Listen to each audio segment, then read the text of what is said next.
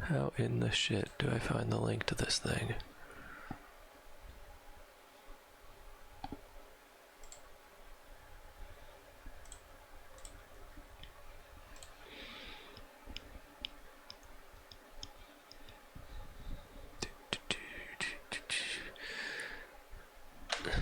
It seems like the rest of the world can find this fucking link faster than I can. God damn it.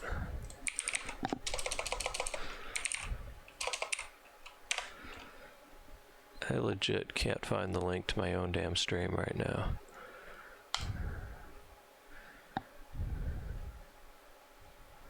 Cool. Yes, that is what I wanted. Alright, posting this shit up on Facebook and we'll get going.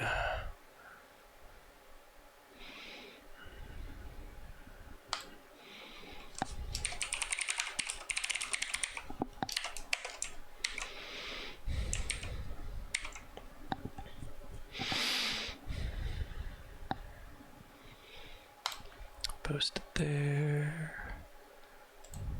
Whoever is watching right now, I apologize for the boringness at the moment. Give me just another moment. One day I'll figure out how to not start with this at the front end. Alright.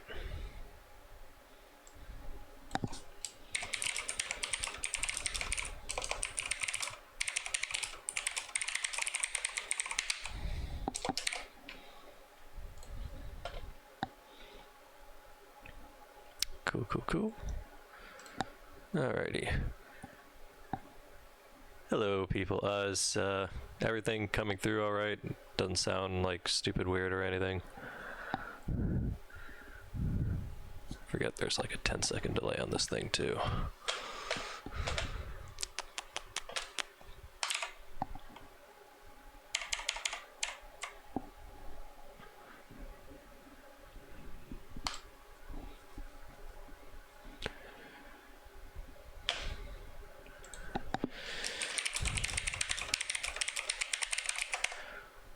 Talking, test 1, 2.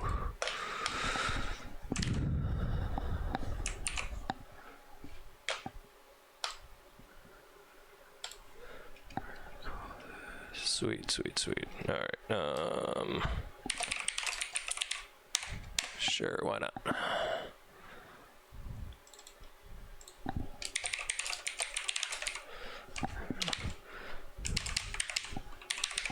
Alrighty, so I'm going to, I've been putting off making a new fades plugin for a while, so while we're all still stuck in quarantine, figured might as well get it taken care of.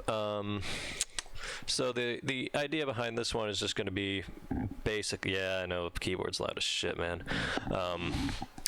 The idea behind this one is going to be that same shit the last one was doing, just an image-based one for people to be able to have a one with visual feedback to throw in their layouts, and we'll probably stream use a keyframe frequency of 4 or less. I don't know what that means. Whatever. Let me know if you guys see issues with the stream. It's giving me some kind of error. Alright. Anyways, the idea of the plugin is that same fades plugin, just doing something with visual feedback. So the whole point is going to be making an installer that will build the layout for the user with the times that they want. So yeah, let's get started. I legitimately don't actually have like some predefined plan jumping into this. So there's going to be a lot of live brainstorming and a lot of awkward silences. I'm just going to get our template file copied over from those who have not seen the previous stream. I've got a template file that I start with every time just to save me having to build some of the default crap. This will be, what, fade layout, version, nothing. I don't know what today is. March 31st. Cool. Get that guy out the way. Alrighty. This is changed to 166. Should update that in the template too. Alright, so I'm just going through at the very beginning here and just making sure everything I've got is the way I intend it to be. A lot of the times I forget to go back and update my template file once I've tweaked things on a later file. So it looks like I updated all this last time. Clean up commands. Good. Is failure command in here? Yes, it is. Alright, so just a quick explanation of what I'm looking at on the screen right now. So I've got the cleanup function. At the end of the plugin, there's a return for main and cleanup. Cleanup is called whenever main either or after main completes, if main fails for whatever reason, or if you off the plugin mid-run. So this is basically anything I want to happen either after a successful or a non-successful run. So I've got this variable that I set right before the main plugin starts that evaluates the true at the absolute end of the plugin, that lets the cleanup command know whether it needs to do anything for a failed plugin run or not. So the cleanup command knows whether the plugin failed or not. I've got a list of commands that I will execute if the plugin did fail. So if there's anything that was already installed, any plugins macros that were written, images that were added, whatever, I'll make a table of commands to execute that deletes all of those only if the plugin fails. Got a table of progress bars so I can stop all those. Otherwise, you get stuck with a progress bar on the screen until you reboot the console. Cleanup command, these are just commands at the end, whether it was successful or not. And then I've got a debug file system that I started using and kind of I don't really use it unless it's a really complex plugin and there's just a million things that can go wrong. If there's something that I need to troubleshoot with ACT and MA, where just something is crashing the console and we can't figure out why, that's where that comes into play. Install log, table of just information that's collecting basically a debug file, but it just prints to the system monitor instead, and the command line. And then I reset all those tables, and that's what that cleanup thing is, and that's pretty much the same in all of my plugins. So got my coffee, got no plan, and fuck yeah, let's figure this out. So I'm not even gonna worry about oh shit, I've been in C++ for too long. Okay, so I'm not gonna worry about the debug file right now. We're gonna start out just kind of outlining what exactly the fuck we're gonna do, just in notes here.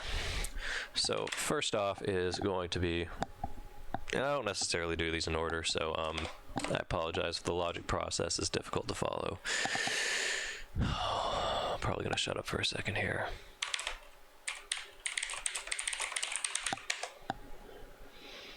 Before we can do that, so we don't need any groups.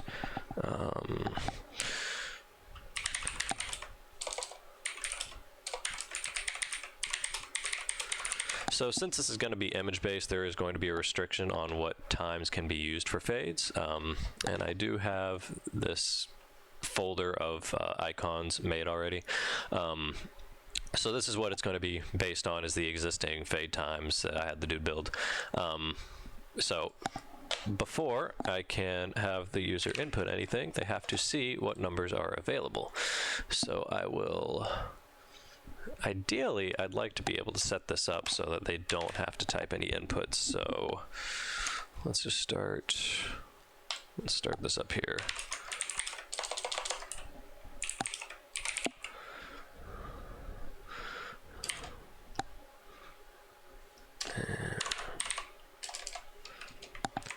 And we need to make sure.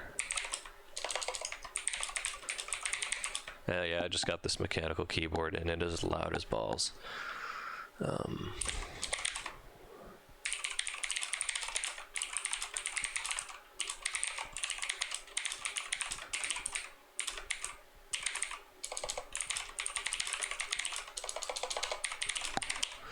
Alright, we're going to set that up later. For now, we're going to assume that they will have to see the available times. So, display the available times. Before we do that, we're going to make sure that they checked whatever is in user config.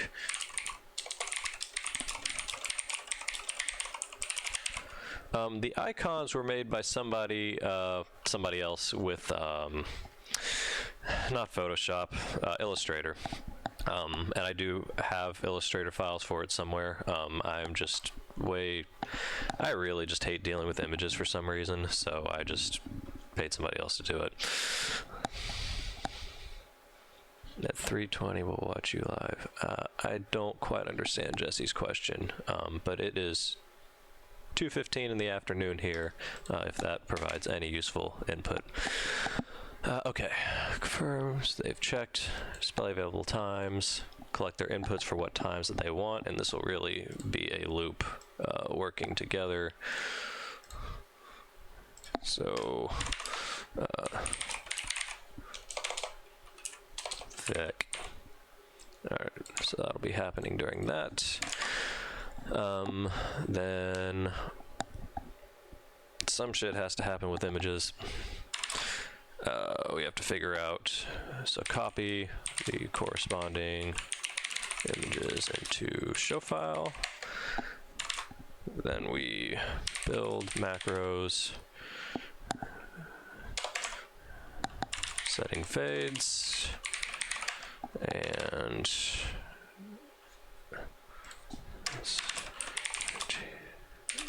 I don't know what the hell you would call it.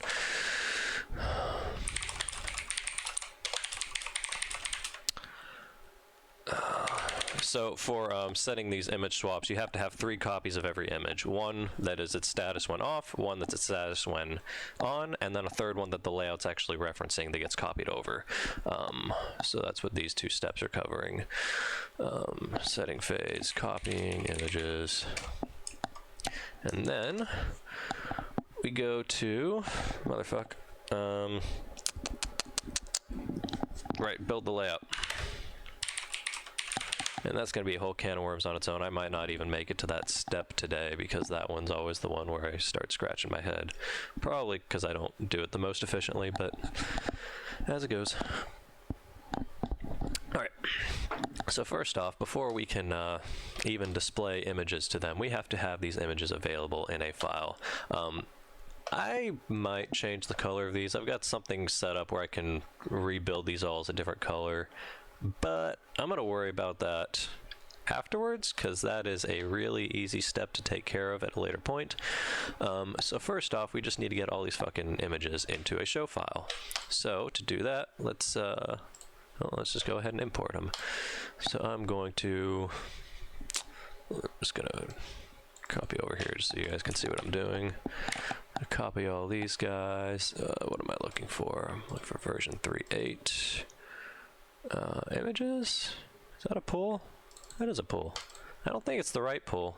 I'm not sure if it's images or bitmaps I'm looking for. But let's say fade images. And we're going to paste them all in there. Cool. Is that the order they're in? Cool. Alright, so they are in correct order. We're going to import them into the show file, export them, and then we're going to copy that XML script into the plugin. Let's see if we can clear this out.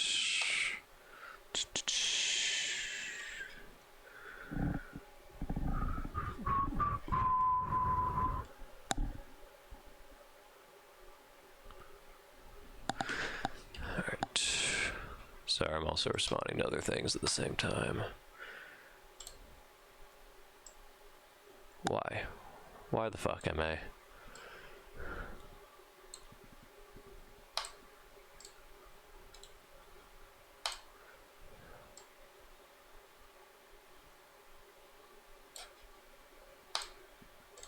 Cool.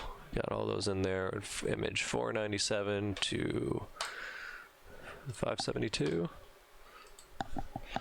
Let's see. 497 through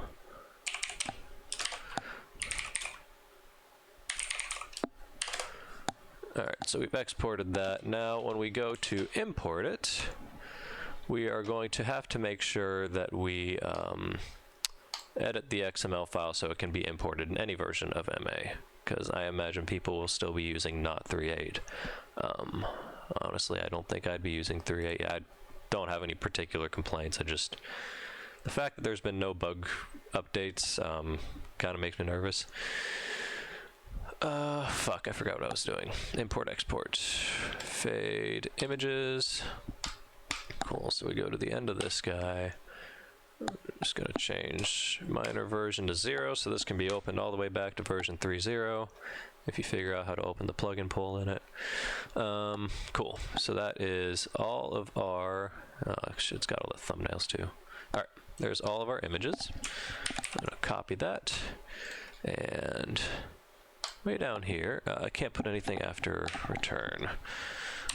So what I'm going to do is I'm going to set up a table. Did that just indent? No, it did not. Okay. So I'm going to say image. Fuck am I calling this? Just going to keep a table for all scripts. So I'm going to go back and define this in just a moment. So scripts dot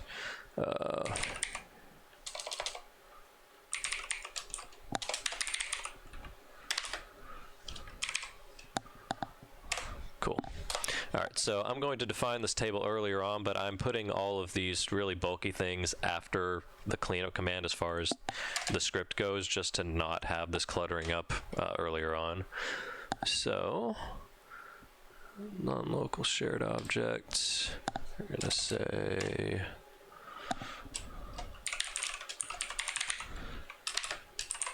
and just so everybody knows, non-local, anybody who's trying to get into plugins, non-local and global are not the same thing.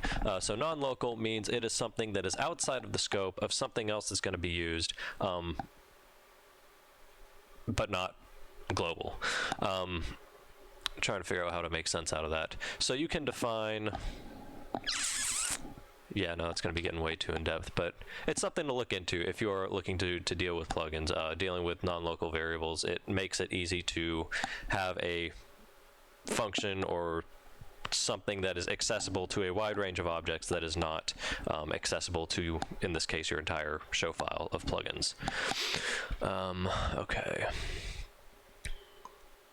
What was I doing? All right, I got that set up. So script is set up here. So now when I'm importing, I will be referring to that script table. Cool. So now let's figure out how to, again, I'm probably just not going to do this in order because that's just not the way I think. Cool. So first off, let's display. No, motherfucker, I just knocked my contact out. Stand by.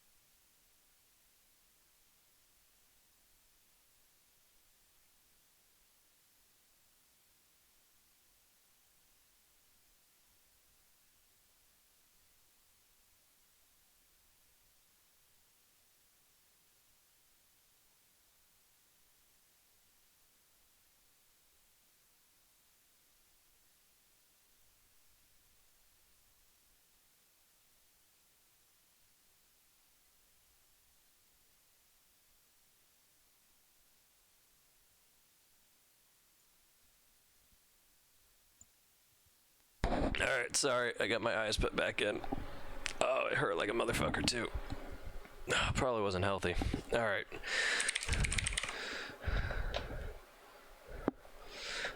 Answering Stephen Hedges' question,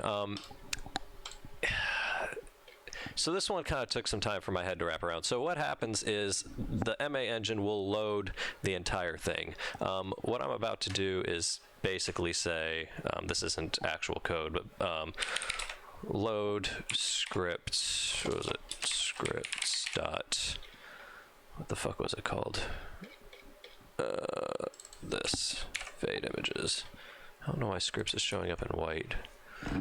It's kind of, Visual Studio's acting a little strange. So anyways, let's say I tell it to do this. This isn't going to throw an error when the plugin first loads, because it's going to see that scripts was defined as a table up here. When it's first loading, it doesn't know what's going to be contained in that table, so it accepts that this will be a valid statement. Now, if we get there and by the end of loading the whole plugin there was nothing at that address, then it'll throw an error at runtime. But at load time, I guess, since there's no compiling, it's just going to check that this table is a valid thing and go from there, that it is indeed a table, basically.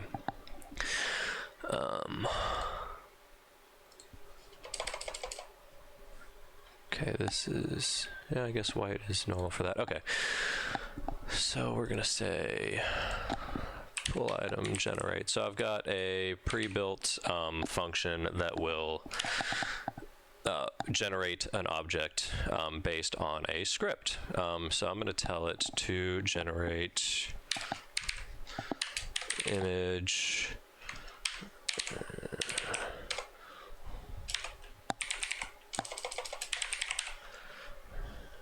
starting at whatever we decide our starting point for the images to be, which I'm going to go back and define in a moment, using this script. And I'm about to go check that that is actually how that function's called. Given that I am not coding every single day, I do frequently forget how I've built a lot of my own functions. Let's go in 166.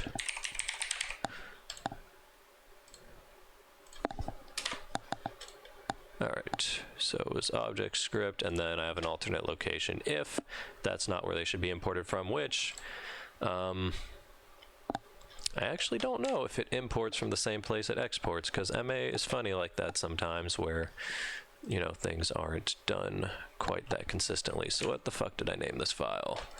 It was called fade images. Easy enough. So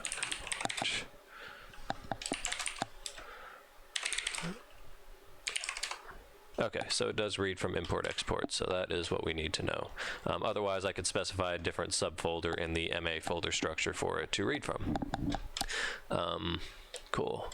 So the script I'm wanting to use, let's go ahead and split the screen here. There we go. All right, pull item generate, is it generate? Yeah. So image start, so then we have to go back and define our starting points. So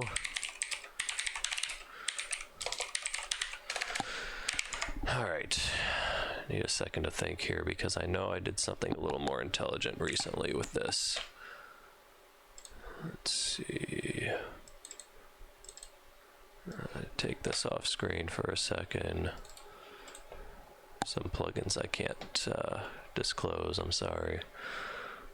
Fuck, where was it? Caller executor, there it is. Alright, so somewhere down here is a smarter structure that I was starting to work on for keeping track of where, there it is.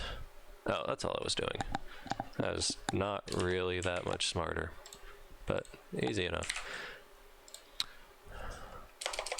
Alright, and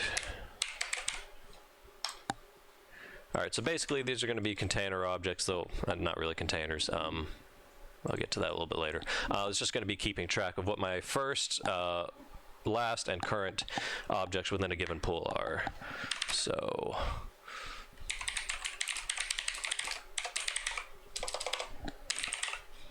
alright, so start is going to equal either config I'm just gonna start calling this config. I don't know why the fuck. Dot.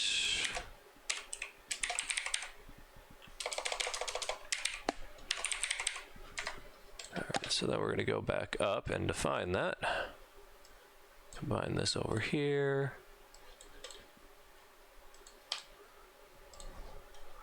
First off, let's see. Have I kept up with the comments? I think I have. Alright. Say config dot.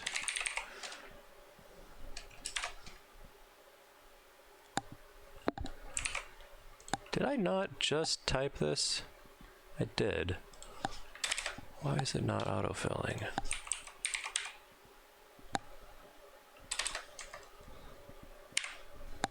Huh.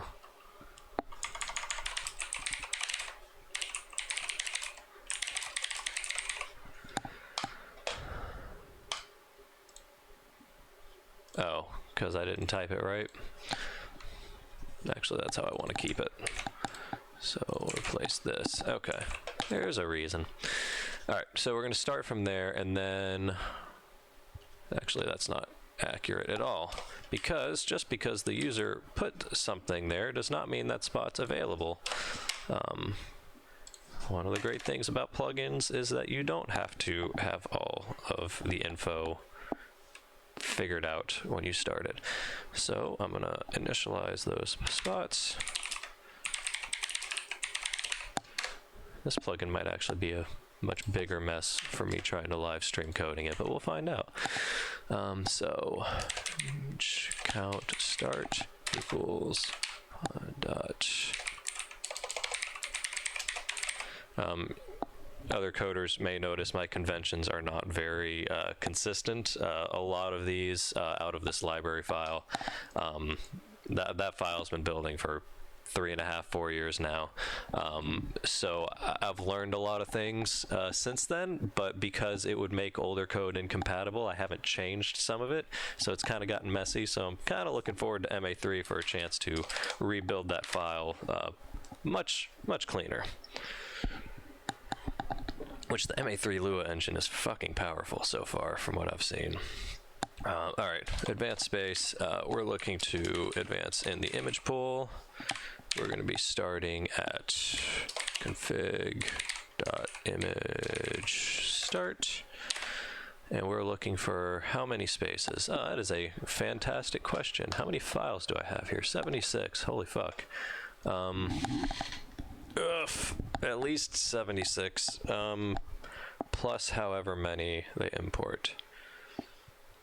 So I can either just go ahead and add half to that, because that includes on and off count. Or I can figure these details out later. No, because it has to import the images for them to even know. Yeah, fuck it. We're just gonna 76 times 1.5. I could just do the math on that. No, can I do it mentally? Probably could.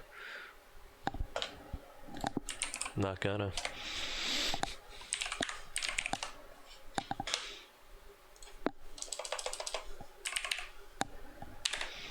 And I feel like I'm gonna really regret that.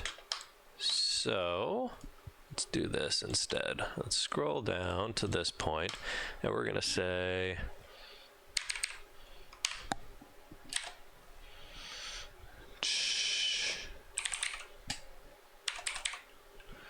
equals 76. Script equals this. Is there anything else I'm going to want?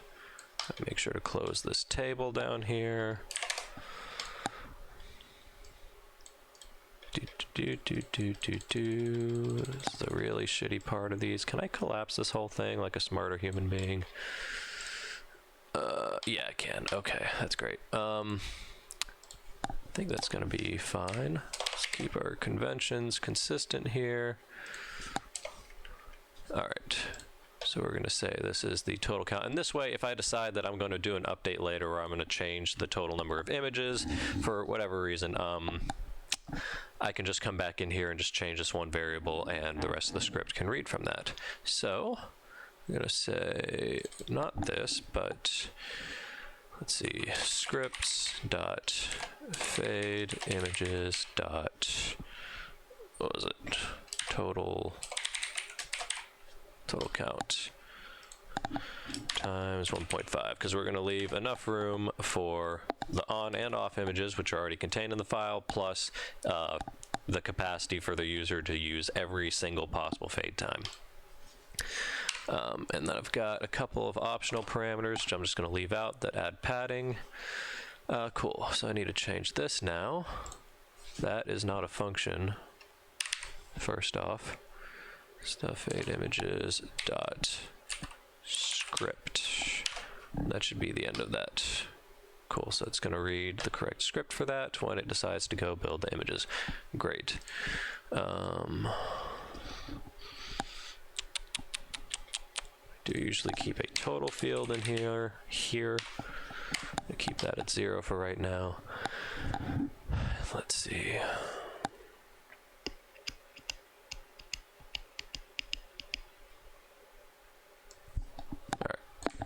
Assign this up here. We're just going to assume our total is the full capacity to start with, and then we can change this to image count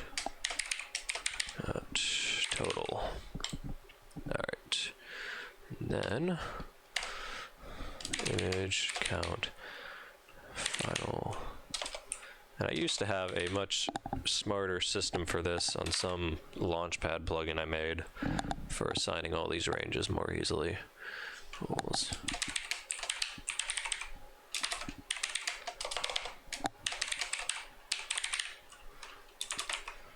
Alright, so adding the total range -1 so that we aren't going one past the end. And then image count current is the start.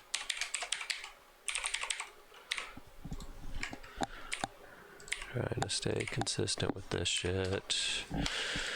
Okay. Again, the semicolons do not matter. I've just been working in C++ as well, so I'm trying to maintain some sense of that so I don't start screwing up code in there. Okay, so we're going to import those images. Great. Now we need a table that has every single possible fade time available for it to understand well, what fades we have available. So, do I put this with that script? Yeah, that would make the most sense. So, I'm going to go back down to that. So I should probably just be keeping this spot open in the other window. There we go, and collapse this. I can stay in the main script on this one. All right. So we're going to say total count equals that. The script is that. And we're going to say fades. All right, I'm just reading down off of my file here. So I have 0, 5, I'll probably clean up the formatting of this later. 0.1, 0.15, 0.2, 0.25, 3, 0.4, nope.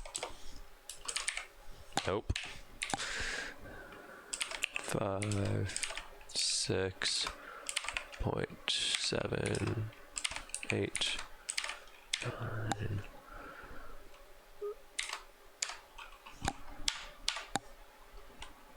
1.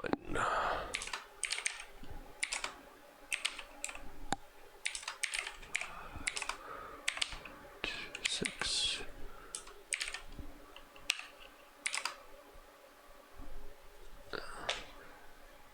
I don't know if it makes a difference to anybody, but I can set up this view, maybe? Yeah, so you can at least see what images I'm reading from right now. Fuck, I lost track now. 1.8, 2, 2.5, 3, 4, 5, 6, 7.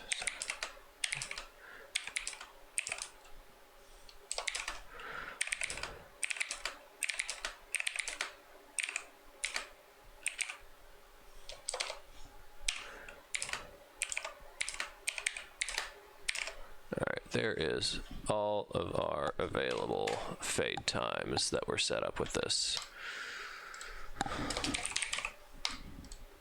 Make sure we put a comma here to split up the table there. Awesome. So we've got all those. Make sure I'm saving as we go. All right. So then we go back and all right. So we import all of the images. Next up, we have to. Oh balls! I think I just realized a minor issue that we have, because I don't know that those are really all that readable. So what are we going to have to do here? We are going to have to rename these things to all fit their fade times. And not only that, we are going to want to not have all of the on images and all of the off images side by side. And actually, that's going to be a major, not a major thorn on my side. I can work with it either way.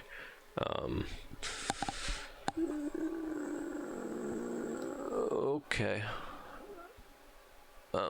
I think the symmetric groups plugin is working, but if you shoot me an email with the issue, I will be happy to take a look at what's going on.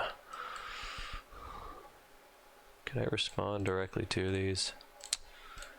You guys can tell how much I've done streaming before. Alright, so for the sake of keeping them in consistent groups, let's do this. Nope. Oh, shortcuts are off. Alright. Let's start moving some of this.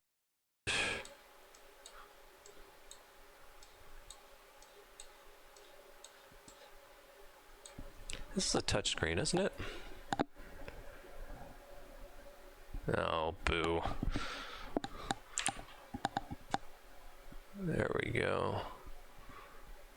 Start getting these fuckers in order, and then go back and rename them.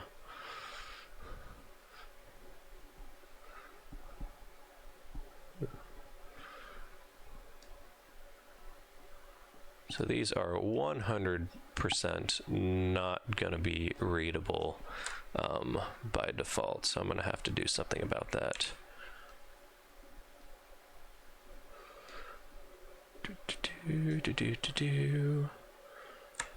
I think I can just do this too. It's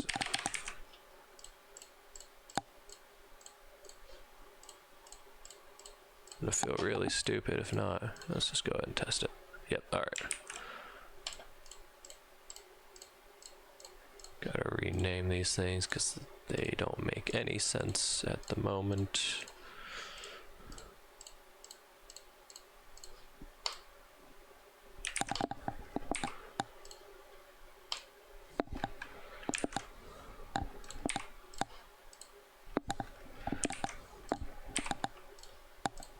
Alright, so we've got all the on images and all the off images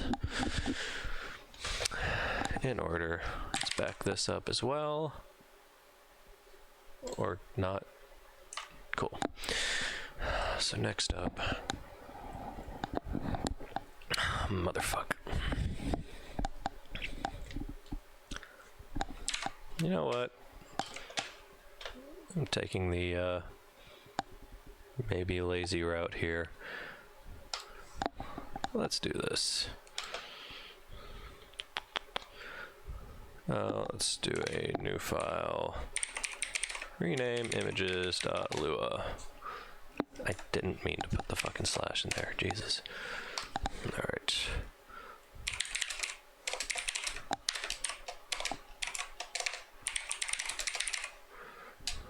That's not how that works at all. There we go.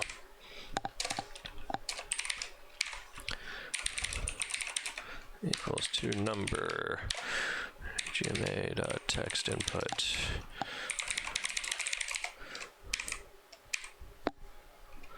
And cool. And then let's just copy this whole fucking table over so I don't have to do this again. I already wrote it out.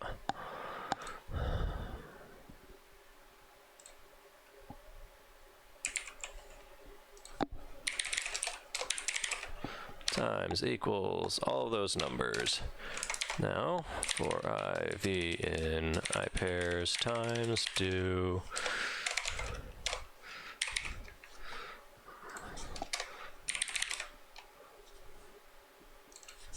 let's call it C for current. Do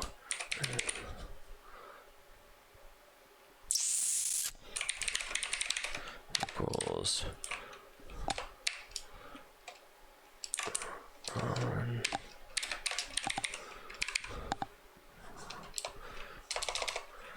made a command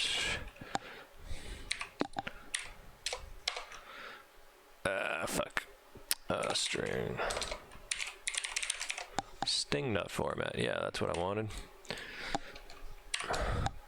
Label image D S. I think I brought it up last time, but for anybody who's not familiar with string.format, look into it. It is super handy for dealing with commands, especially when you're working out of big tables of things and you're substituting multiple variables into any given command.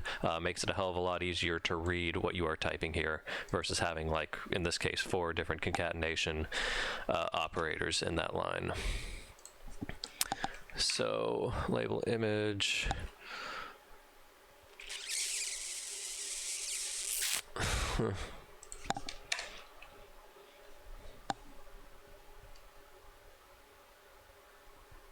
right, current image with equals value to string value. At this point, it might have been faster for me to manually do it, but meh. This lets me change my mind later.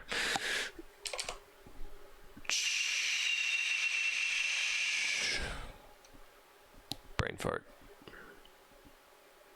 100% brain fart. Yeah, I just wanted a space there.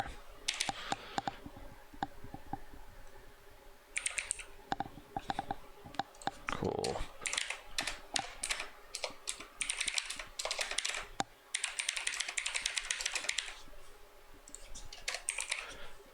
Alright, so I've just basically made a loop that's going to go through, label them all whatever time on, then whatever time off. Cool, and then C equals C plus 1 so that we can increment that. Fuck the semicolons. It's supposed to be the fast way. Doop, doop, doop, doop, doop, doop, run it. Well, I would know that if I would have checked first. 465. Oh, boo. The fuck you mean number was expected? It's the whole fucking... What? Oh. That didn't belong there. I thought that looked funny.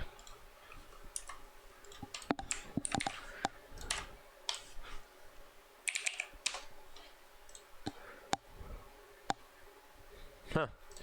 That didn't work at all.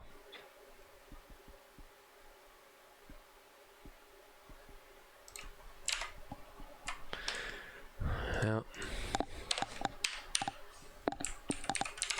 Can do some things right. Spelling, apparently not one of them. There we go. That's all I wanted. Back that up so I've still got these.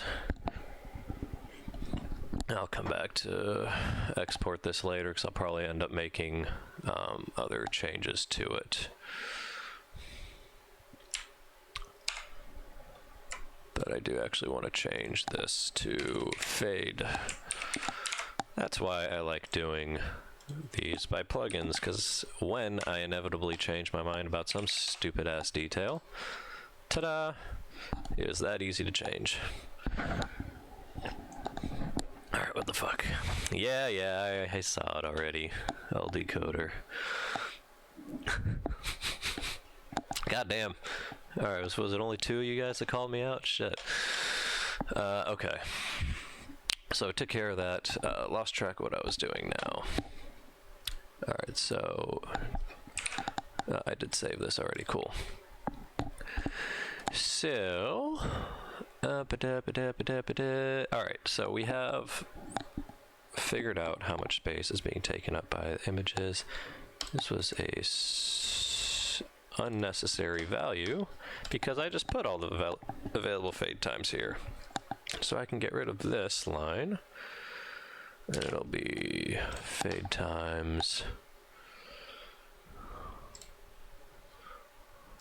So we'll be doing the length of times 3. There we go. So we've now just taken the length of this table, multiplied it by 3, and that's the amount of image space we're reserving. Again, it'll be 2 for what's already in there, and then a third one for the copies that'll be created for the layout to use. Cool. So, fuck, man. Motherfucking coffee ain't doing its job.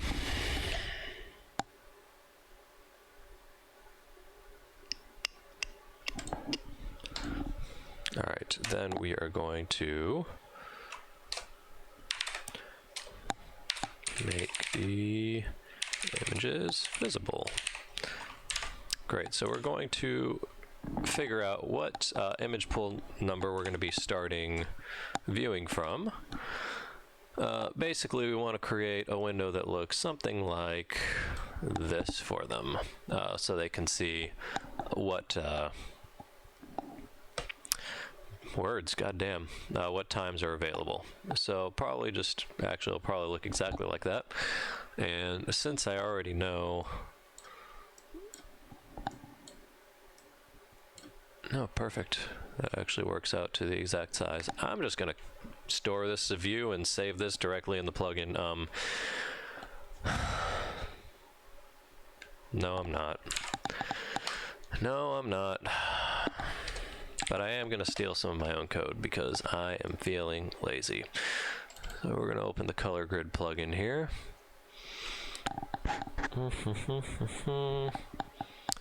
Which is actually also going to be getting a revision at some point soon. So we can do custom images in there. And I am looking for the word view. God damn it. Basically, I've got a plugin that, or a function that will, there we go, build the view for me. So, window, where was that used? The idea is I do want this to be expandable, so if I set this up where it is going to be a fixed window size, eventually that will come and bite me in the butt. Oh. God, you know what? That's going in the comeback for this thing because I should have slept more. Oops.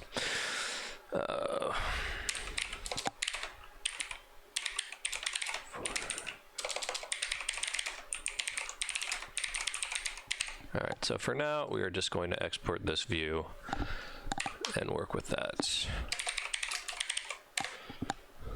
And I will show you in a moment what we've got to do to deal with that. So that was view, what, 35? Nope, that was a screenshot. Still nope.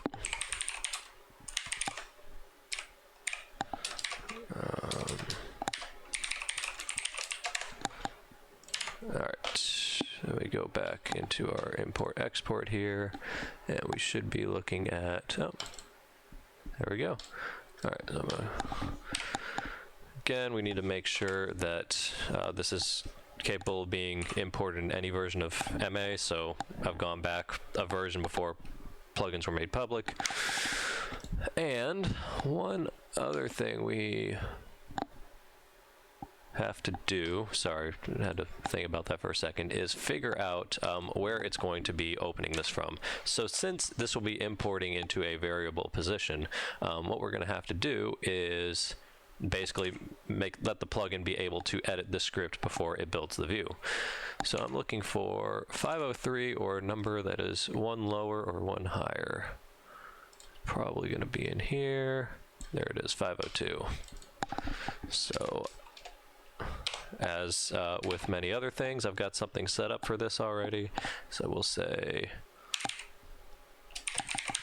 all right, so I'll just substitute whatever I need in an XML file with this tag, and I built a plugin that'll basically look for, it'll read a table, as I'll show you in a second, and look for anything that is starting with an exclamation point, and if it finds in the table that was provided a variable that matches whatever comes after the exclamation mark, it will swap that variable in to replace all of this. So this is our script for fades view. Copy this. And we're going to go over to scripts here, and we're going to say scripts dot fades view equals script equals, and I know it's going to add an extra indent for me. Let's undo that. Perfect.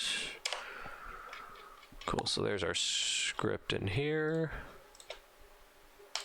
Awesome. That is now in the file. So now we have to set it up so that it will automatically substitute the value at that point in the XML. I can save this and close out. Fades out, fades out. Okay, setting up the view. So we are going to say, so we have to do a view count too. Is this plugin going to build a view for them? Probably not, because you can't save a view with a layout that keeps track of which layout it's looking at when you're doing an XML import. That is one shortcoming for that. You can save it in your show file, but you can't import it and have it keep track of the right layout number. So we're just going to skip on that, and we're going to say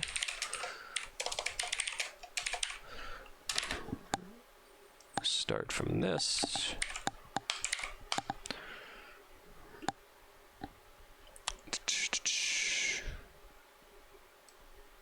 For now, we'll say total equals 1, and we'll just make sure to update that if anything changes.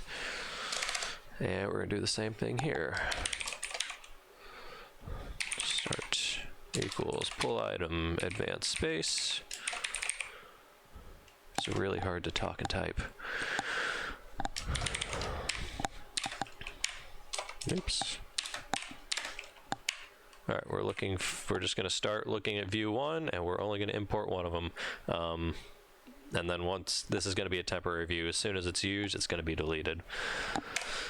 Which I even have something for that somewhere, which I'll look up in a second.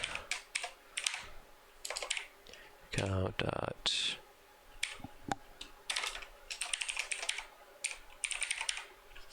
And fuck, just for the sake of keeping it consistent.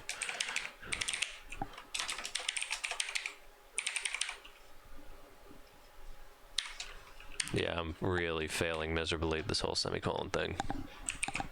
All right. No, not terrible in this particular frame. Okay.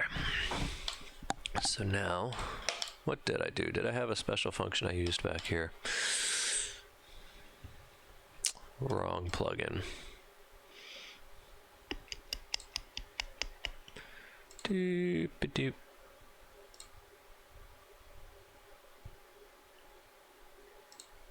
Nope, I just did that.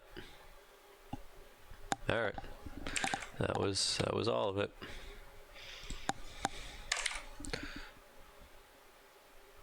All right, so we are going to say this is going to be,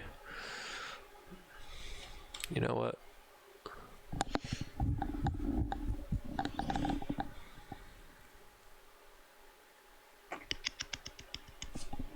I will probably dislike myself for making this different later.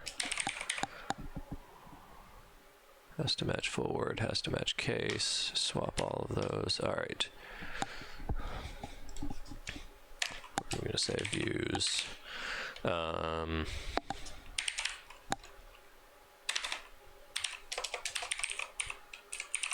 way we just have a fixed index for where temporary views are going. All right, so we will say temp, and then we're going to use, so this is where we have to handle our XML substitution, which I'm pretty sure it is actually just called xml.sub. Again, these are custom built functions. This isn't something that is integrated in Lua.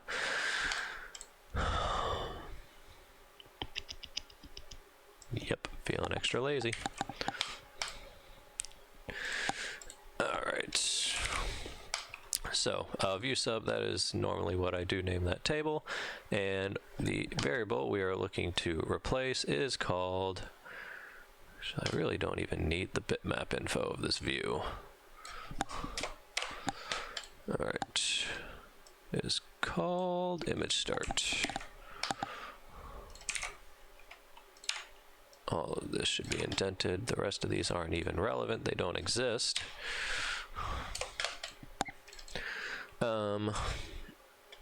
Image start is going to be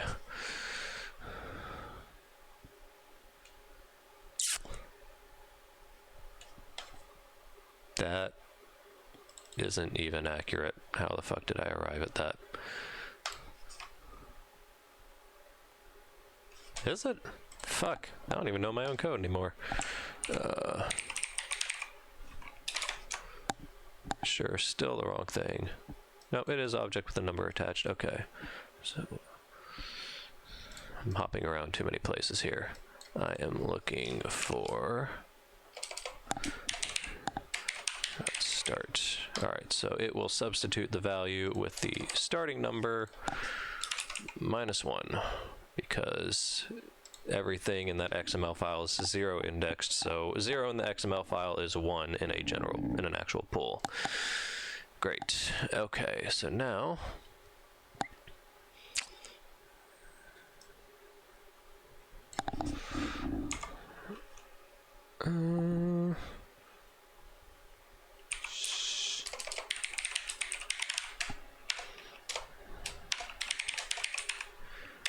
this is going to equal, I just erased the line I was trying to figure out.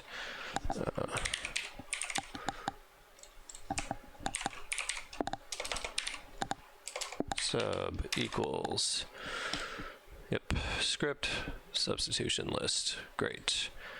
Well, let's, so the script is going to be script dot, I already forgot. I have a terrible short-term memory. And we're substituting using the view sub table. All right, so again, it's just going to go through this XML file. It's going, in this case, only going to find this one variable. It's going to see this table has a variable indexed with the same key, and it's going to substitute that value in there so that MA can actually import it. So whether we're starting our images at 500 or 5,000, it will import into the correct location. All right. View.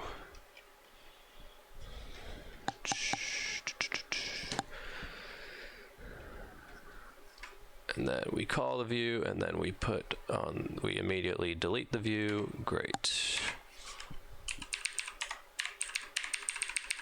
Make these nice and pretty. Cool. And then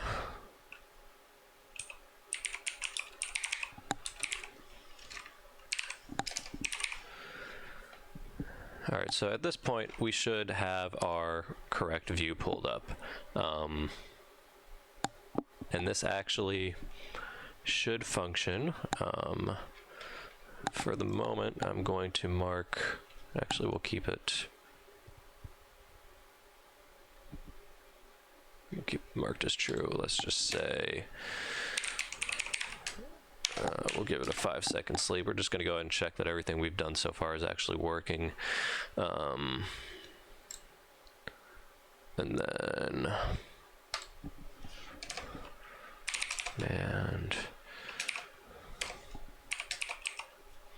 Oh, you know what? I didn't. Actually, we can just delete image X through Y. And this will be image count start, image count final. This will be a no confirm. Oh fuck, I don't want this view starting at the start of our fades pool though. I want it to start offset by the entire beginning pool, just in, it doesn't fucking matter actually. No, let's stick with the on images. Alright. And the view is already deleted, so this should all work. That's a lie, it's not gonna work first time, but conceptually, maybe, kind of ish, it should work. Oh, I guess I should call that view to a particular screen too, shouldn't I?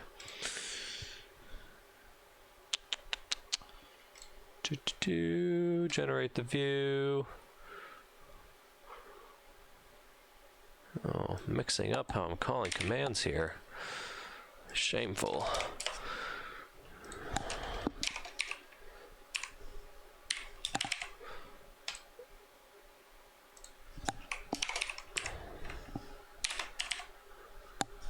Oops. Alright, deleting the view.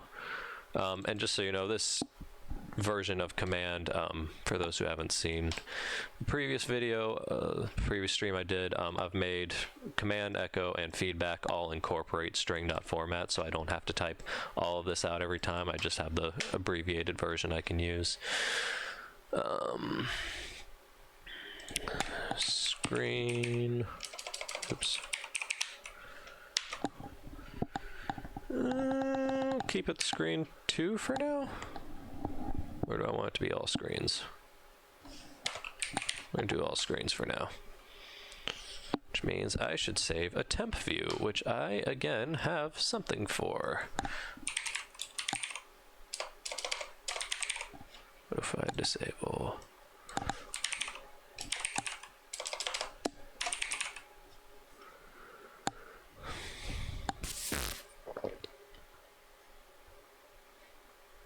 Oh, hey.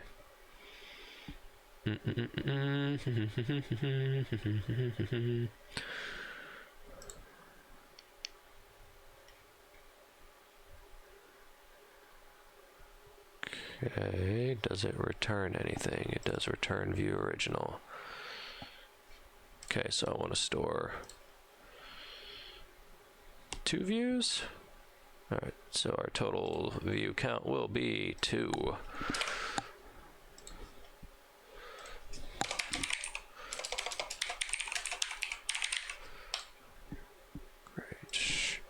Plus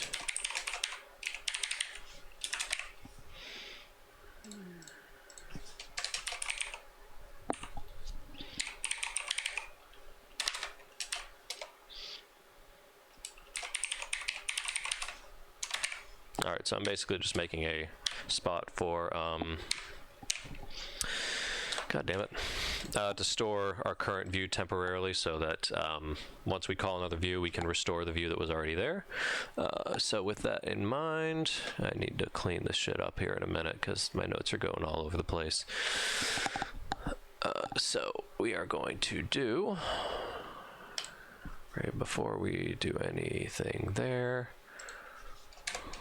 and store view whatever all, and our number will be view count dot restore. Then failure command. So basically, if the plugin fails, yeah, I'll make this a failure only thing. If you at alright.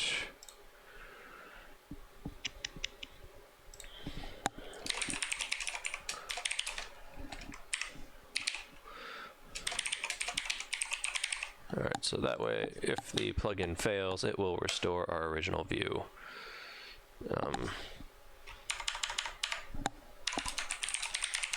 For now, take that same line and make it part of the cleanup commands instead. And comment this out so that it will happen every time for the time being. All right. So after everything runs, it'll restore our original views. For the time being, it will put this view on every screen. And let's find out what I have forgotten. And as soon as we're done with that, I am going to be cleaning the fuck out of those notes because I'm already getting lost in my own plugin. Here we go. Let's go and... No, I don't want to fucking shortcuts. God damn it. All right. I need to bring that library file in here.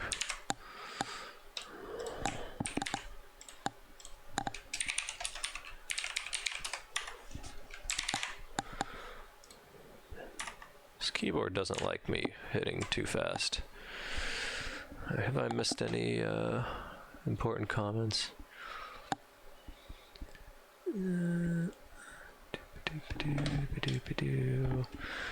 Yes, I should definitely be drinking more water, but, well, I have no arguments. I should be drinking more water. All right, I copied GDF in. Now I've got to copy in version nothing of our plugin here. All right, line 119.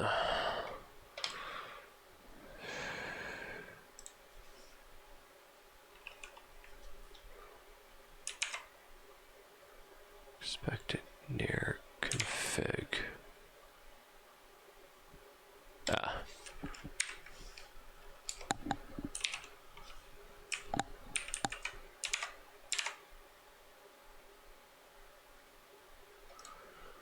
Oh, nope. That's a comma. Okay. Let's try this again. There we go, and label this.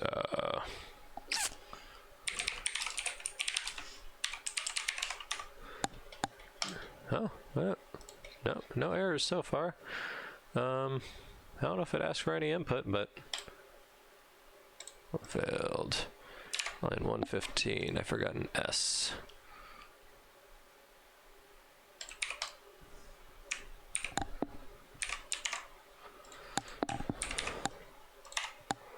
Boop. Row. What happened? So you'll get a lot of, if anybody's seen this in any of my plugins, you will get a lot of error messages when it's looking for space for things. For some reason, the commands that check to see if, like, check the name of something, check the number of it, check if it just exists, always returns an error even when it works successfully. So I've never understood that. Attempted index no value view count. Oh, I did change the name of that, didn't I? What line was that? 123.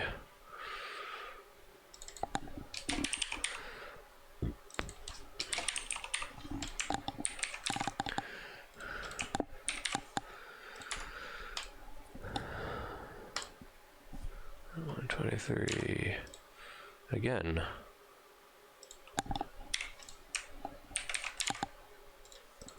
God knows how many times. Have I just been building up a giant mass of images so far?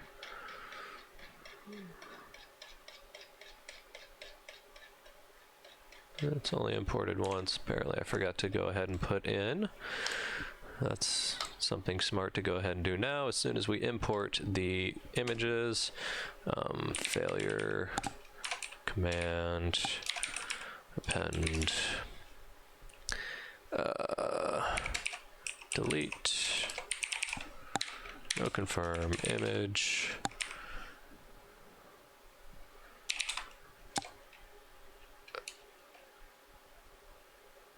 First off, what the fuck is image start? That's...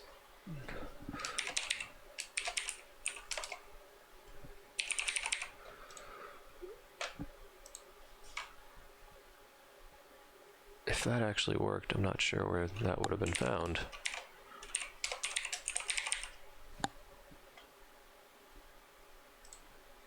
Nope. All right. Lost track of where I was though. Delete image. Count.start through image count final. Alright, so now every time the plugin fails, it will not just leave behind all of those images.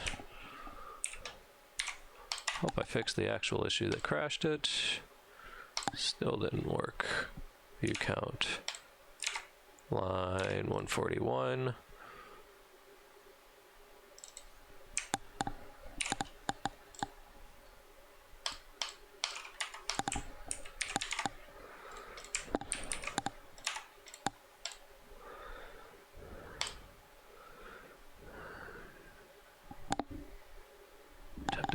Nil value G sub line 2383. Been a while since I've had issues in this one.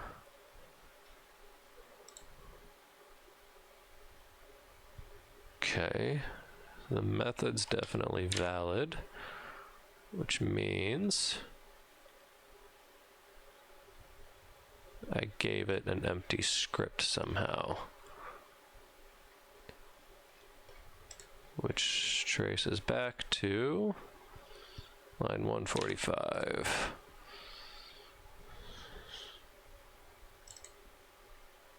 Yep. Stand by, guys. I will be right back.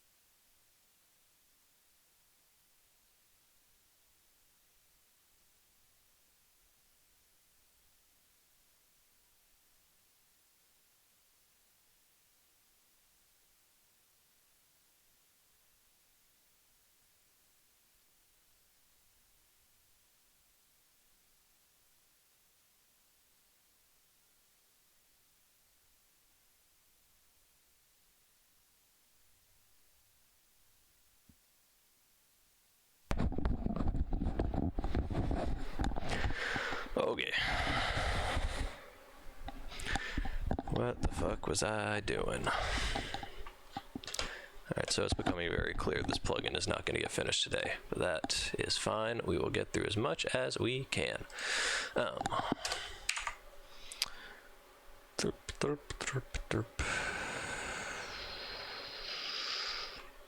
Right, something still failed, which was, it was line 145.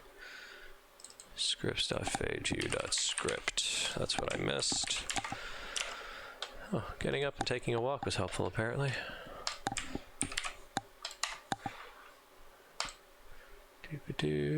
Still failed.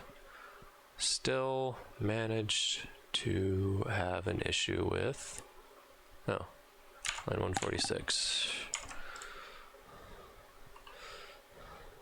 Use.temp. Script.copied from a different file. That will fucking do it.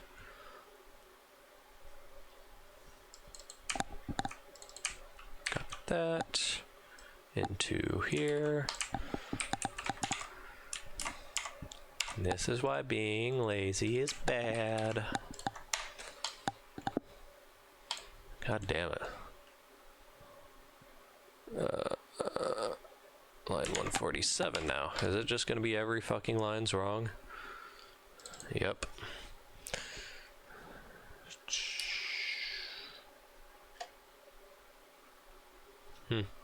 Where did I import that view to? It's seriously right in the line above. Okay. Well, there's only 2 other lines in the plugin, so hopefully I finally got it right. Alright. Alright, that worked. Just go ahead and clean this up too. 610 through, well, that'll actually work perfect. Just give it one more run just to see it import everything. Didn't see it import anything. Did it crash? Nope, there they are. Alright. And gone. Sweet. So far, everything is working. Now, let's, since we did decide on this order, let's go ahead and replace the script on this one. So, not what I thought I was doing. Command overlay. And export image 465 through, still no, through, I've already as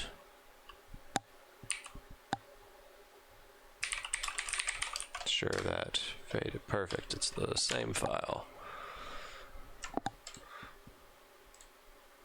Can I just F5 this? Nope. Cool.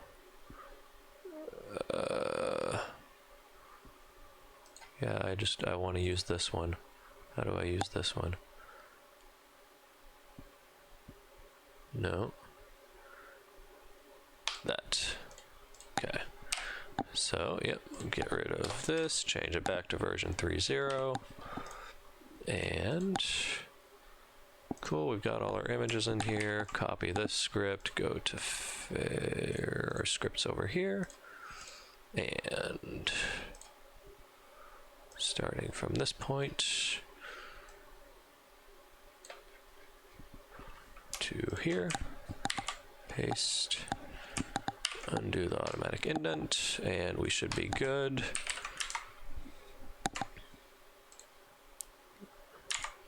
You know what we're going to say, image start is at, just started at 600. Just to put some space in there.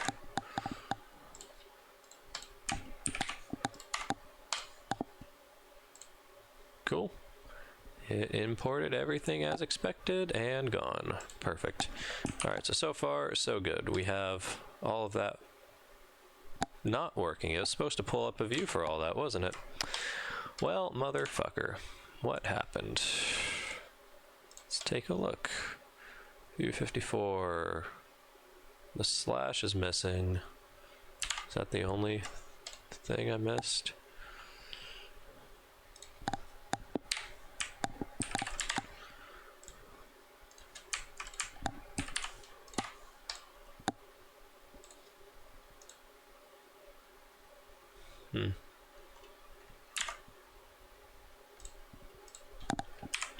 Does this not work for... I could have sworn you could call a view to all windows. But maybe that's only saving. Sure the fuck ain't working. Alright. Let's do this then.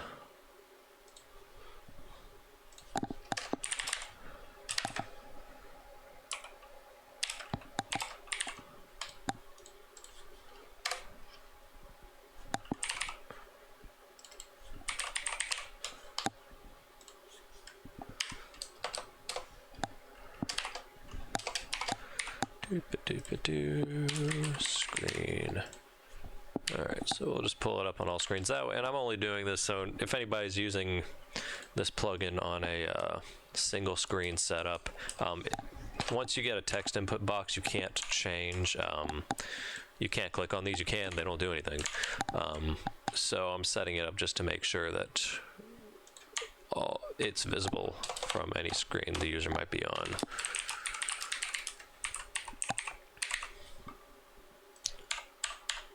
Nope, nope, nope, nope, nope, nope. And I did not need quotes here anymore because we are using a number. All right. Oh.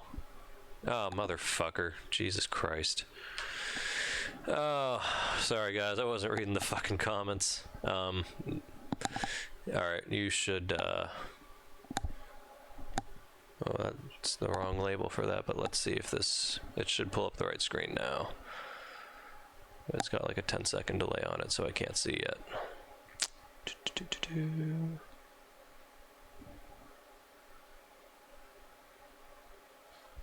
Still am not seeing the change happen.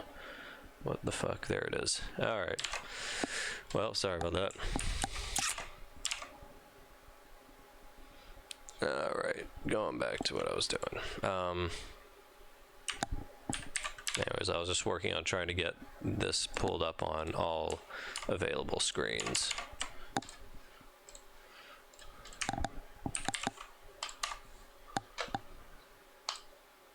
There it is. Nope. Nope, I missed a number. All right.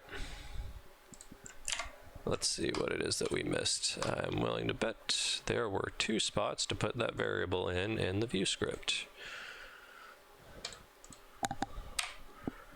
Yep, there it is, right next to it. So there's one for the scroll offset and one for the index. One of these is where the image is, where the pull is focused to. The other one is where the pull starts at on the screen. Okay, so that should work now.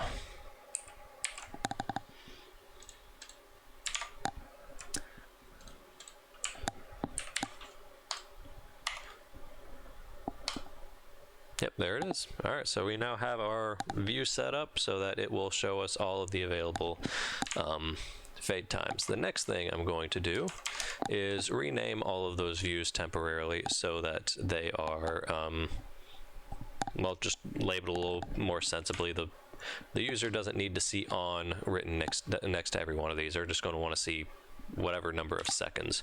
So, all right, before we do anything else, I've got notes mixed in with actual comments. Home,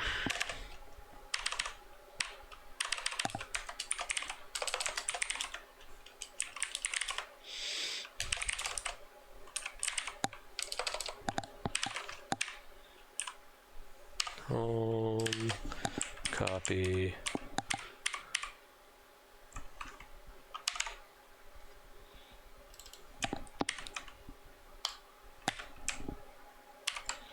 Oh, Max, it's only sexy for you. You should be jealous of all the spot ops that get to listen to this every night, except they're usually hearing a lot of screaming and fucks at a lot.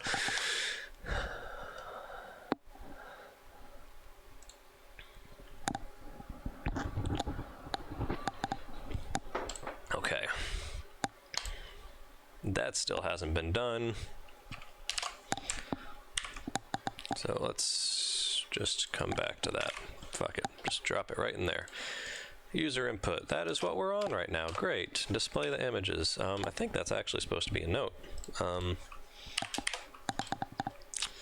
Cool, except that's not the code that follows, is it? All right, let's figure out what we've fucking done so far.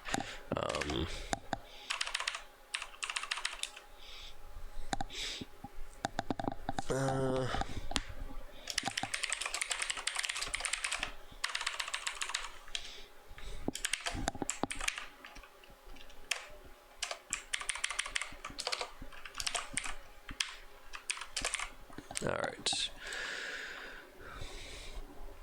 Define.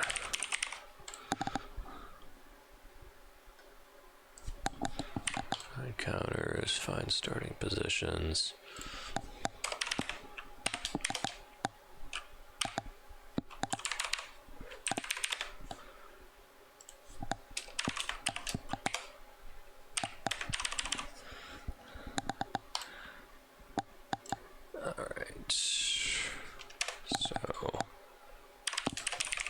Images, views, start making this a little bit easier to read.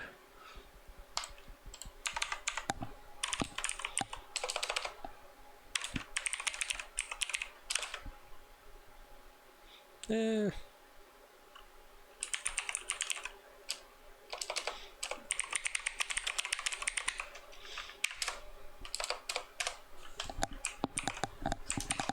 and start working on a version it here.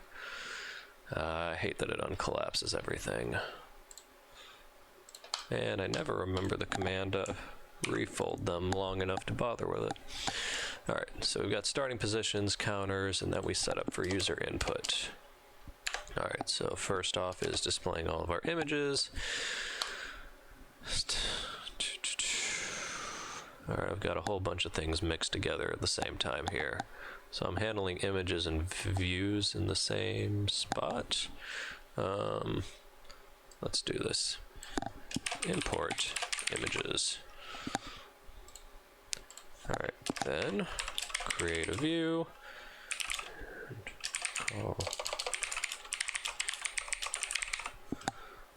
Yay, I'm starting to be able to understand what the fuck I did.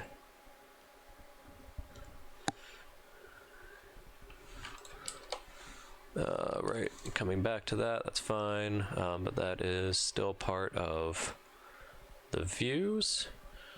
So view sub doesn't need to be up here because that's part of what happens later. So here belongs down here. Great, tab that over.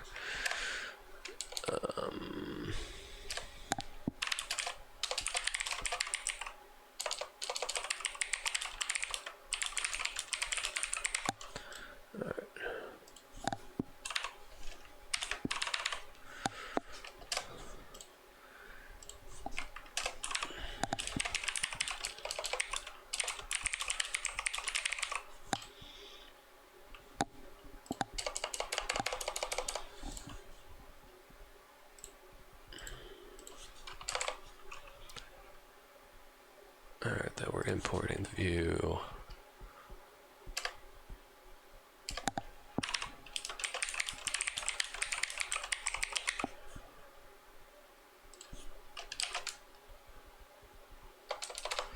Alright, just trying to keep things clean here. Alright, so now I've got at least some semblance of an idea of what is going on at any given point. And actually, what I've been doing lately is untabbing these. That way, if I just want to work with a certain region, because Visual Studio just works by tabs as far as collapsing regions, so I can just collapse all of this starting data stuff so I can scroll through the file more easily.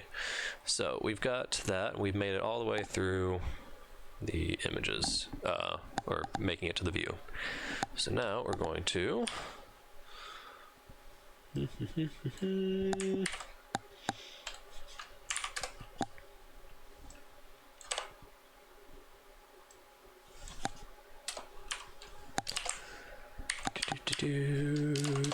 that's, nope, not, yep, there we go. All right, user input, great. This is, did I not put that in? I put that in failure command, right? Yeah, only in failure command. Okay, so we'll keep this at the end.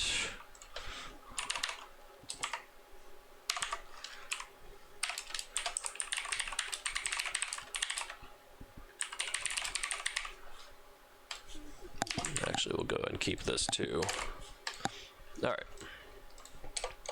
Great. We are at a starting point for the next part, which is collecting user input. All right, so we're just going to do a loop here. And so, loop. Great, wonderful start. We are going to be collecting number inputs.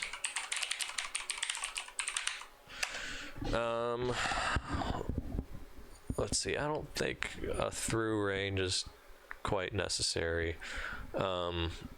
But we do need to make sure, first off, that numbers aren't repeated.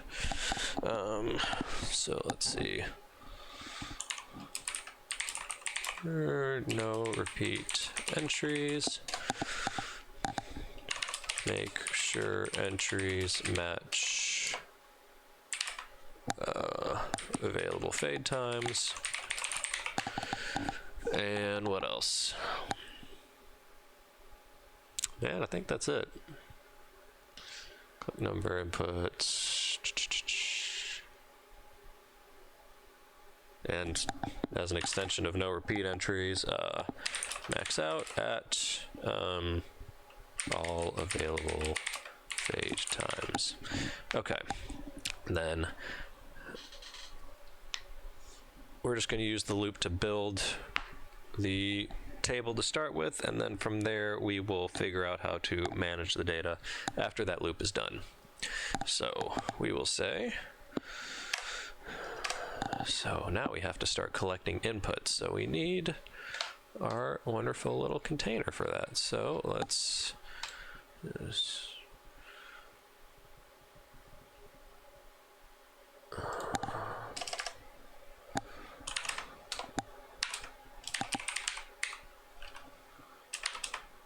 I don't know why I started that as a comment. Inputs equals a table. Awesome, and now I'm just going to keep comments underneath for all that is being added to it. So we're going to say inputs dot, what are we calling this? Times. And that will be each numerical index. That is still not a comment.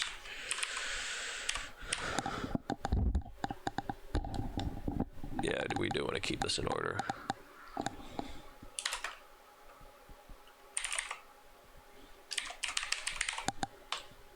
All right.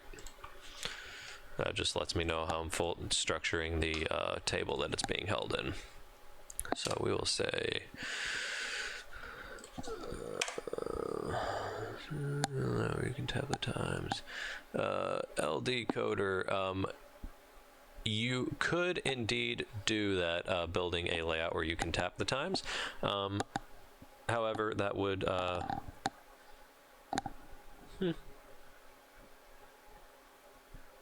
I mean, it's definitely a possibility.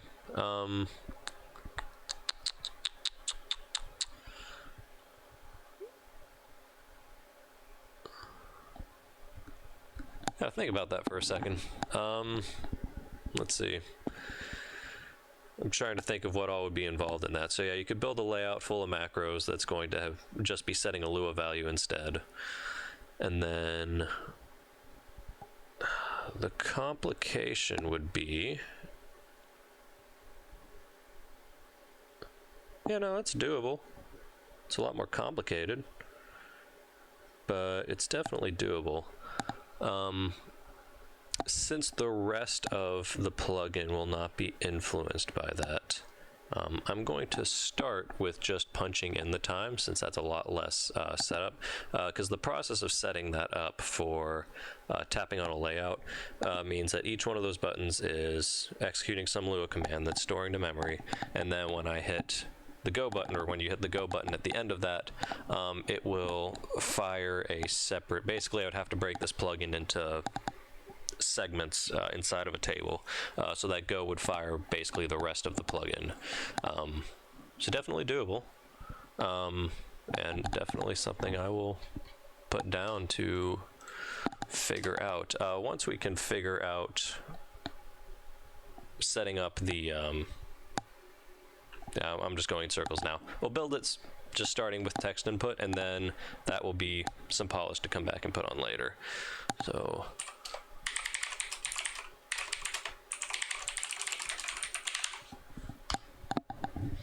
not terrible. I've thought about like setting up like a whole like GUI function where I can just set it up for buttons and have it all build it for me. And honestly, it wouldn't be the worst thing, because for something like this, I could just tell it what numbers I want for images and what variables they're setting, and it would probably save me a lot of time. So that will definitely come back to that. All right, but for the time being, we're going to say inputs dot input dot times equals a table over here. Yeah, I'll declare it over here so I can see it closer to where it actually exists. All right, so these are all just notes. Oh, crap. Copy corresponding images into file. Done. Create set of images to be read by layout. Not yet done. That happens after user input. So we are now doing the collect user inputs. Awesome. So before we get through anything else, before we called this view, we should have renamed all of those images to something usable. So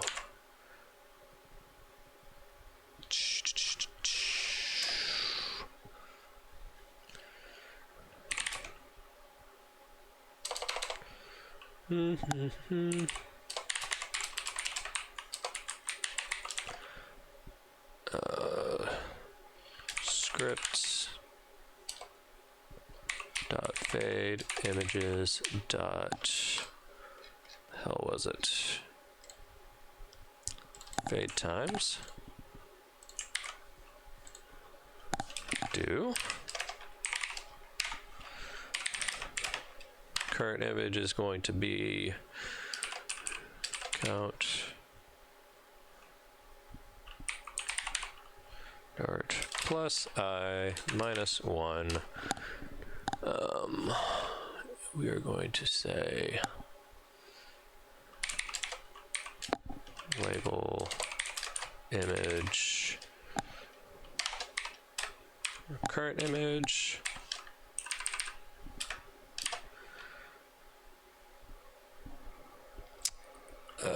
we're gonna call it however many fuck nuggets.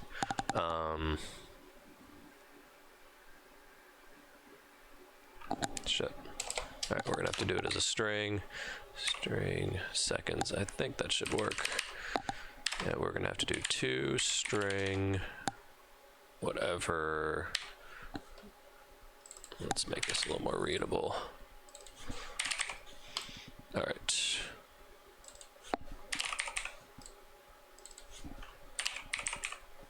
Cool. I think that'll work, but we will be testing that on the next run. So actually, let's just go ahead and start ourselves a little table here. And we will be adding in checking the relabeling images. Then for every one of these that we relabel, we want to make sure that it goes back to its original name later, just for keeping it consistent. So we will say cleanup command. Actually, before we do that,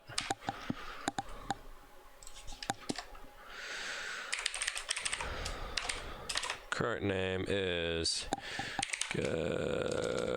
get label of image C. Actually, we shouldn't need an or because they should all definitely have names already. So then we will go back afterwards and say label image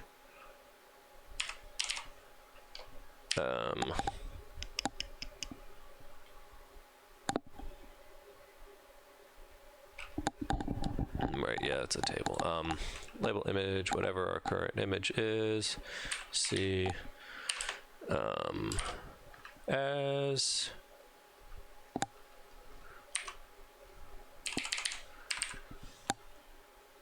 current name. Wow, my brain is not moving fast today. Alrighty.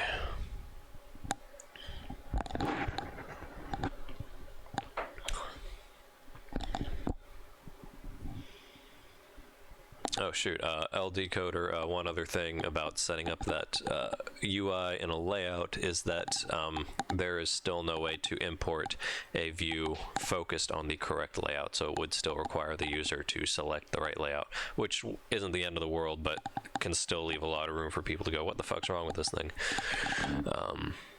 But link selected is the default, so all I have to do is select the layout. Never mind, okay. Answered my own bullshit. Okay, anyway, so we're relabeling the images for making more sense to the user, and then when we clean up at the end, it will go back to relabeling the images to what they originally were.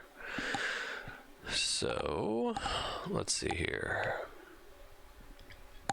I'll test that on the next row.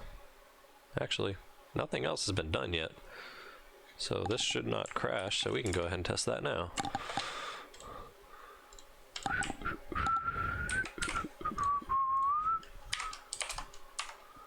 Alright, looks like we're up and running. Yeah. Input 185. Seriously?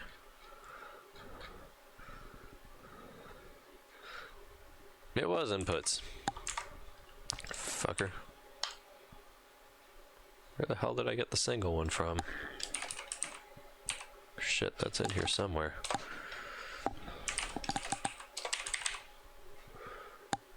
Match casing. Doesn't count, doesn't count. Okay, cool.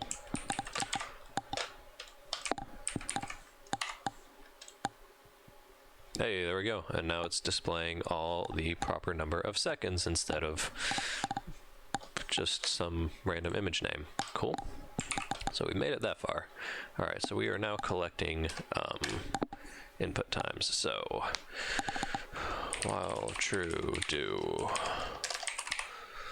We're going to start our loop, and we're going to say, again, these are customized versions of the input functions.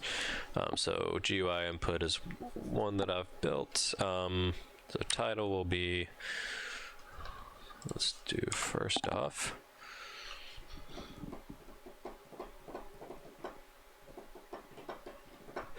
All right. Equals length of input dot times. Okay. Oops. Plus 1. So since it's 0 currently, yeah, we'll be starting at 1. Great. Yo, Zach, what's up? Input times. So GUI input, we are going to say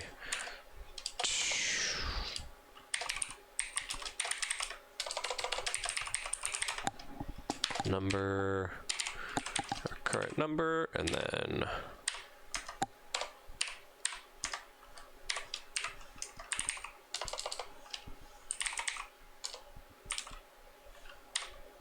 yeah, that was right. Enter.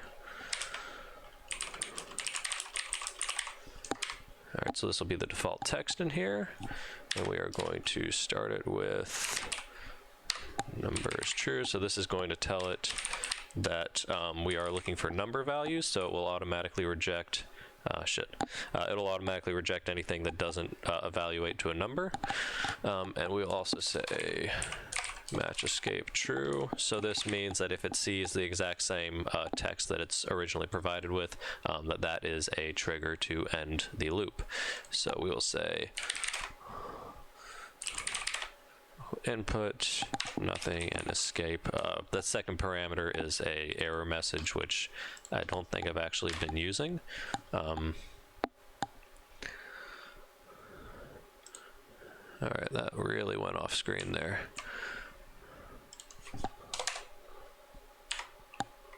All right, just to make it more readable.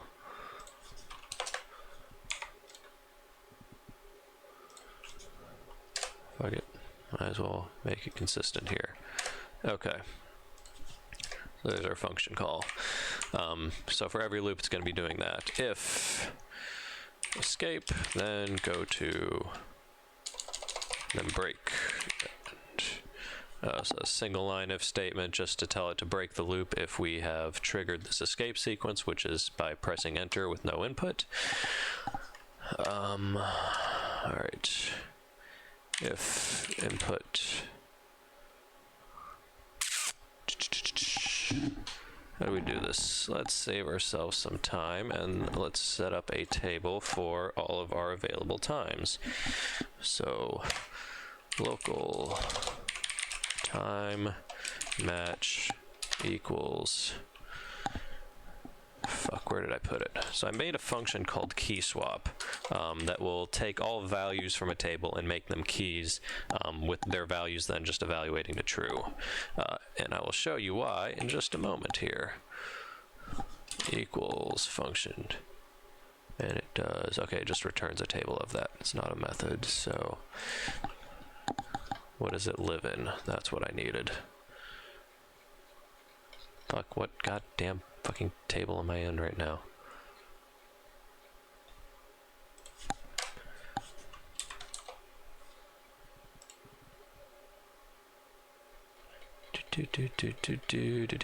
Table.keyswap. That makes plenty of sense. Okay.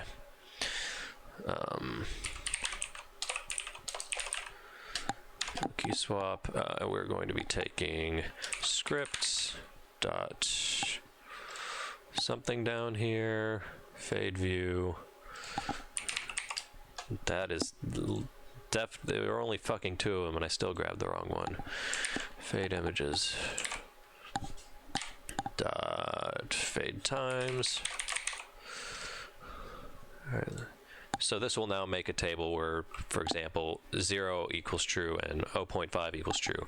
And this is so that I can say if, so also, just so you're aware, this is now returning a number since I set this parameter. I've set it so that it will return the values as numbers, so I don't have to go through that step. So if not time match input. So basically I can check that does this value exist in this table. Instead of having to loop through the table every time, it can just check directly, is this a key entry for this table? If not, then we can go ahead and trigger whatever we're doing that says that's not a valid time. And class.messageBox new.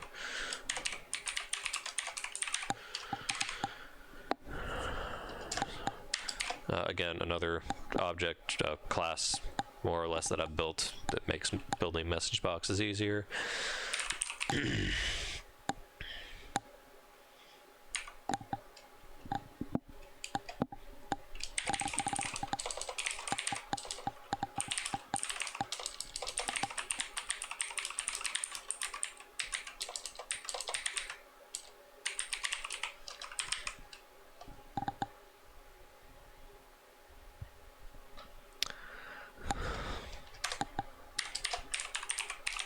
Add a line break in here.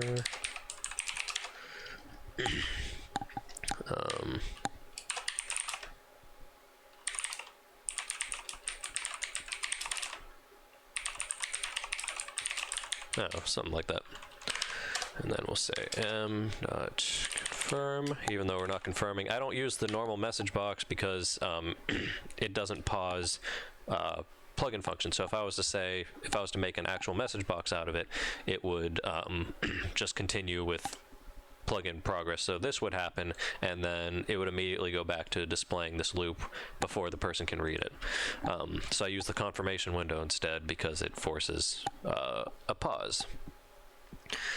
So else if, no, that is not close to what I was typing. Else if I kind of need something in here.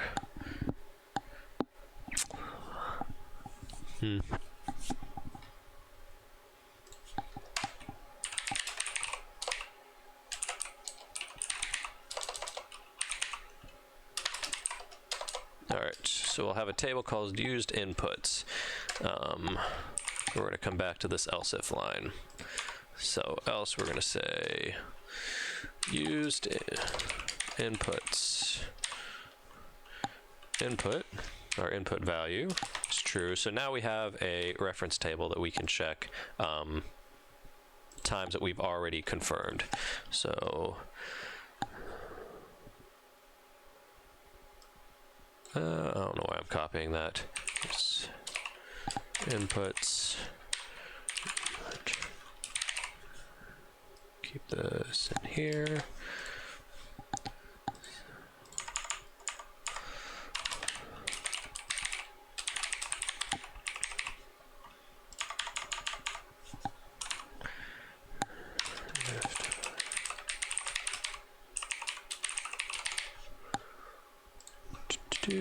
All right, then we move on to,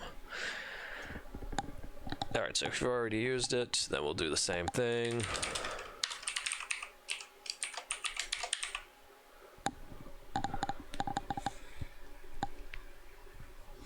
Yeah, why not? Oops, new input already used.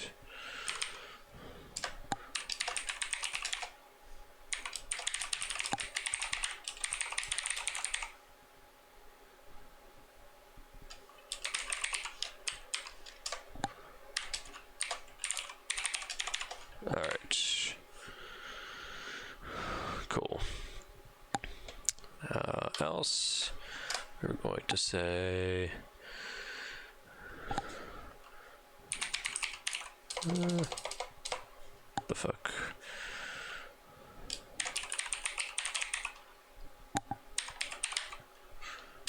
Equals our input. We're going to make sure that we have set the key for that to true. And then I don't think there was anything else to do for this loop. I'm gonna say that's it for right now. So we're gonna start with that, and then let's go ahead and test this. Input stop time plural. Yeah, do echo the, now we got our 5-second sleep time down here. Cool, let's see what we fucked up so far.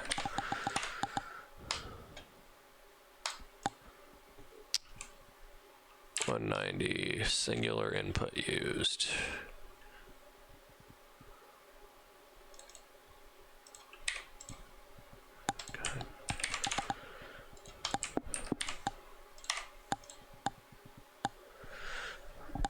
Say 0, 1, 0, huh, interesting.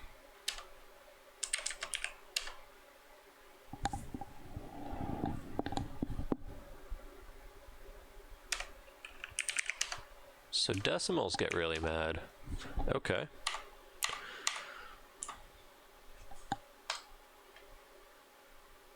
Uh-oh.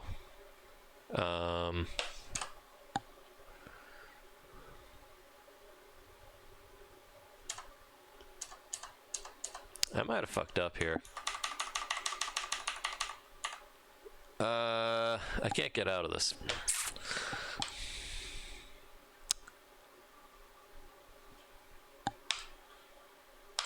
Yep. All right, so before we even bother reopening that, if escape, input match escape. Okay, is that parameter not how that's spelled?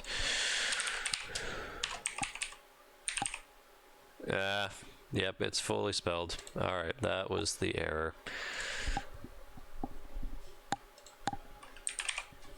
Okay, so there's our break there. So that should get us out of that loop. Okay. So we can try that again. Okay, but why the fuck? All right, let's just go ahead and do this. 4kv in pairs, time match, do echo s, fuck, string, to string k to string v.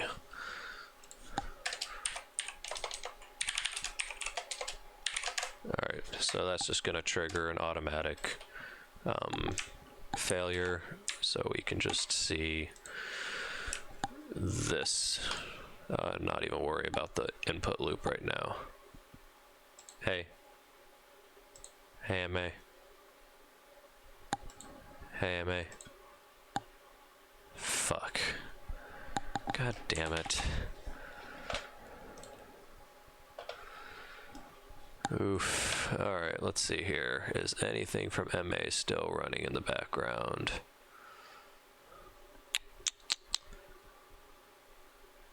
Can I? Yep, I just saw MA on PC. That has happened in the past where... Oh, reverse alphabetical order here? Definitely just saw it. Did it finally close? Oh, GMA. End task. Alright, let's try this again. There we go. Okay. Got it. Yeah, sometimes if you kill during an input, it gets stuck not actually completely killing the program. So what have we missed? Well, I haven't used any version with this. That's fine. Let's give this another shot here. Cool.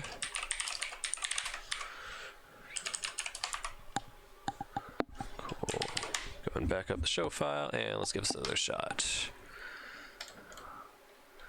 Well, that sure the fuck didn't work. What the fuck?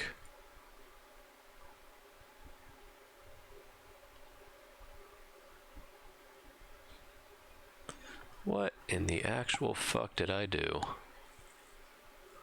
Alright. I've used this damn thing before. It's on one of the plugins I've put out.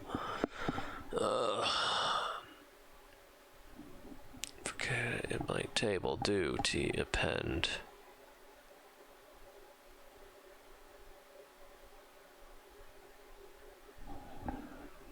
Oh my god. I have to have had a different version of this. There's no way this should have ever worked.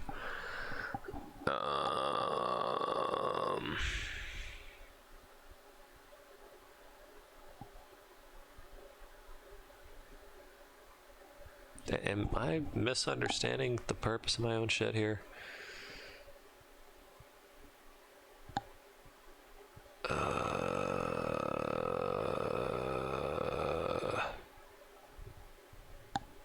Keys to set to true. Oh, keys set to true returns list with those as values, so I guess I need an alternate version of this. Huh. Alright. Alright, that makes more sense. Let's call it, first off, let's save a new version of this guy. We're on 167 now. Alright, so let's say, I don't know, key set equals function table. Make sure we are in a table right now, so make sure we split that. Alright, so t equals just an ordinary fucking table for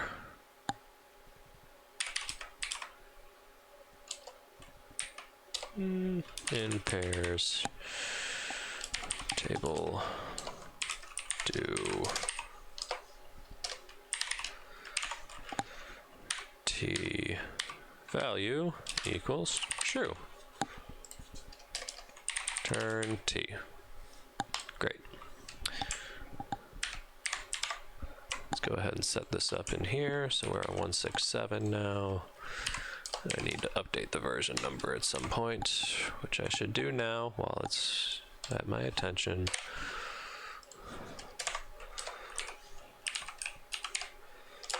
Almost. Except not.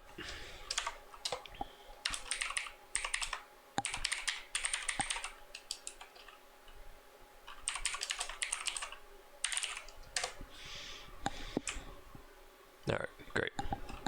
And then I'm going to change this one to use version 167, which this also needs to be set for.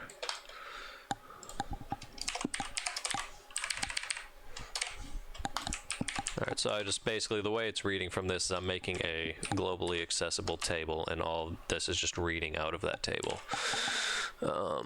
Cool. So we set all that. Oop, I didn't change the function in here though. Key set. Now that exists. Alrighty. Cool. Let's go back over here and save.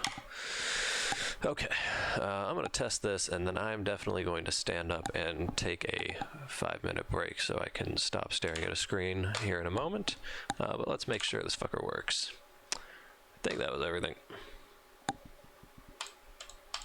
Okay, so far, that is what we expect to see. All the whole numbers are showing up, and pairs doesn't like to go in any particular order out to understand, but it looks like this is all working now, so let's give this another try. We're gonna kill this line. Mother, god, fuck. Ugh. It's getting bad. It's getting real bad. Alright, right, this, using inputs, okay, I think that was it. My brain's, there's an egg in there, it's fried. I haven't even done that much yet.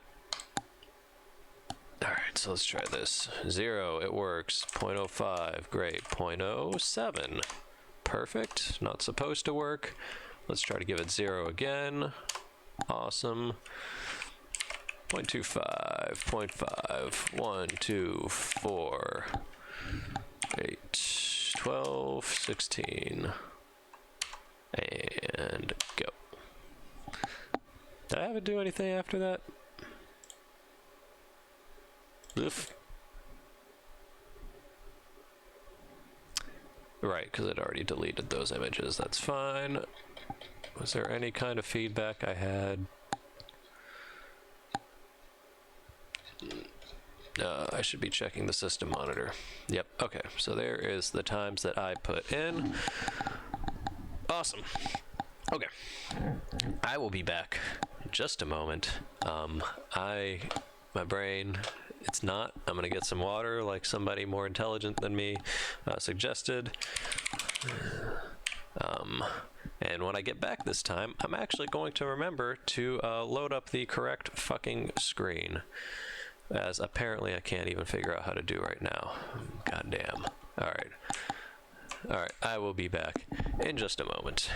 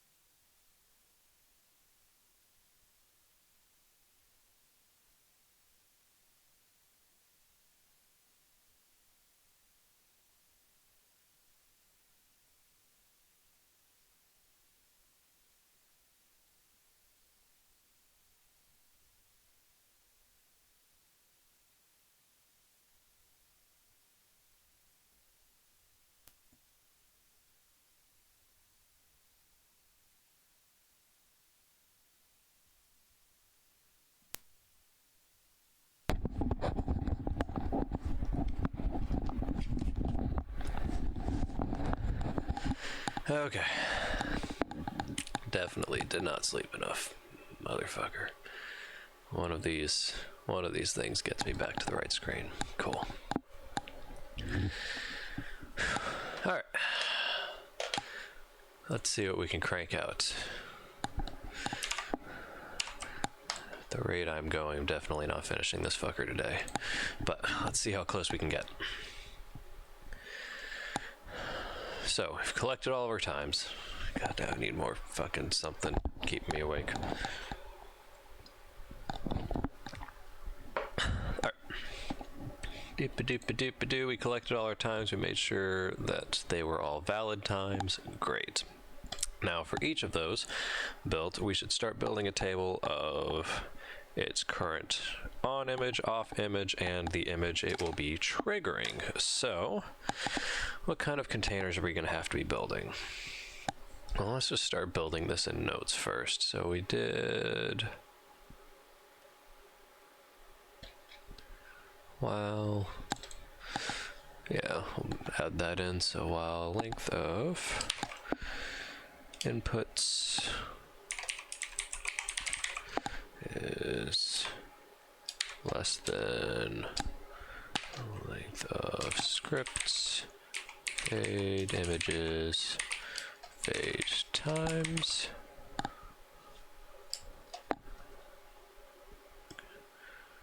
Making sure that the loop will automatically terminate if the user for some reason uses every single possible input.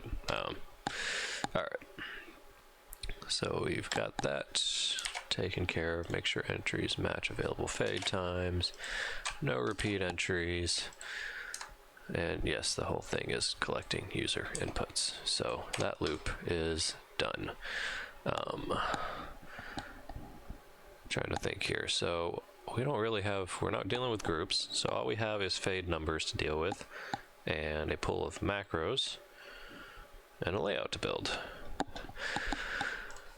So as far as the objects we're going to be building with this, so I'm going to go ahead and split this again.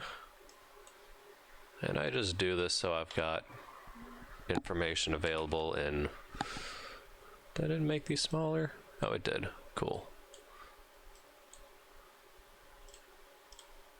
Oh, there we go. So I can just go ahead and hop to different parts of the file more easily. Let's see. I was looking for, all right, all of this information. Inputs is going to be that. We can actually just use the same table for that. Yeah, we'll just rebuild the same table. All right.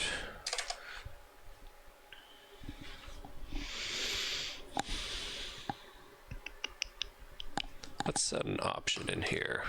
So we're going to call this key, we're looking for key set, and table.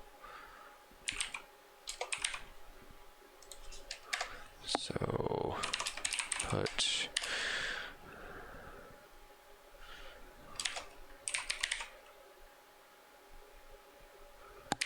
and then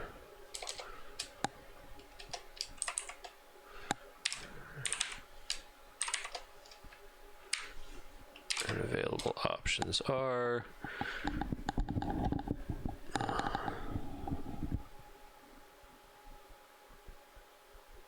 the fuck, where was I going with that? Do I need their numbers in there? Oh, yes. Ideally. Value key is value. All right. Let's say key set, and then I do these as a table at the end just so I can select different options and set them to true or false as needed by their name, which is a capability that other languages like Python, and I want to say even, I'm trying to remember the exacts in C++. No, you can't do it in there, but something Python supports, and it'd be great in Lua, but it don't exist by default. So Anyways, so when we do that, I'm going to say if option dot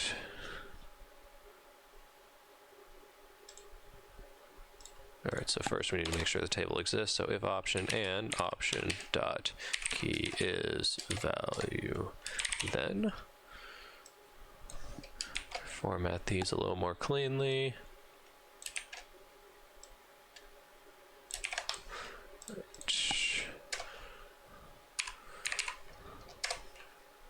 Else will be this.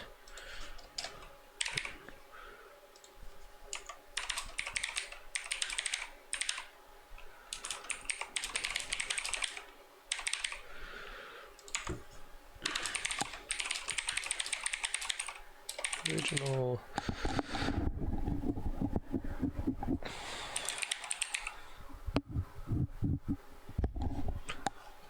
I think that is how that sentence works. Then for KV in pairs table do TV equals K instead of true. So this will be actually just swapping key and value positions, so long as nothing is repeated. All right. All right, so this will still work because it's just checking to make sure that it exists. But now we're going to say for all of these entries, we're going to look. So we're trying to convert each entry into a table of format.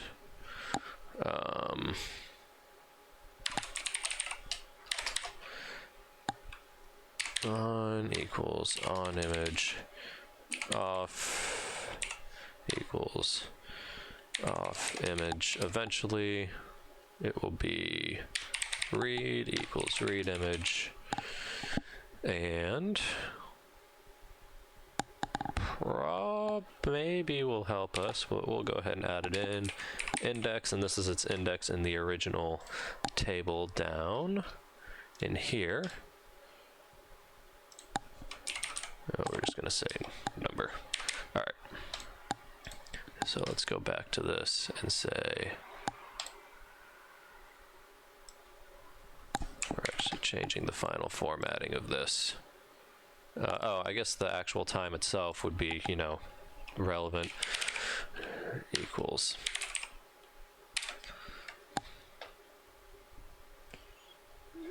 And those are all numbers. I know they're all numbers.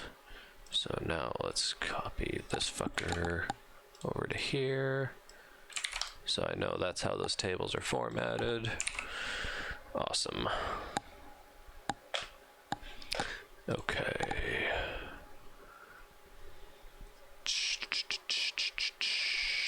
So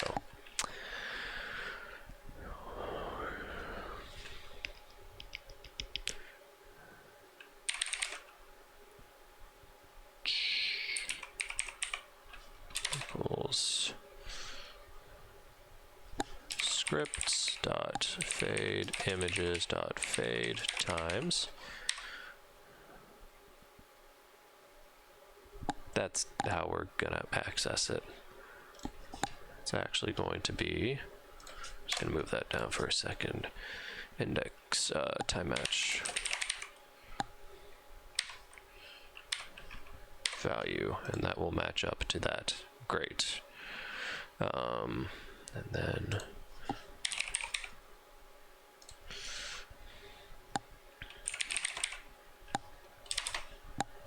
now we're going to start a table entry here. So I'm going to say first off time equals value, just maintaining that. And t is just a variable I use for any temporary anything, usually temporary table, but any temporary variable. Time is that. Next up is on image. We'll worry about those once we get through. This is stupid. nope, t.time equals the current value. Great.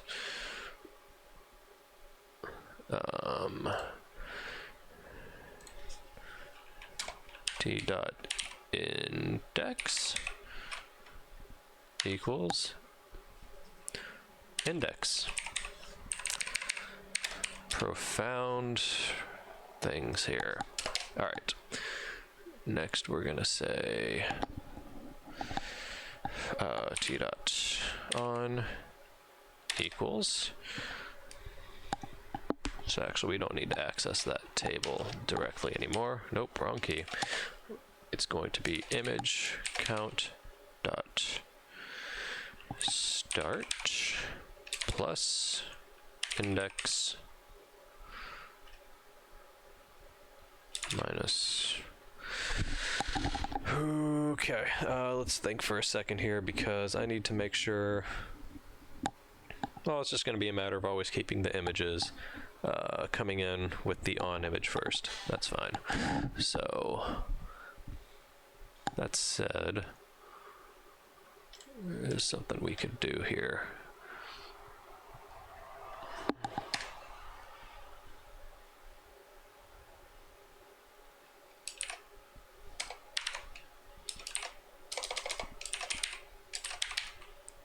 On equals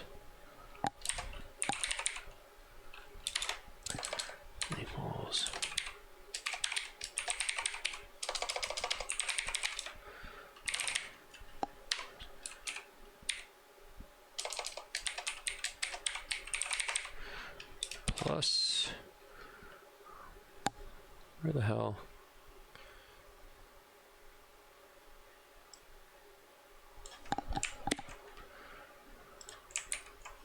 Ooh, that's a long one.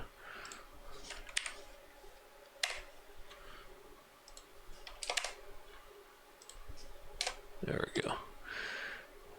Plus the length of the fade times of all the available times minus 1.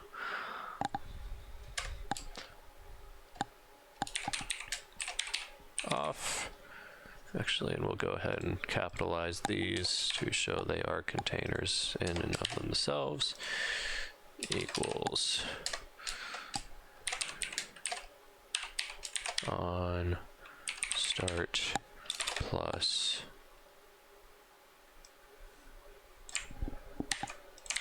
we don't need to subtract anything from that.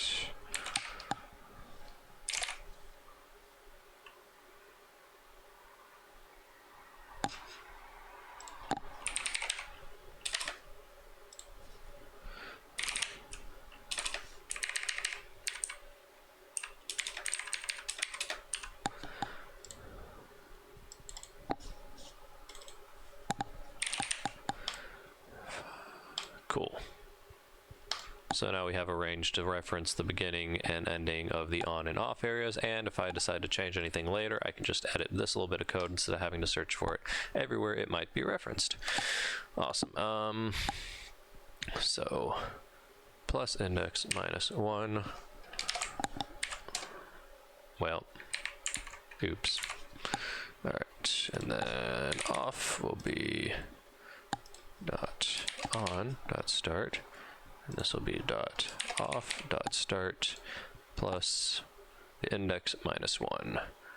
And obviously going through in this order because the images will be in the same order that these times are in. So if I add, let's say I'm starting from here, I'm trying to get to the third image, so plus 3 minus 1 gets me to the 0.1 fade time, which gets us these. So I got on, off, and read. So read is, actually I can just go ahead and assign those. T dot read equals, well, let's do the same shit here. That enter did not get registered. Read equals, and we're just gonna piggyback off the end of off here. That is too many F's. Dope. So that gives us our range for where all the read images will be stored as well. equals, it's gonna be the same fucking almost the same shit, except instead of adding the index, we're going to add whatever spot in the table we're in. So this is where it will start being less, I don't know what the fucking word is. Consistent's not quite what I'm going for. But anyways, the order of all these images will not relate to the order of all the read images. Great, and then to finish off, we will say input dot times I'm gonna get it right, equals t. Right, so we have now replaced the value that was there with the table that we just built. Cool. Next up, so we're going to convert all time entries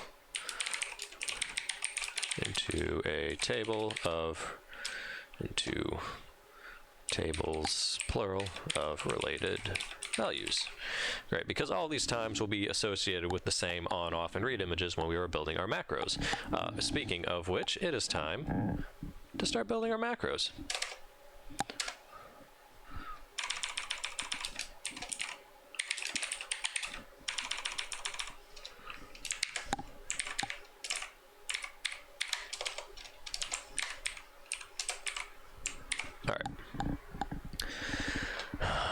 I should version, yeah, I just don't want to scroll again. Every time I change it, it resets the scrolls on everything. Alright, so you were in the user config area. Nope, that took me the opposite of where I wanted to go. Cool, this one's here, this one goes here, we collapse this, then we collapse that. Great, back to where we were. Alright. Next up, and I should have checked that, but, well, I didn't, so. That's times were converted to tables correctly. Alright, so next up is going to be our macro build. And to start that off, we are going to have to make sure that we have the space that we need. So let's go back up to our user config and add a setting for our macro start.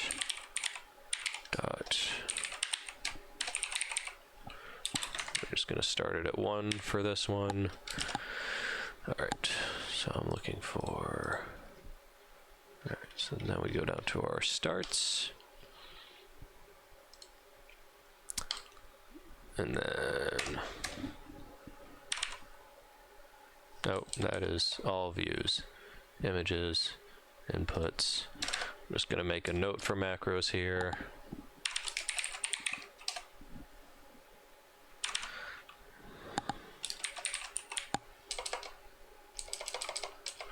We're going to say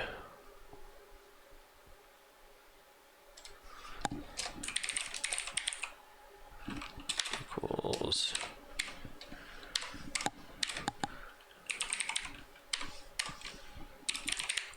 I totally could have copy pasted this, but well, I didn't again. So I don't think there's actually anything else to do on that except figuring out our uninstaller. So total, we're gonna end up figuring out later, but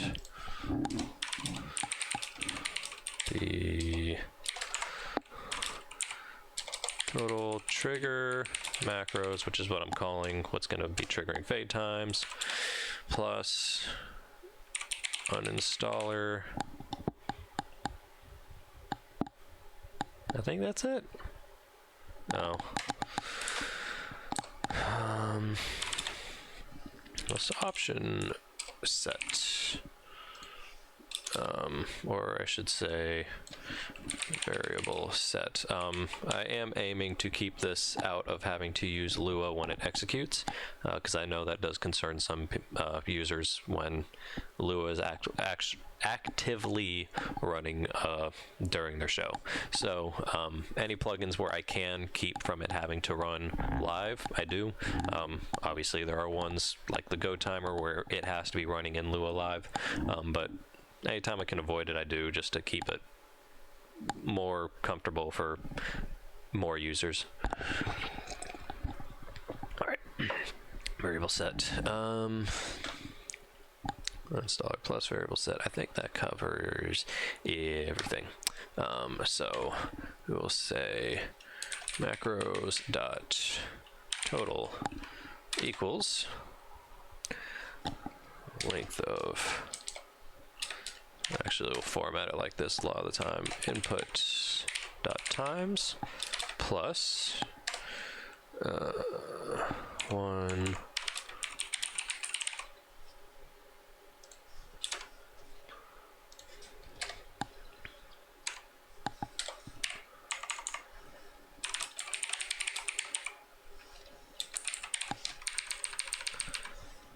All right, so we will set that.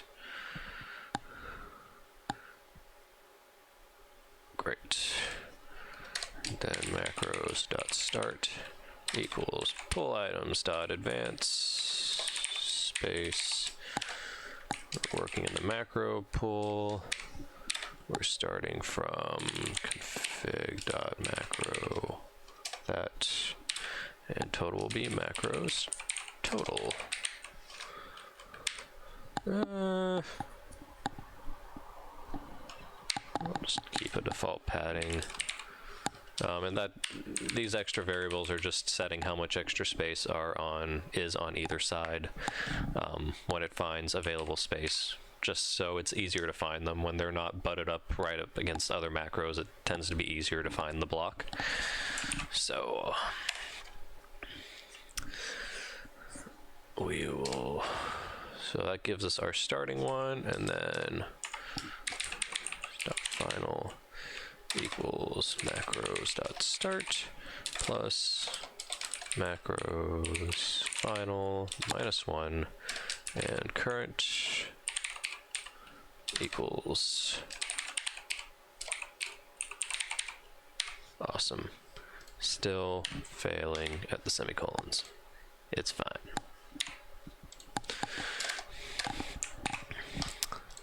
All right, now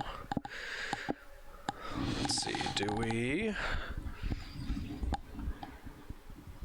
Yeah, let's go ahead and write them by one. So equals class dot macro new. So all my macros I do write as XMLs and then import them. I just do to try to be able to use quotes, and also it just makes it a hell of a lot easier for me to write them. This is just the option I've gone with. It allows me to put quotes in because it'll build it off an XML file, then import that, and life's easier.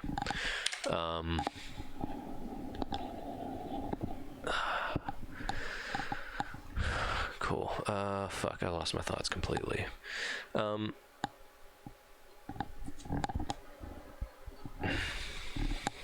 Yep. Definitely still needing sleep. I was gonna say, anybody who is watching this, if you guys do decide to dig into a plugin and you want to use this library for learning purposes, that's fine. I just ask that nothing commercially be made out of it. It did take me many years to build that library. I'm sure there are vastly better coders out there than I am, obviously. That could have done it in probably like a fucking month, but it's just, it has been a whole lot of work, and it is the reason why I'm able to build a lot of these in the time that I am now, is because a lot of that work went in over the last few years. So just, try not to be a douchebag. I have no issue with anybody digging through what I've done to learn from it. Just don't steal people's shit. That's all I ask. Anyways, building the macros. So macro new line and command. So I'm gonna figure out what the fuck I'm doing here. So we're gonna say assign. I'm just gonna do it right the fuck in here. Target range. We're gonna need something different for a variable name. You know what? Let's let the user decide what they want to use for a variable name.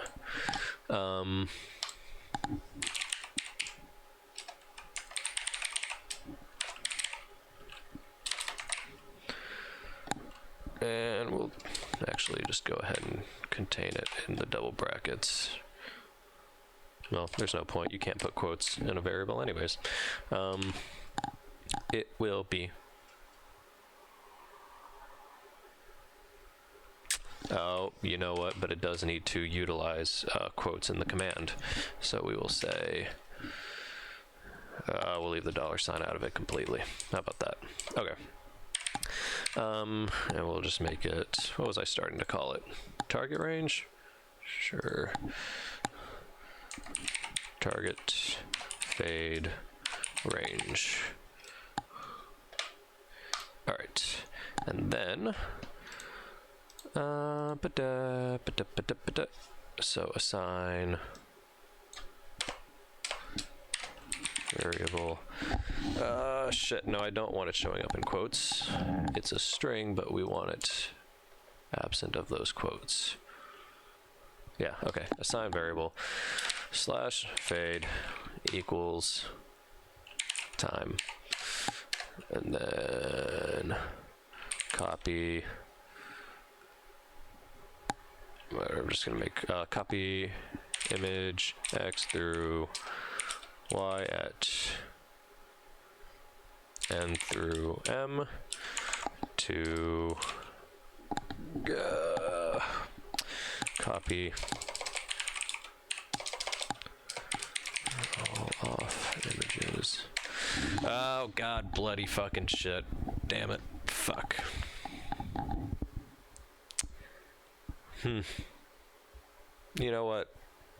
A plus won't kill anything on this. Whatever. A plus B plus C. I almost hit some of those keys. Alright, copy those at there, then copy image X at Y for the on image. And that's pretty much the whole thing. That is the whole thing. Okay. So command equals assign. That is not text or a string yet. Assign.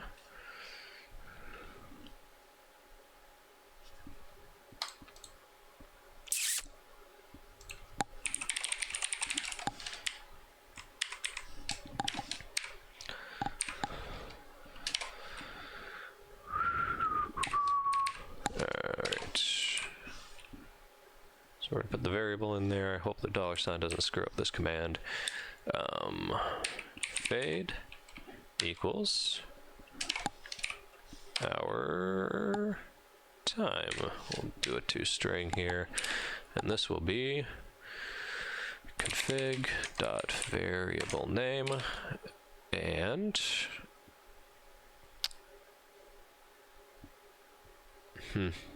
guess this should be in a loop, shouldn't it? Yeah, I, V, in, I pairs, inputs dot times. That is not plural. Do. There's the end of our loop.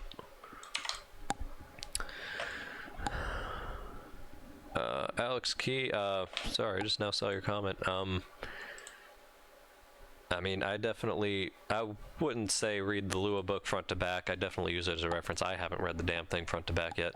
But, man, just find little tasks on the console that you can find some automation for. There's a MA Share thread, or quite a few of them, but MA Share forum for plugins, and I found a lot of really cool things to start with on there. That was where I started. If you check out the resources tab on my website, there's actually a link to it, which once I finish this, I'll actually post the link in the discussion, whatever the fuck that thing's called, comments thing. Let's see. Right, I was setting a time, and we are looking at v.time because now all of these are table entries, so we're looping through and finding the time entry for all of these. And I need a toString that. Awesome. Okay, yes, that's correct. And wait time Honestly, I'm not going to put any. Or info. I don't think it really needs much. Big gap fucking new line. Command. Nope. Command equals. Right. So I need to have a string ready for all of the off images. Great. Local string off equals.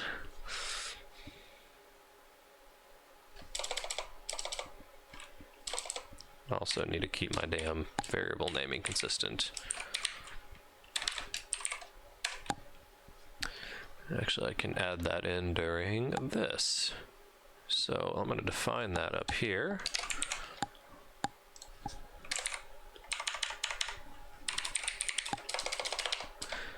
Table for building a string of all used off images. Great.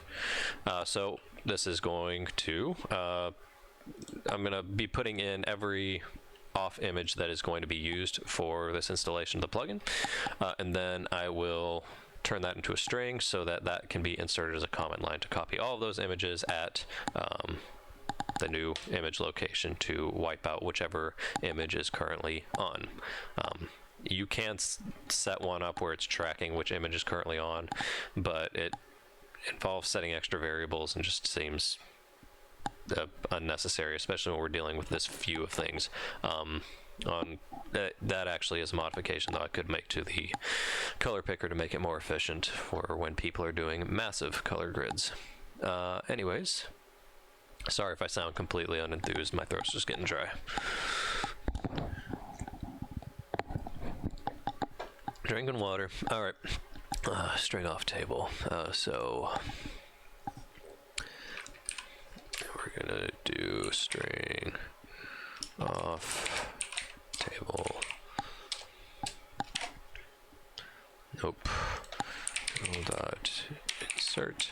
I actually haven't been using the table.insert method. I've always I had a custom method I wrote before I understood what that did, so I've kind of always been using that. But we're going to add into that table off. Great. And then we are going to make a string out of that, we're going to say equals table.concatenate. We're going to take our that, and we're going to put a plus and a space on the other side in between all entries, and that will create our string. Yep, so command equals, nope, copy image s, and we're going to go and put in string off at, nope, and that will be at image count.read.start. And we'll make sure that is an overwrite, no confirm. Awesome. And that will just make sure that we're wiping out all the existing images with all the off images. Answering some questions here. Lua in MA2 is using version 5.3, the most recent. And track selection without Lua during a show. LD coder, can you clarify what exactly you mean? Do you mean the exact fixtures or just the number of fixtures? And since that'll take 15 seconds to actually be heard, let's see. So we, oh, right, we're on to the next line, m.newline, and equals copy image d at d overwrite no confirm. That is not an n, that is a nothing. And we are starting with v dot would be on at v dot read. So we are going to be copying only the image for that particular oh my god, layout item macro, fuck. All right, and we are going to write this, and the true just means it will overwrite anything there, which still shouldn't be a concern because we checked that the space was empty.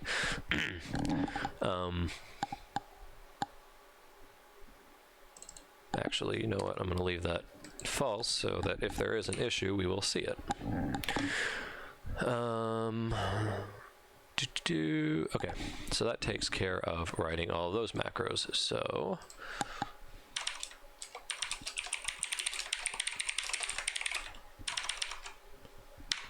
writing trigger macros, so that is all done. These were just notes. Fuck. And failure command append delete macro. Oh, I just realized a really major fucking issue. That's I didn't name or number the macro, and I'm not tracking the numbers with anything. So let's do that. Next name equals fade v.time. I should just string that. It will typically do a implicit conversion if it's looking for a string and it sees a number, but it's just a good habit to be in. Especially a lot of time if you're going the opposite direction, if you're going from string to number, a lot of the times it'll convert it to a float instead of an integer, and that causes really big problems when you're trying to call, for example, macro 9, and it asks for macro 9.0. So I just try to keep that explicit as much as I can. Name equals that. These should be curly brackets because this is a table entry. And number is macros current. And then we'll do our incrementing down here. Macros.c plus 1. Cool.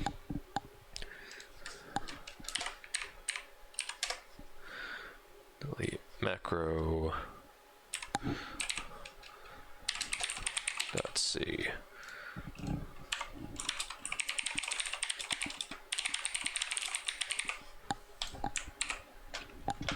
Alrighty, and then we're going to write our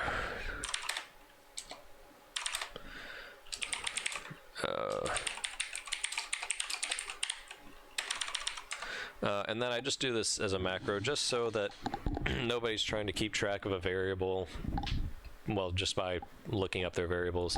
I always like storing them in macros. The only danger is, I know I was very guilty of, I would set it in a macro, I would type it in the entry, and then I'd forget to actually run the fucking macro to update that variable. So that's the only real danger of doing it this way, but I think it's way easier than trying to remember what all of your variables are, because I've heard of people ending up with all their variables deleted from their show file somehow. So having these macros around makes life a lot easier. All that aside, we're going to say nope, macro new name, fucked all of that up, equals set fade variable singular. Yeah, we're gonna go with that.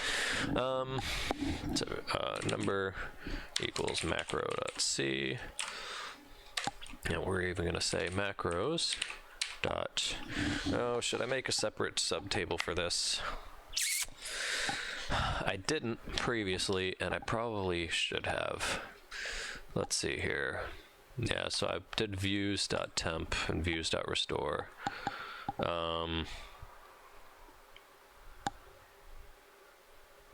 I feel like it's not the cleanest way to do it, but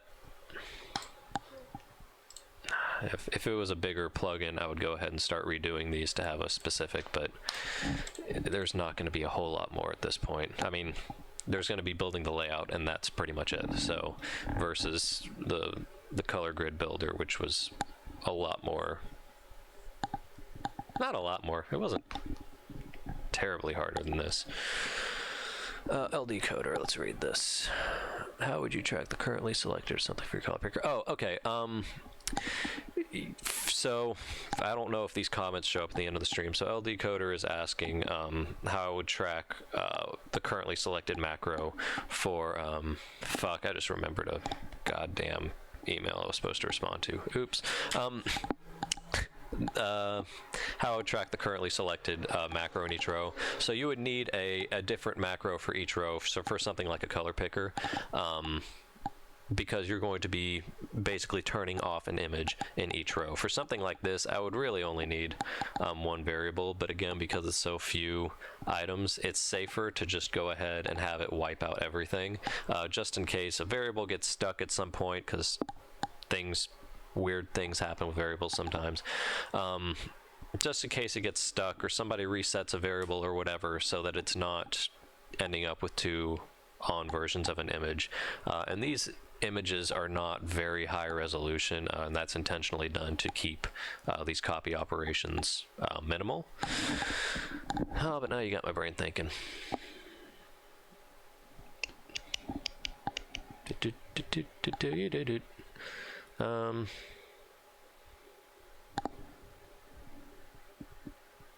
Yeah, I mean, that isn't impossible. I'm gonna make a note of that.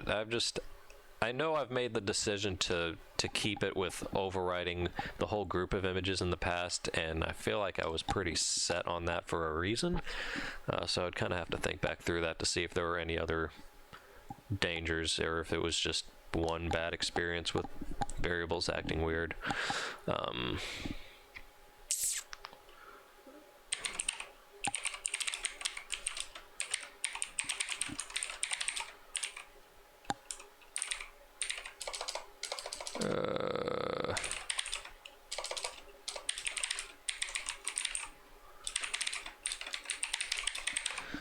I think part of it too is I just try to keep the number of variables needed in the show file to a minimum, just to keep it easier to figure out what you've set and what you haven't. Okay, macros. The fuck was I doing? Oh, right, I was figuring out how the hell I was going to name this, and I realized I had done it kind of poorly. We're going to call it dot.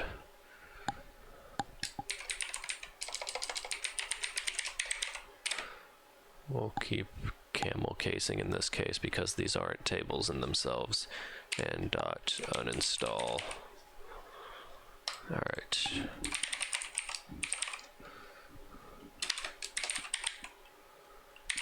So just to keep track of which macro this is in case I need to reference it later.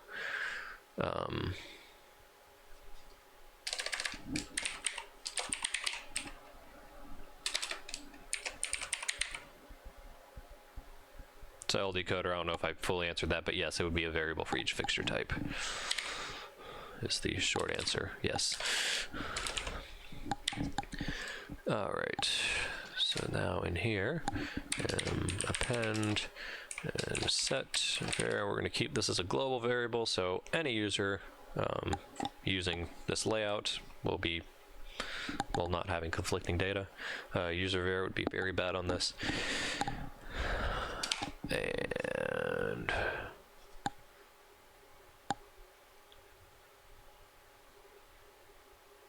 oh, right, it is the same. I was trying to figure out why I was copying shit here. All right, so we're gonna replace a string in there. Config dot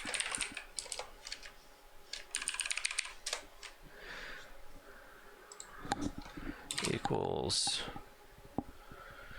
All right, so I need to put something in here by default for people to affect.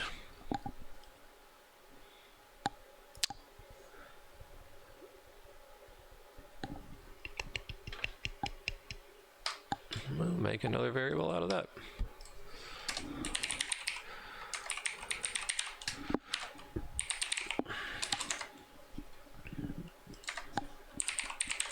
Alright, so we'll set a default target range value, and I'll just put something in here. Executor, I'll say sequence. Just to have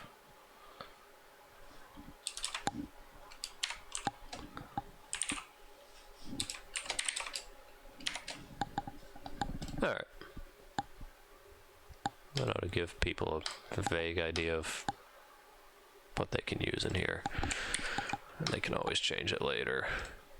Equals, let's go ahead and set this in here.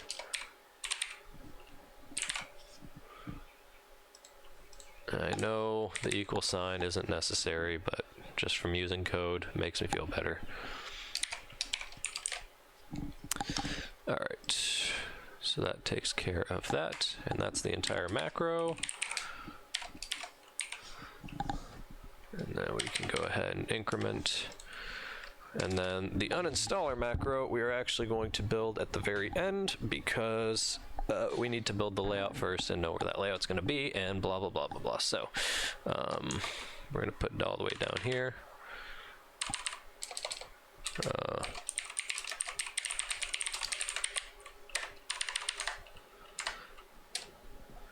And we can go ahead and start it at least.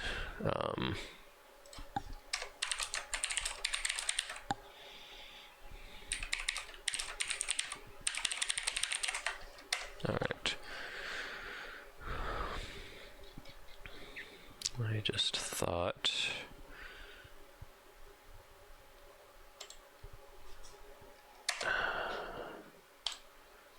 our images are actually going to max out at the last read copy, so we're going to change this variable. So image count dot final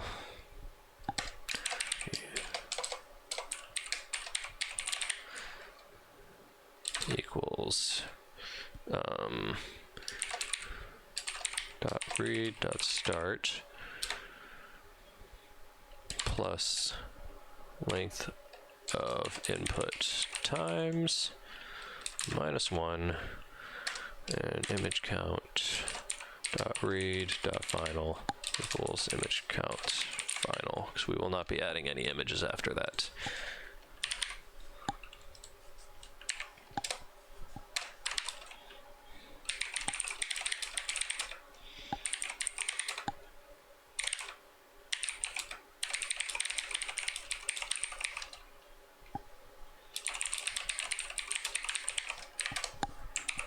Alright, cool.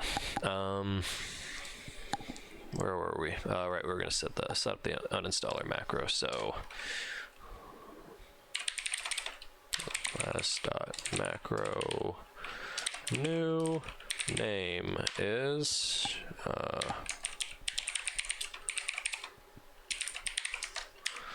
and number equals macros.c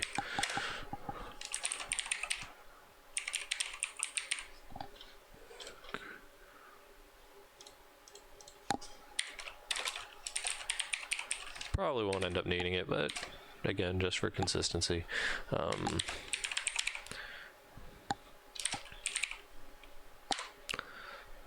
going to say delete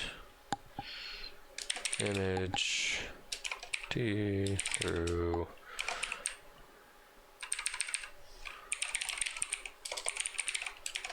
really should have made a shortcut for string.format earlier, but I didn't. And here we are.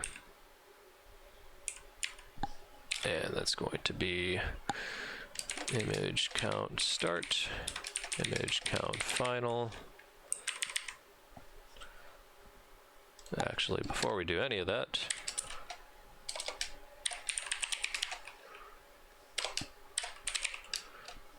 ask the user if they are sure.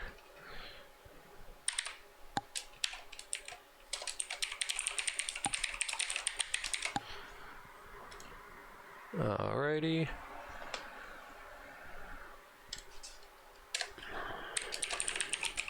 Oops. So only execute if they've confirmed. Delete the full range of images.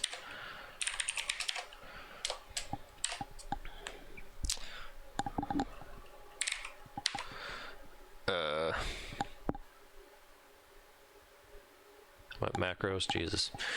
Fucking.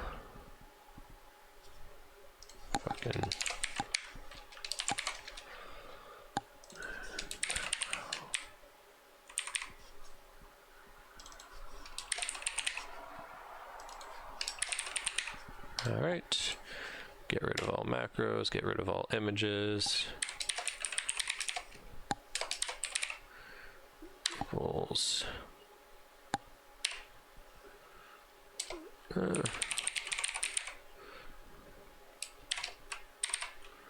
Delete layout.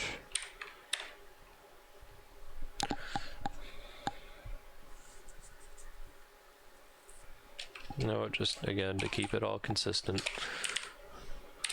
Say layouts.start, even though it will be layouts.only. Images, macros, layouts.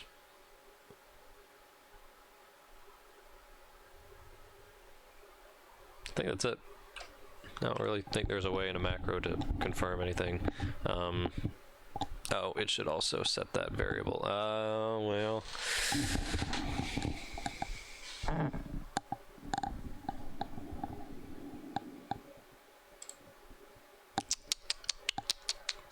Trying to figure out a way to tell the user to make sure to get rid of that variable themselves. Because if they change, well, they can't change the variable being used because it's in every fucking macro. So at that point, it would be too late. They can just change the variable in, or the value of the variable. So command equals, the hell was this thing? Config.variable name. Assign, nope, set var equals, and then we put nothing after it, and we are looking at config.variable. There we go. And that should, well, you know what, let's go ahead and add an info field in here too.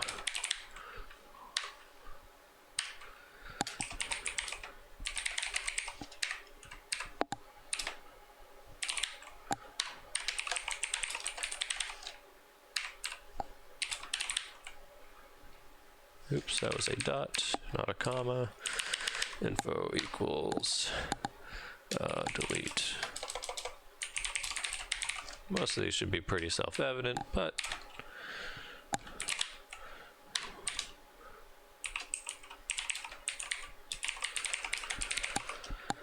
all right. And write the macro. There's no point in indexing it because that was our last macro. And then user confirmation, we will come back to that once we have actually made a layout.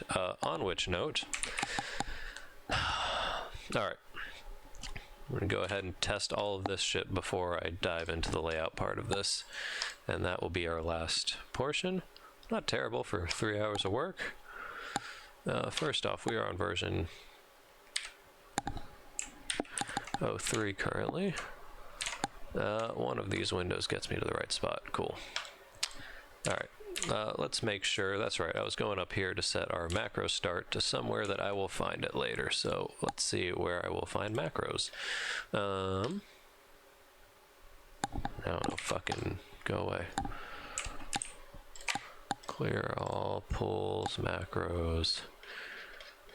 This show file had some shit in it. Sure, 770. Cool. I'll come back here. And then I'll go add the polish later. This will just get us to our minimal working version once we get the layout running. Yeah. I think, I don't know. Sure.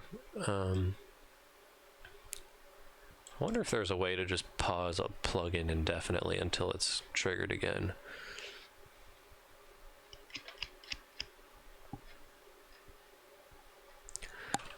I lost all track of whatever the fuck I was just now looking for. Oh, the sleep time at the end. Right, and we will consider this a plugin failure. So it will go ahead and delete everything for us.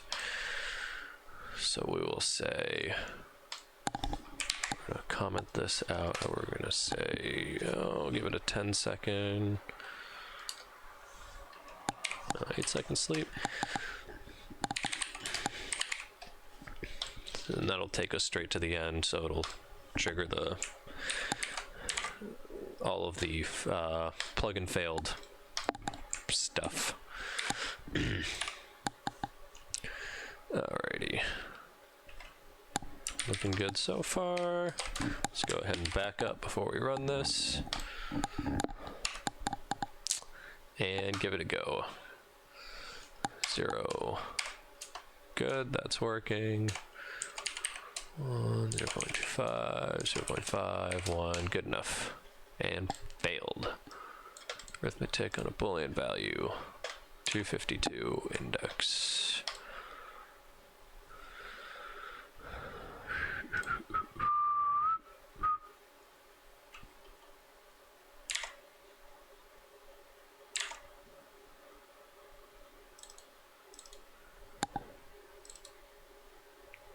Time match. Key is value. Oh. Alright. Should have given me an error for providing extra parameters. At least I thought it did. Apparently I'm wrong. Alright, reload the plugin engine here.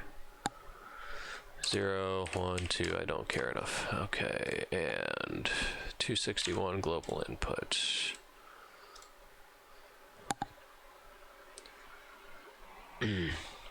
Inputs.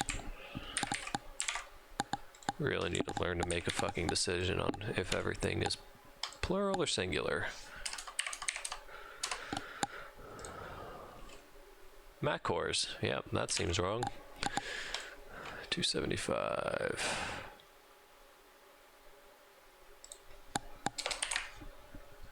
Really thankful for the debugger that is included for their Lua engine. I guess that's really in all Lua engines, but makes bugs a hell of a lot easier to figure out. 292. Class.macro new. Man, Visual Studio's slowing way the fuck down right now.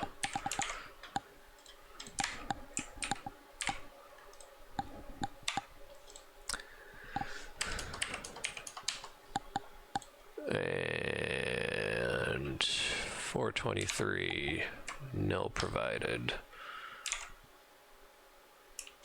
Oh, 423 of trace back to 295. Okay, so the right function triggered it. This macro new. M was set. Okay, it clearly triggered the right thing. So let's see, 423 in this file. Come on. 3, the table in question, self.lines. Okay. Seems a little unexpected. Also, you should be indented over here. Not self.lines, it's self.lines. I definitely did that. I definitely provided tables to all of these. So, what happened? M is this macro.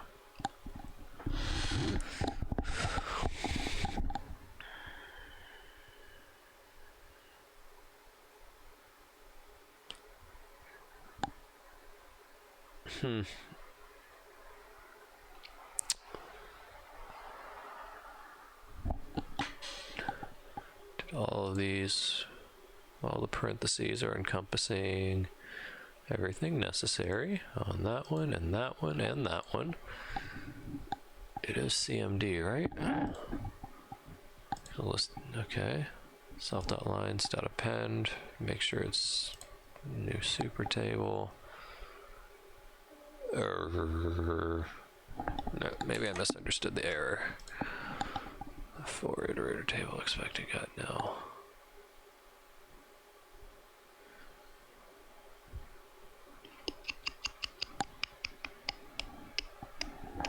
This is self.lines, making sure self.lines does exist. Did I screw something up on the declaration? No info is needed. Name, number were provided. It was name and num, right?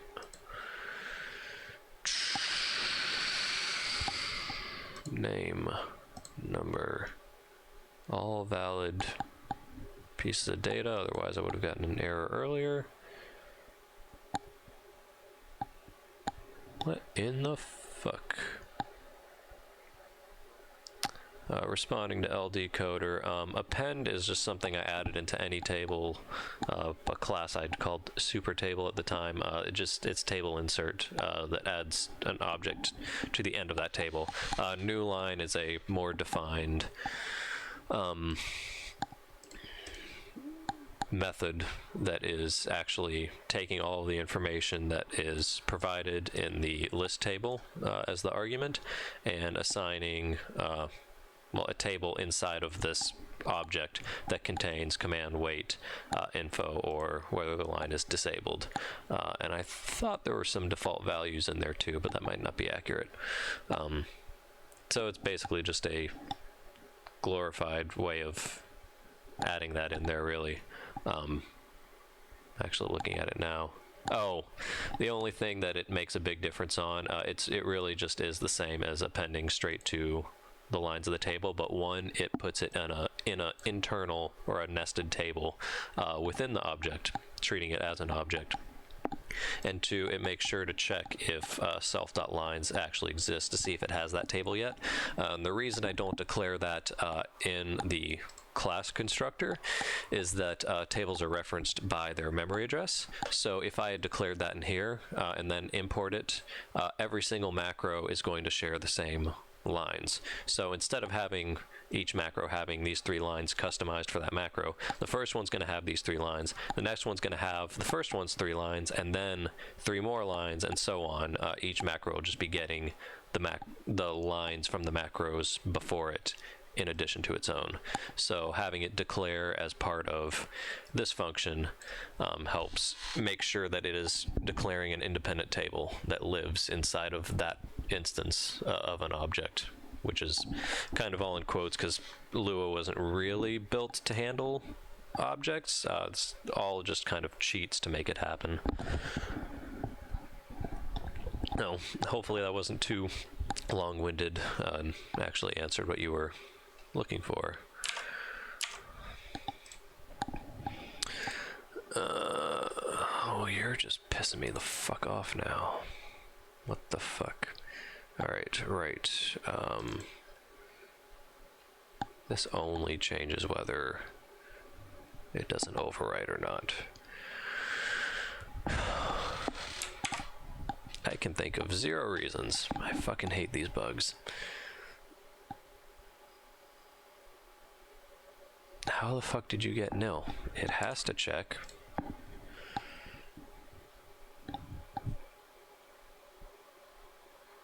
It makes sure that self lines does fucking exist.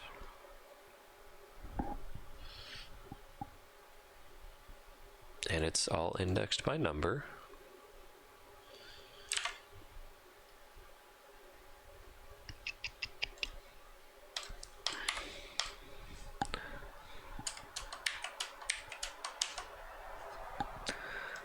Same shit. Line 423 or 427? 423. For self.lines, what the fuck am I missing here? It does make sure. I've not had any issues with this function either.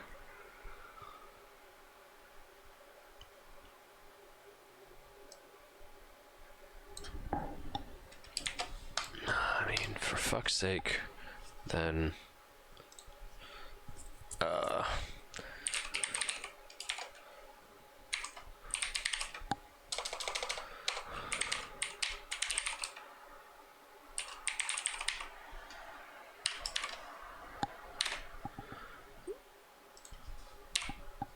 alright, it's just gonna be a temporary step to see what in the fuck is going on.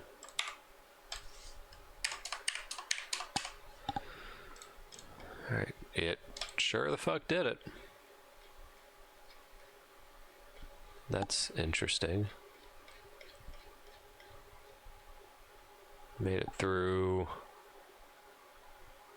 3 macros, and on the 4th one is where it fucked up.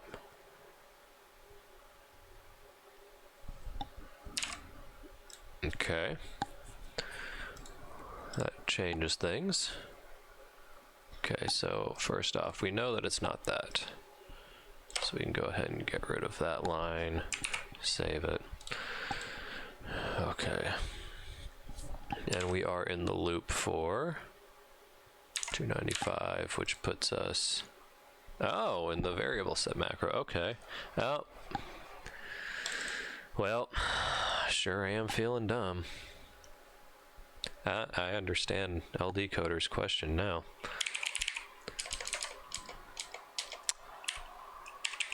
Yeah, so all I was doing with that was putting a table entry straight onto the macro object, which is not how it reads anything. So I fucked that up. What I was trying to do was string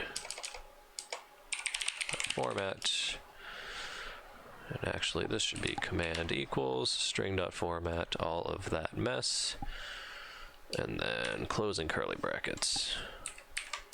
Alright, we're getting somewhere.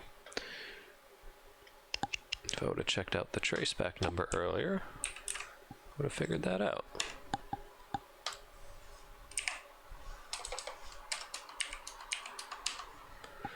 Alright. Yeah, I mean, that's fair. I shouldn't have included that.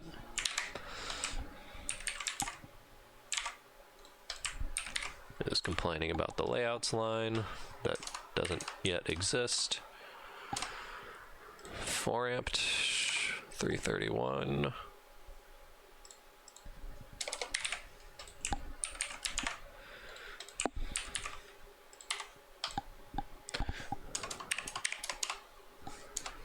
And 423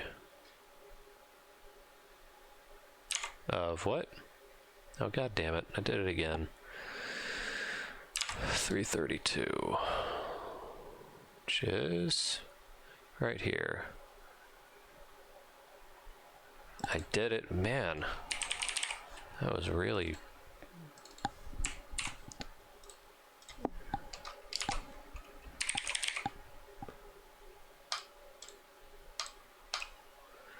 And that's the problem with... Yeah, I would like to say that's the first time I've done that kind of stupid, but it ain't.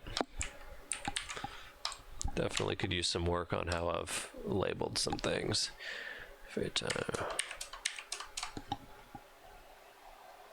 think that means it worked.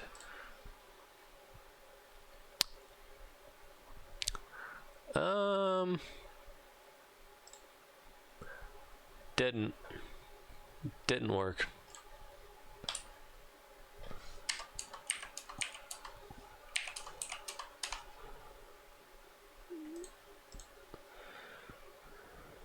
Alright. I did not put the failure command to erase these variables. Okay. So it did work. I just... Well, for the most part. Ba-ba-da-ba-da-ba-da-ba-da, macros.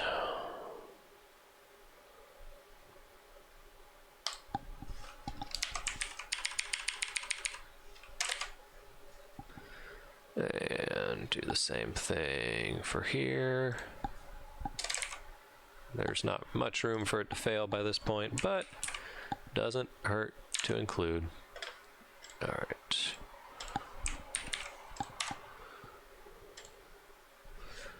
Zero, 1, 2, 4, 8, 16. Our macros do exist. It's about to delete, but it looks like it was written correctly. Cool.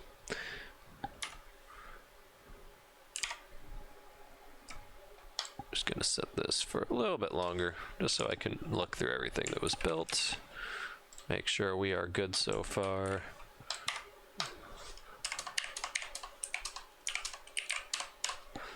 And let's take a look at our macros here. Set fade variable. That's correct. That is correct so far.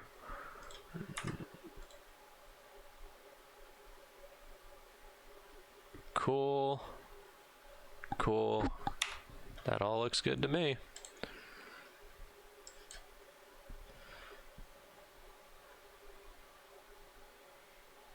And at the end of the 30 seconds, oh, that's right, it restores the original view too. Dope. I don't know what this is from, but I'm hoping it's from a different installation. Fuck. Alright, let's check those images one more time then. You know, since I made the uninstaller, I could just hit that when I'm done with it. Being smart's nice. Don't need this anymore. And we don't need to go to end a function anymore because we have an uninstaller now. So we're just gonna say, I actually don't need this anymore either. What are we gonna do?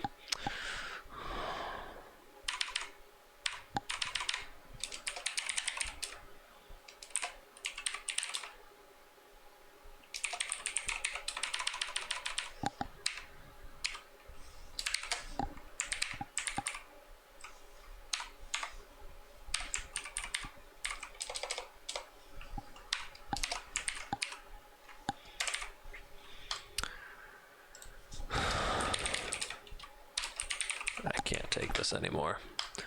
All right.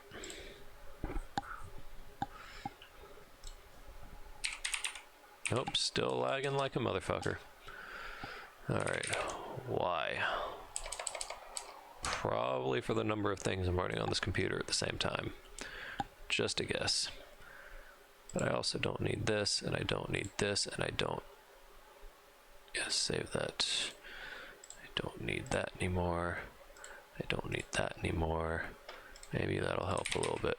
No, not really. No, definitely not right now.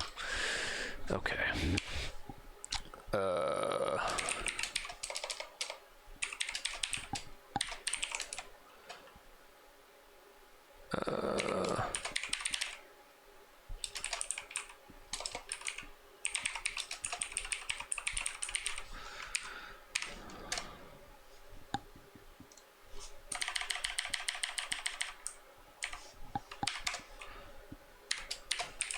This is where it is appropriate to use append instead of new line.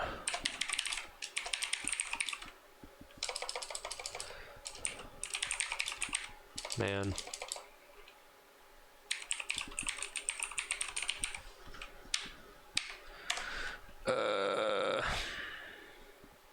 Fuck it.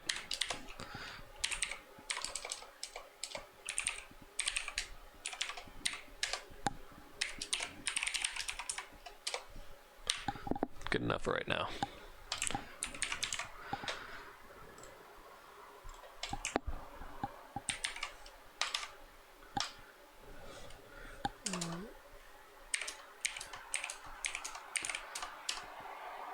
Alright. Plugin is done. Did start at 600. The images are in correct order. If I go over to screen 2 and I click a couple of these. Huh.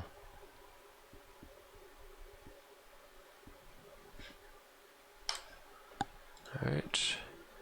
600 at 638. 600, 638. Why? Not sure the fuck doesn't seem right. Because the off image should be 638. Okay, so that got fucked up. And so when we're building, so this is wrong. All right, so then we check in at all those lovely numbers we started, and what did I? Image count read start. Image count read start. That should be right.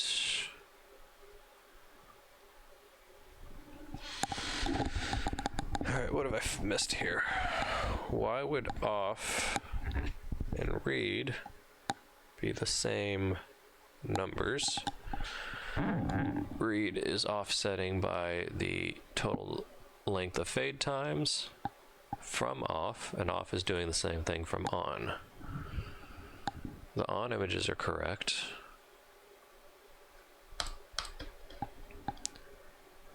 There it is.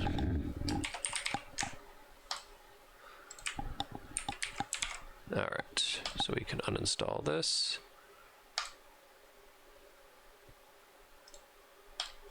This one.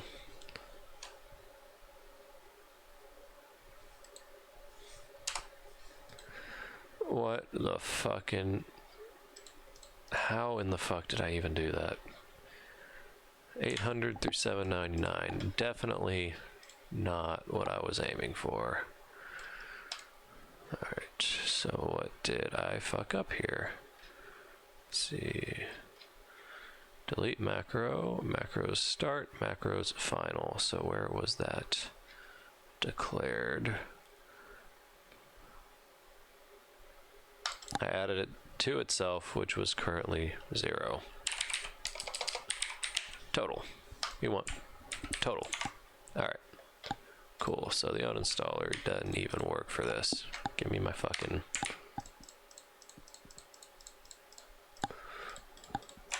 Alright. Cool. Making sure we got all this.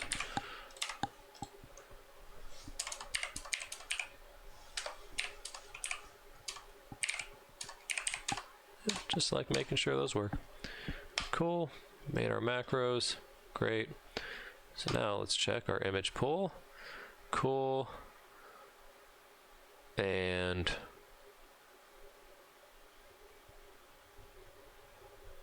we haven't made our copies yet, so it should be copying to 676 for this first one. That is correct. So if I run this, okay, so now it built the rest of those. Okay, so just once it finishes making the macros, we just run the first one of them to activate it. So cool, so far so good. If I run fade 1, fade 1's active. I run fade 2 is active out of the set. Fade 4, great. I really don't like the fucking way I set these images up, because now you have a whole bunch of unused images sitting in your show file. Wasn't the smartest way to have done that. Alright, I'm going to come back for that. Right now it's working, but I'm going to make a note to fix that and do it the same way I did on the color grid plugin. If I was being smart, I would have just modified that into this, but probably would have made for a lot more bugs. Okay, where the fuck was I going with this? I am going to come back to fix image pool management. Cool. All right, so it is at least running. So we're gonna go ahead and uninstall this, and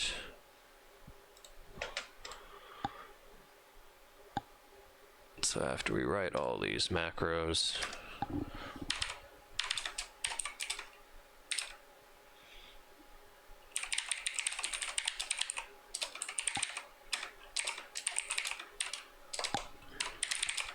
run one of the macros just to create the images for it, which I could have just done up here, I guess, either way. Yeah, you know what, this way we actually have an image active when we start. So we'll just say, it would be our first macro, but let's create a subpool. Nope. Macros dot trigger equals start equals macros dot start final equals macros dot start plus length of inputs dot times -1.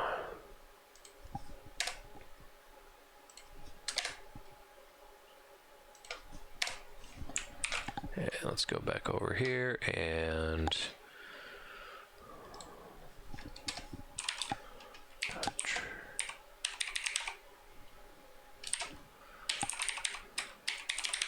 so I can keep track of what all is contained here. All right, so now I want to go and say, no, I already set those times there, so I don't have to do them here. And then command macros dot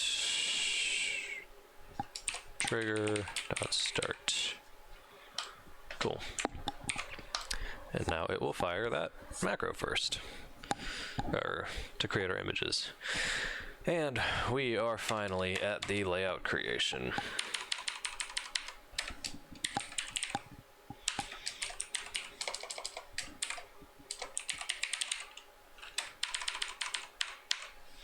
All right, my brain is soup.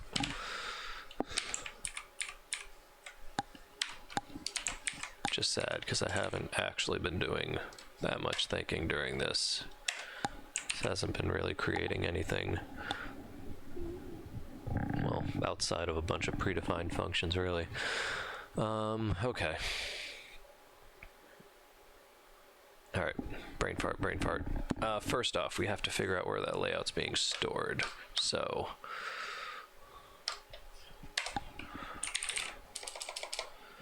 let's go ahead and save this as version .04.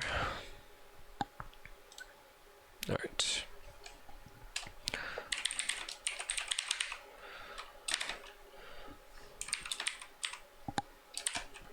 Equals 0.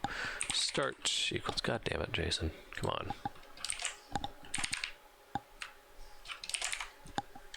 Cool. Then images, blah blah blah, macros.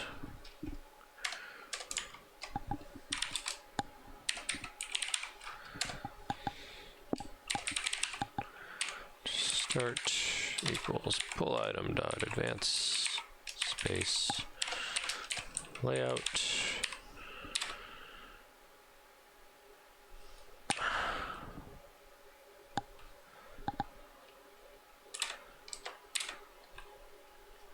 Fucking, I guess we can set a variable for that too. Dot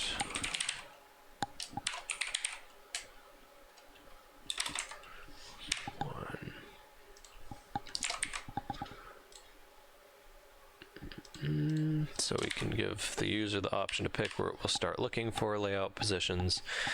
And then we'll go down to layouts.total, which is 1. We don't need any padding. Then these are all plural, right? Yeah, keep it consistent. All right, layouts dot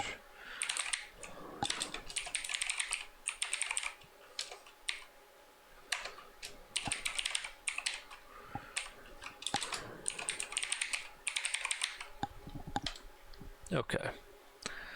Now, it is our only layout, but we're going to keep it formatted the same as the rest of the containers, the counters, just to make it easy to remember this shit. So Great, so we have found our spot for a layout.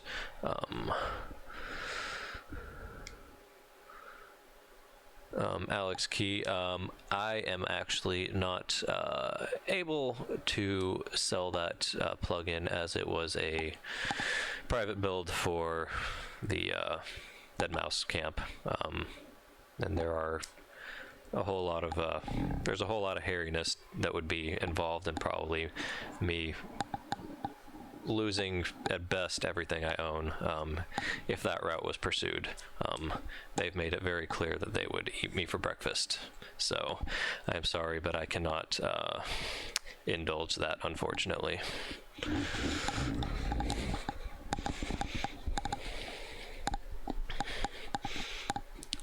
That's not to say the entire camp, but their lawyers made that very clear.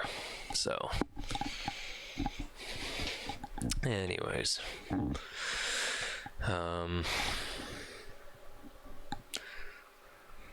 let's see here. Frankly, I just kind of have forgotten how I start these things. So I am, once again, going to steal my own code. Because why start from scratch? Especially because the layout creation process is actually fairly involved. So we'll pull up here in a minute. Also, I completely forgot to be reverse indenting these, so I can scroll through. Perfect. Just keep everything condensed in here. All right. That's not what I meant to do. Okay, cool. Layout.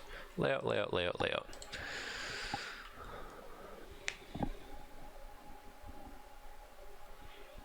That said, sorry, I'm just going to go and type this one.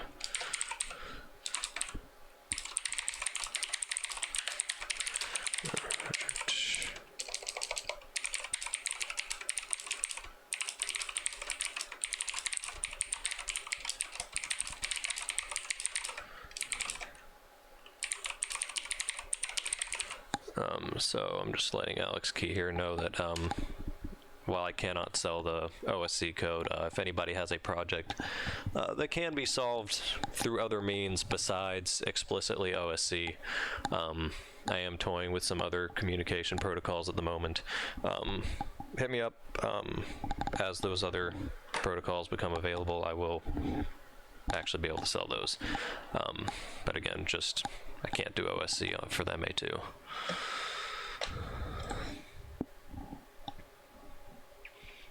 Alright, I was looking at here for where the fuck the layout generation part happens, because it gets just really fucking nasty. I've actually got to figure out the proportion for a lot of these things, but right, progress bars definitely have to happen. I'm just going to start by copying all this shit. I should include an info macro. Look, it's getting great ideas from me. Installer info macros. That okay, cool. This will absolutely not translate immediately, but it gives me a starting ground because there's quite a bit to cover. So, going down the list, the layout slot has already been decided. That was our only layout space figured out. Alright, so the creation process is similar to how I do macros as far as the object that is created. Conventions. Spacing table, don't really need it this time. That is a function I've included for building grids of objects, so I don't have to figure out the coordinates for every single one. It calculates it for me. Spacing table. Debug information, label size. Alright, so let's go ahead and condense this down. Alright, so here's our objects. Oof, man, you know what? All I really needed was this fucking function. So, think that's all it's going to be. Shit, I should have associated a macro with all of those as I was building the macros. So we will say inputs dot times. No, what the fuck am I doing? V. Again, we can just edit the value returned by iPairs directly here because the table is just a memory reference. So V is the actual table that's contained in there, not a copy of it. V.macro equals macros.c. And now we have a permanent link between everything else with that preset and its macro. And I'll make sure to update over here. Dot macro equals, well, number.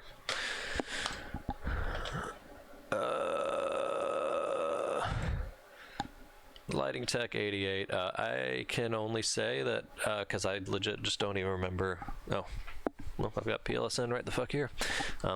I can only disclose what was disclosed in PLSN. Not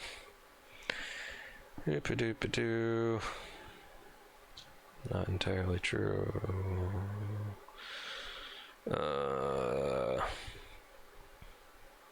I mean, it basically, yeah, this does allow just convey that much info.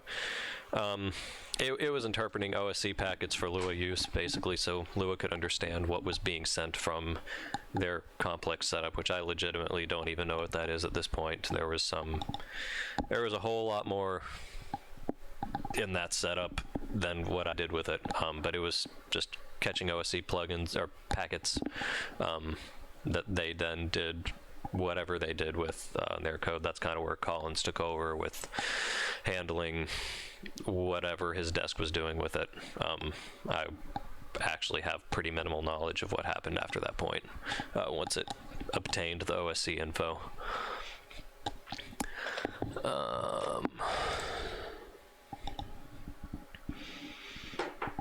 Okay.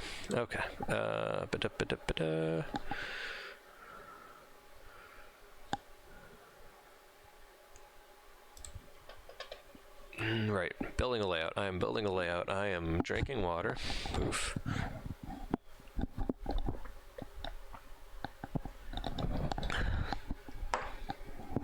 Okay. Let's see if we can get this fucker cranked out in the next, let's say 20 minutes. I can make this happen in 20 minutes. So I don't need a label fucking row. Here we go. Trigger macro, sure. I'd say this is pretty much the only code I really need to use. And frankly, I just don't even want to deal with the rest of this because I think I imported way too much shit. So let's get rid of that. I'm going to leave that there to remind me to build an info macro. If anybody really wants it, it doesn't. Yeah, what the fuck, why not? It won't hurt.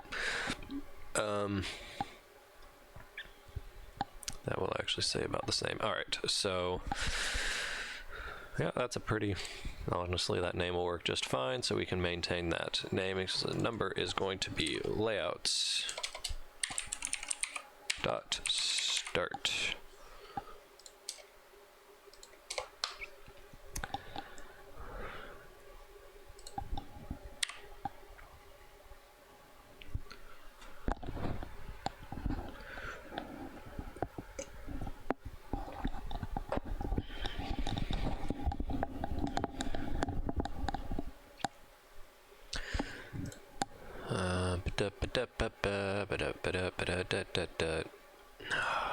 God. All right. Focus. So. And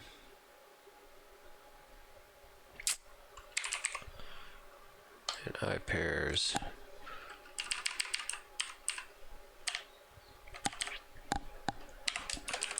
Dot times do layout add object, and that is irrelevant. So we're gonna say,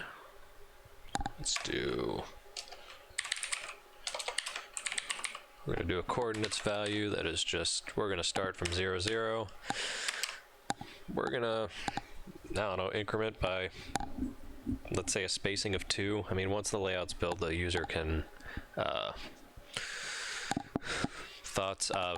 they can do an align function to change how closely they're spaced, and it's probably going to get copied into another layout anyways, so I don't think it needs to be too specific.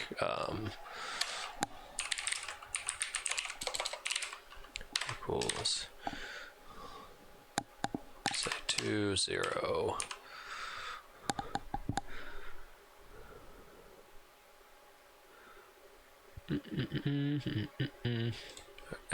Object type equals macro number equals, this will be,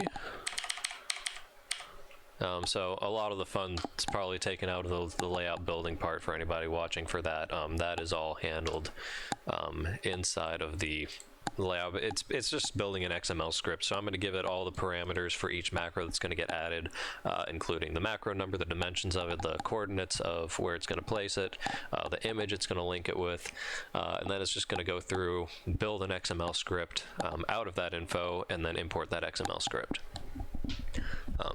That is the entire magic behind that. Hope I didn't just ruin anybody's day.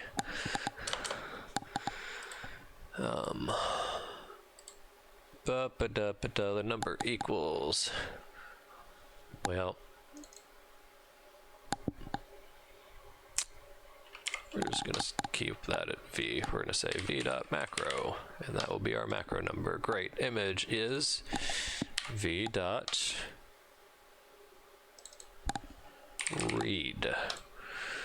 Coordinates is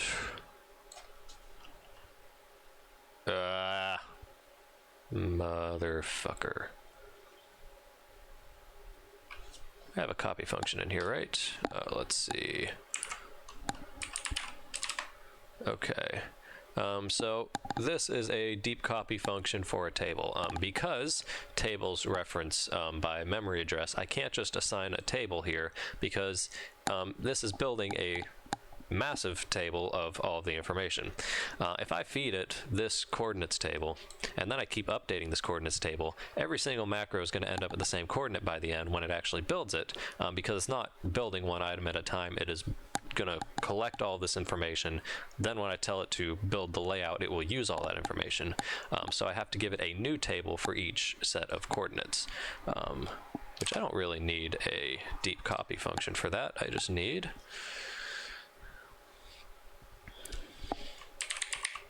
it's a little bit of confusing code, but it will actually function fine, because this is a table key in here, and this is actually referencing this variable. Just not the easiest thing to read. Coordinate 1, coordinate 2, and that's how we make a new table out of that. Size is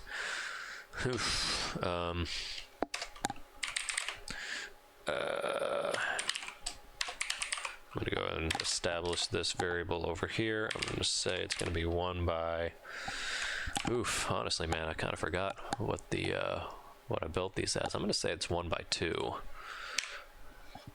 I can probably click on one of these images. Properties, details, 60 by 100. Okay, so not quite that ratio. Well, I don't want to make it 0.6. 0.6 by 1, or there's some math I can do here real quick that'll make sense out of this.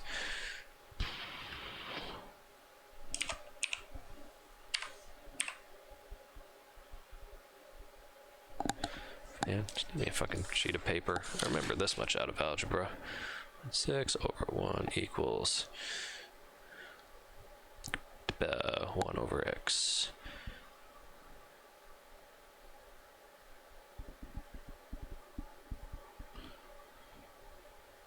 I feel like I really did that wrong. Nope, that's fine. Oh, right, 1 divided by 0.6.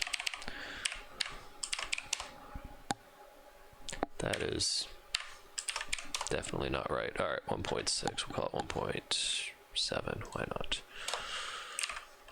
I don't know, we'll tweak it later. That's why I'm setting it in a variable. And this one can stay consistent because I'm going to be using the exact same values for all of these. All right, and these are all pretty much exactly what the values are in the XML script itself. I'm not really processing these at all except to just convert it into a text format that MA understands. Keeping all this the same. I even told me not to change that. Progress bars, we don't have progress bars yet. All right, so that adds all of those in there, and then an info macro that don't exist yet. Motherfucker. Fuck. Coming back for that. There's a whole lot of comeback later right now. Build info macro, because that's really just going to be dependent on the info at the end of this. So I'll probably store a dummy macro there and then rebuild with that later. But let's just get the bulk of this working. Yeah, I know it was a huge dick. All right. And killing the progress bars code. This really should be if get verify layouts start, then else go to UF debug log append.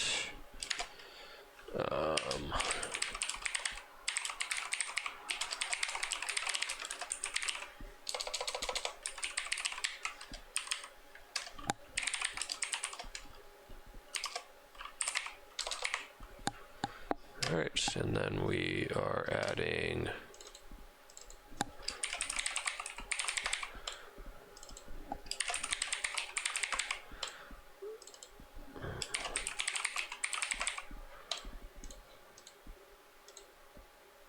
shit.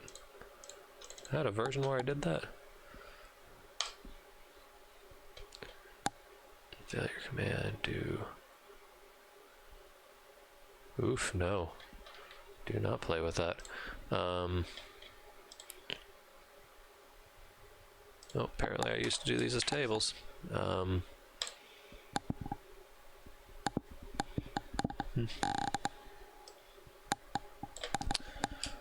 Need to check up on some stuff.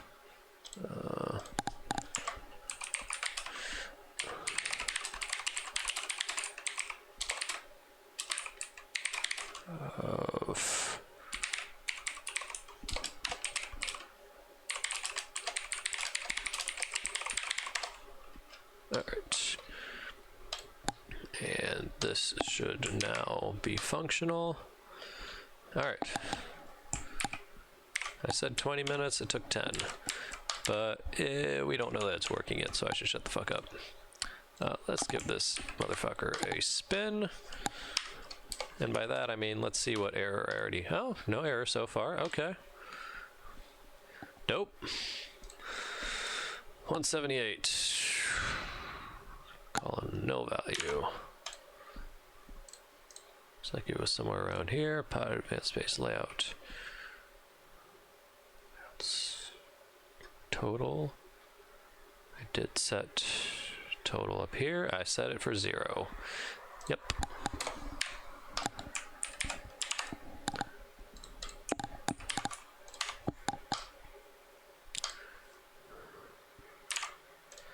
And I see the problem. Okay. Nope, I don't see the problem. Hide out advanced space. Ah. Still cannot spell.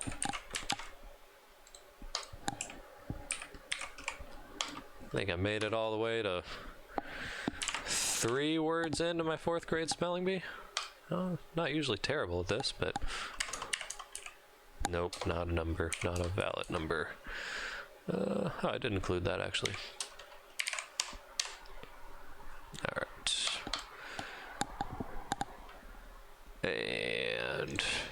Oof. All right, we're getting into some shit. All right. Things were missing. Index and nil value config 1284 on GDF. There's got to be a go to line function in this fucking program. I already forgot the number. 1284.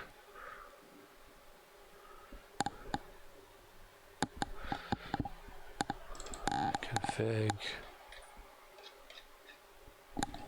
Brr. Config. What's the debug option? There was, oh. Ah, I see. Did I use that with something else before? If not, oh, then.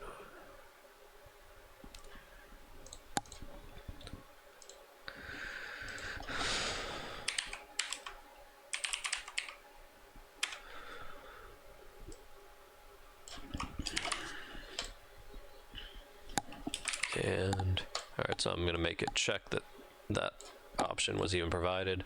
This, unfortunately, this whole layout module was actually written pretty early on in my coding time on MA, so it's really not the best written thing. There's actually a whole lot of bugs in it. I just haven't fixed them because they're bugs with things that I don't use. So I'm planning on doing a whole lot better with the MA3 modules coming out, which I am working on currently in between MA2 stuff. So, oh, damn it, Jason. That's not even the right place to store that. All right, now I gotta go back and fades layout.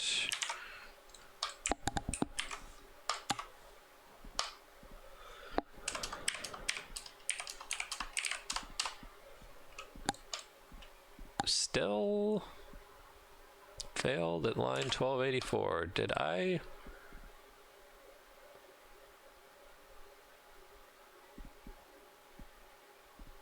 Oh. Huh. There's a smarter way to write this.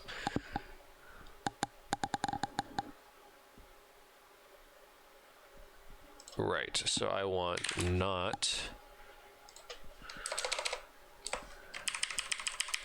config and.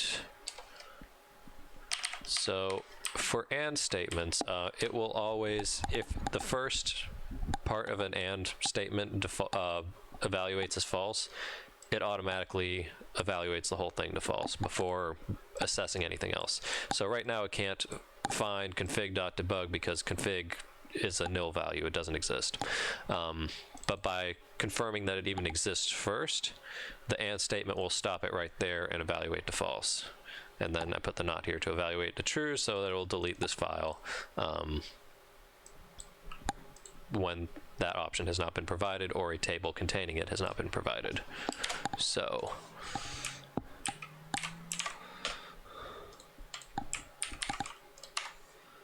all right, let's reload the engine.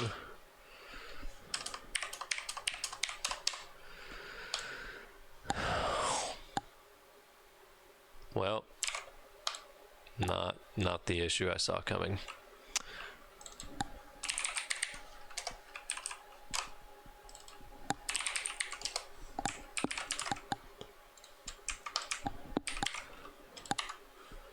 Boop. I don't care. Hey, it says it wrote to layout number 12. Let's check if that's true.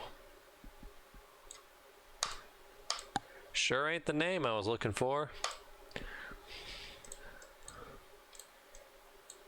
And everything still managed to, oh, because I didn't fucking increment any of it. Well, no shit, it didn't work in that case. Okay. Herp derp. Now we're gonna say chord 1 equals chord 1. Fuck it. I equals 1 to do.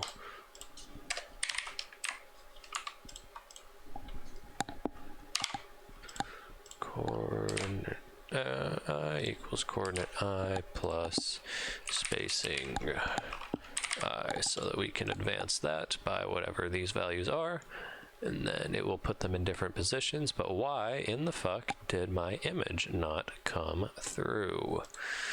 Let's figure that out. Image equals v.read. Is that not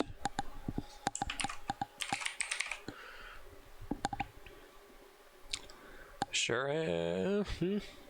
It does exist because t.read. That is correct. All right, so are we looping through inputs.times? We are looping through inputs.times, so it should be v.read. Okay, so that number is correct so far. As we can evaluate that, it should have printed a whole bunch of garbage to the system monitor. Type 0, type number. Image numbers, where are these? 7. Let's check out our macros here. 676 through 679, and we were copying to, okay, those are definitely macro numbers.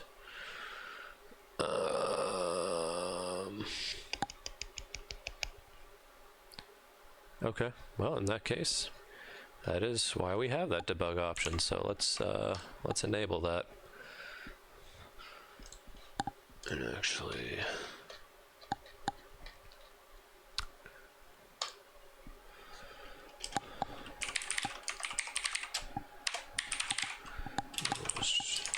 and I'll set it up here, that way just disabling it or enabling it is a matter of changing a variable up here later on instead of digging through the file to find it. So we're gonna do layout right.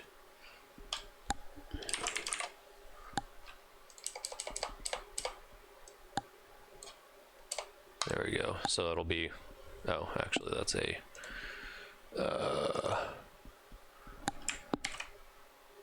debug.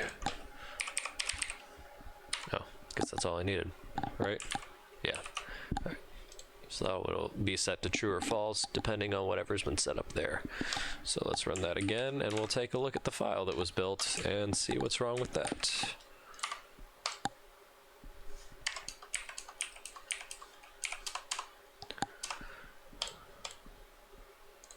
Boop-a-doop-a-doo. What did it import? Right, that was import temp file create. Nope, not looking for a macro. Layout gen XML. Alrighty, let's take a look in here. No, I think that was it.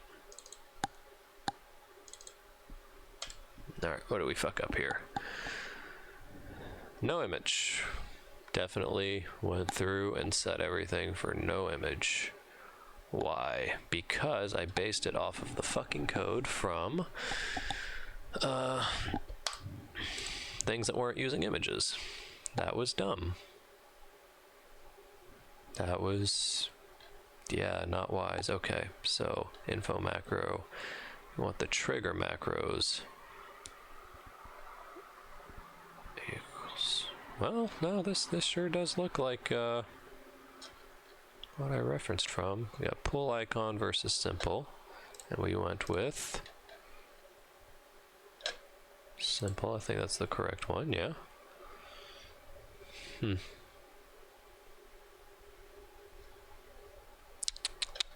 Because these shouldn't have had any image, that's correct. So image was set. Size 5 is simple. Let's take a look at our generated layout here. Okay.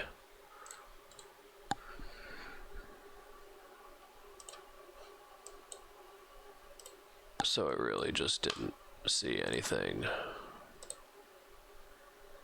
Okay. I mean, we saw that it put in an empty image tag, so why? Well, let's check out the code that runs it. Let's dig into this mess. And it is a mess. Hindsight 2020 would definitely have done a little bit of formatting so that all these XML strings aren't just, well, dangling out, extending all the way to the left. Okay, object header, image information.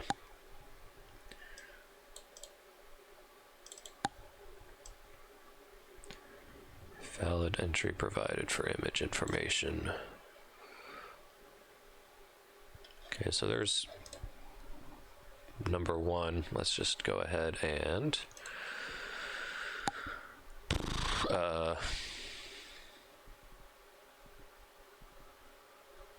okay.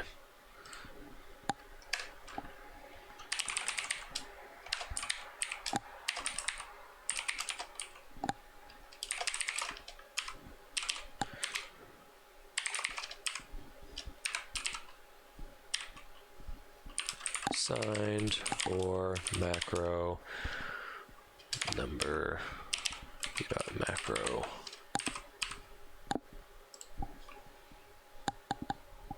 Yeah, fuck it. I'll be fine. Alright, let's run this thing again. I guess we could go and get rid of the existing installations.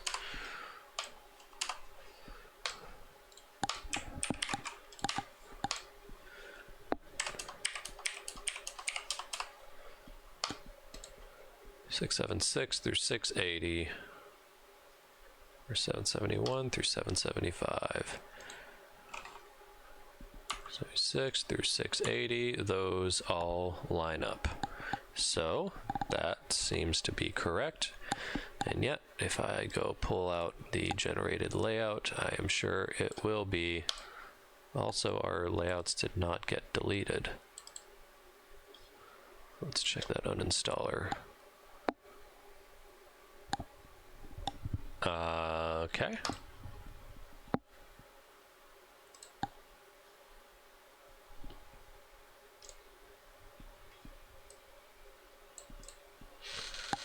If I run this, does it still not get rid of the layout? It doesn't. Huh. Alright, let's just tweak that uninstaller to make sure that it does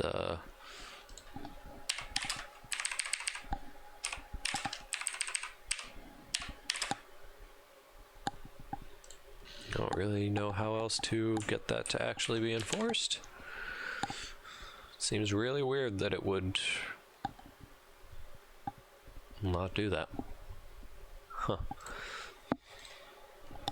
Did I copy it? I did.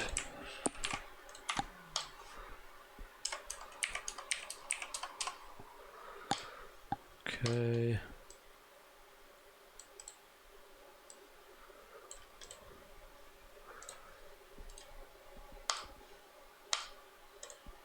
Okay, that time it worked. I guess it just needed to be told, beat the shit out of it.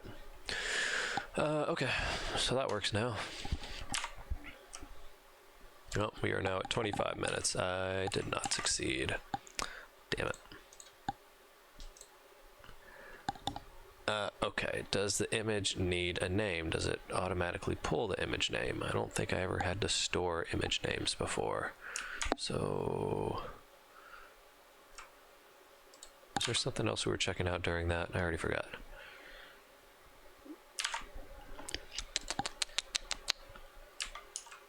Right, I was checking that these did line up correctly, which they do. So next thing is figuring out when it pulls the name for that. So if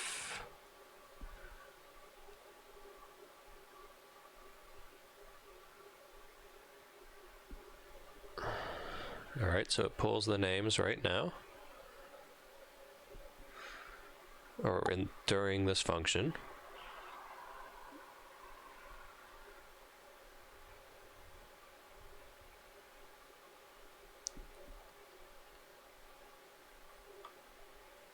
And it verifies that that image exists. The image definitely exists. It definitely works as a to number because it was assigned as a number, because it was going through a loop that was being incremented, so I had to have been using numbers. And to number v.image. Okay. So when I do add object, what the fuck is it actually doing? Because God knows I don't actually know. Oh, let's, there we go.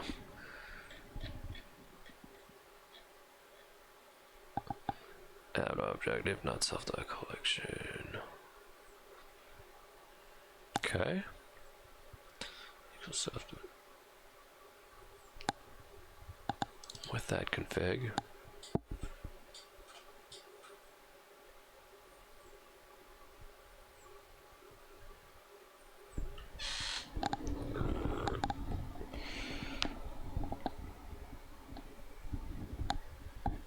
Okay, just made sure that existed. Then we append the newly created object with the configuration. So let's check out self.object. Hey, look. Yep, that's it. That's it right there.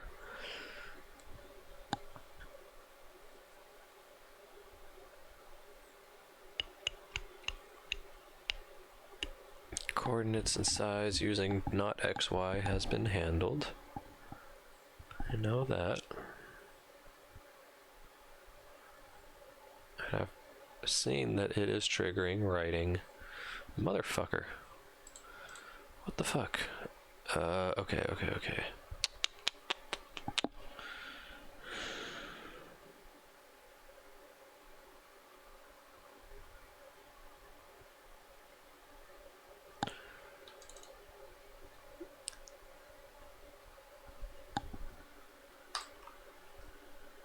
Let's do this.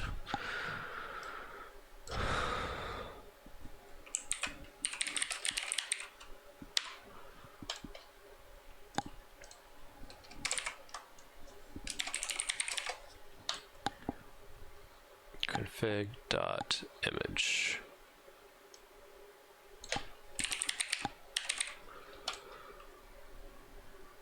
Am I inside of multiple loops right now? Input times. I got the right macro number, right? I actually don't think I checked that.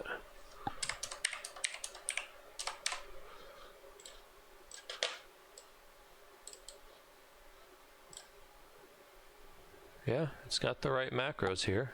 So it is seeing this, but just for shits and giggles, let's rerun this displaying that. Seriously, why the fuck? Why in the fuck will you not just delete it even? All right.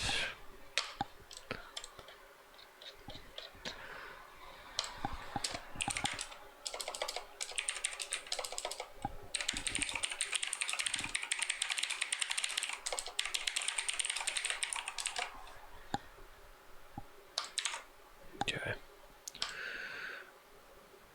Right, we were gonna run this, so.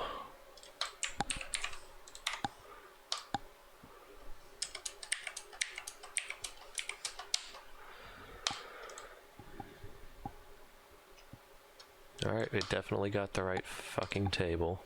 It still managed to see the wrong info.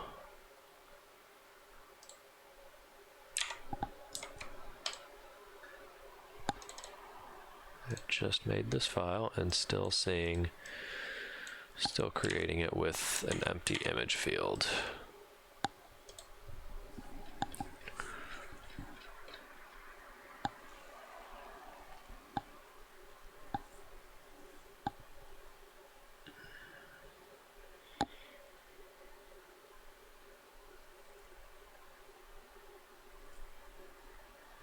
get dot verify.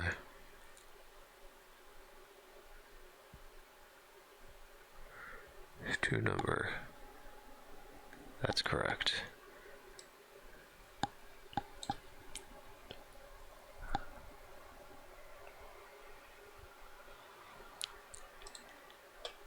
Is setting.img right there. All of those conditions are met. Okay. The only thing is this might be acting up.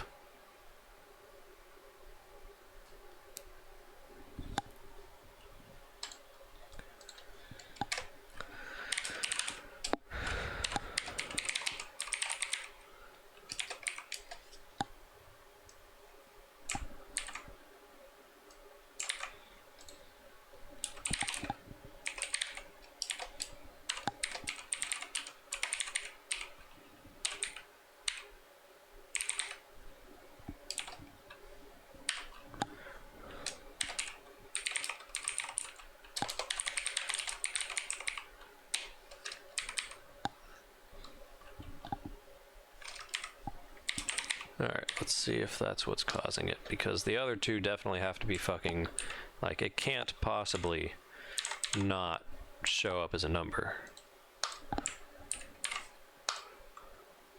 Even if it's not a number value itself, it's handling the conversion. So, did I reload? I think I reloaded.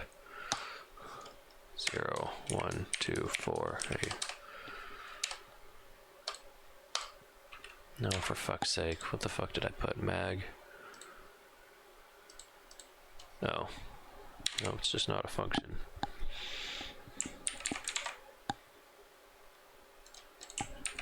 Save, reload. Drop down, go. 0, 1, 2, 4, 8. Image verification failed. Image verification failed. Alright, so that is it. We're getting somewhere.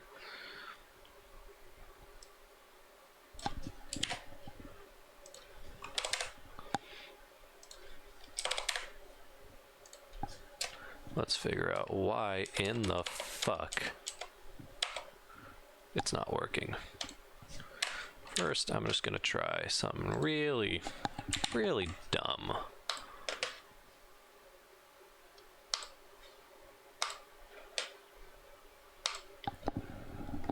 Turn it off and turn it back on. I get really concerned when this works. Stop. I didn't do anything to save.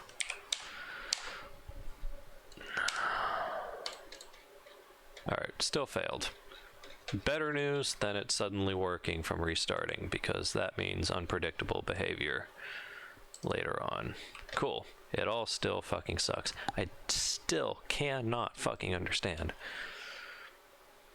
Which one are we uninstalling? Layout 21. I'll even pick a different one so it's not selected. I'm sure. Go back.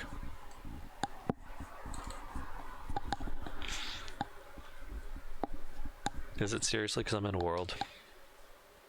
I swear to God. It's gonna be because I'm in a world. Nope. Still fucking didn't work. Delete. Layout 19. Fucking. Well, that worked just fine. I guess I need delay times in this motherfucker. Alright. That's fine. I can handle that. That's super duper easy. Boy, we kind of ran out of space over here. Well, it doesn't have to be in order, but wait.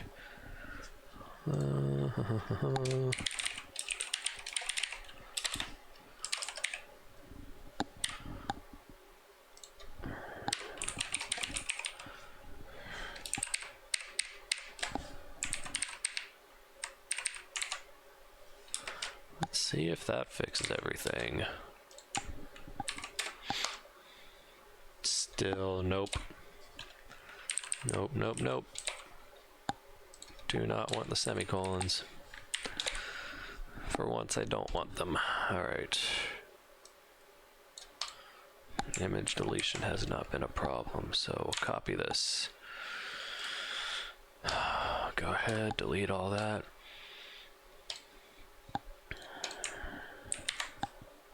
Right, but we still didn't figure out what the fuck is failing, so let's put some feedback for that as well. So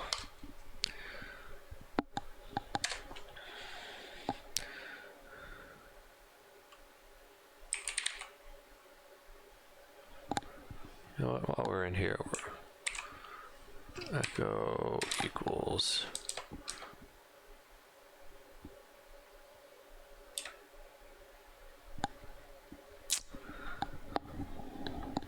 what?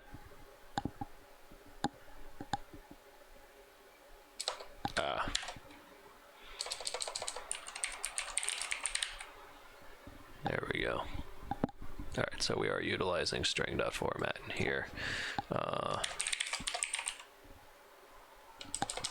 Close enough, we got there. All right.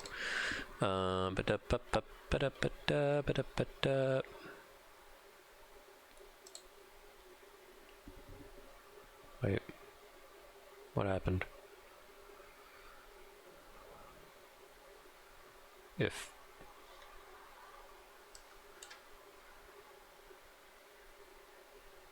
did I delete something?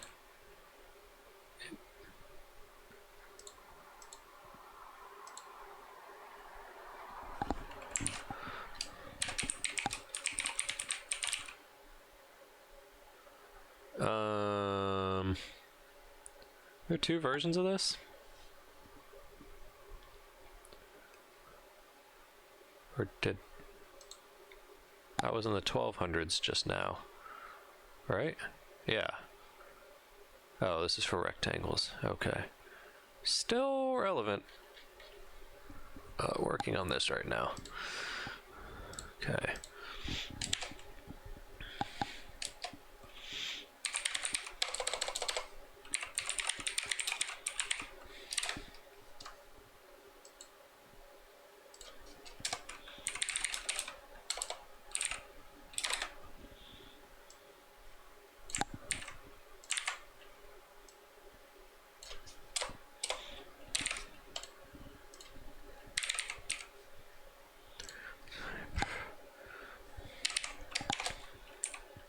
Oops.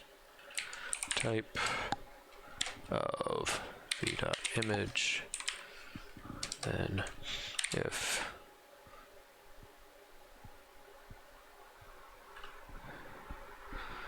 so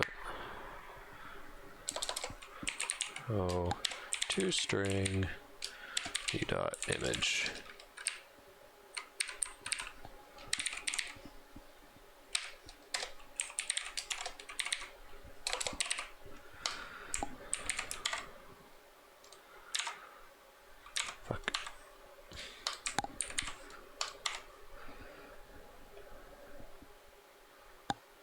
Reload.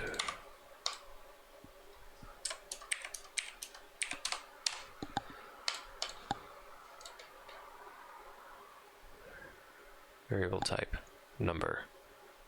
Type, number is the correct number.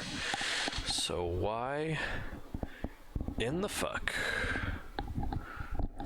would it fail?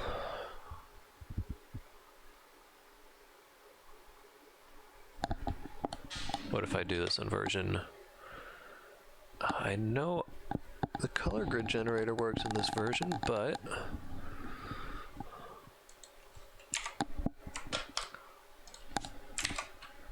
no, fuck, that's not what I wanted.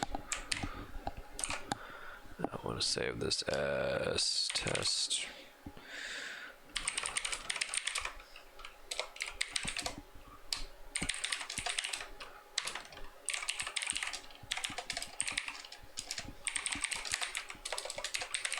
Alright, let's see what the fuck's going on.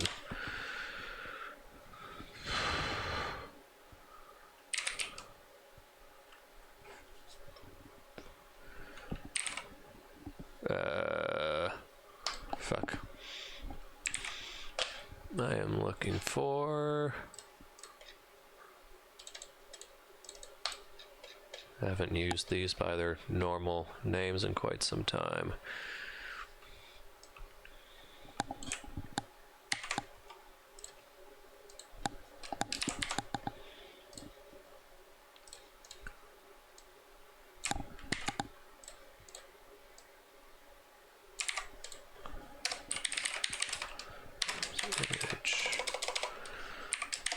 Image 679, I think, is what we just looked at.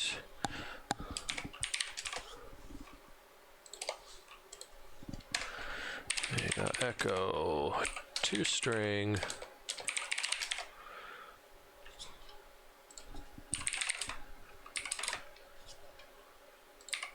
All right.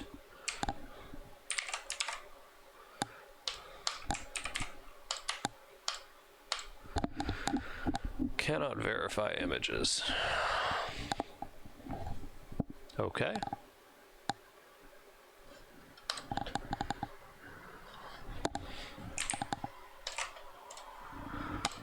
Image pool. 679. Sure the fuck doesn't exist right now. Wait a second.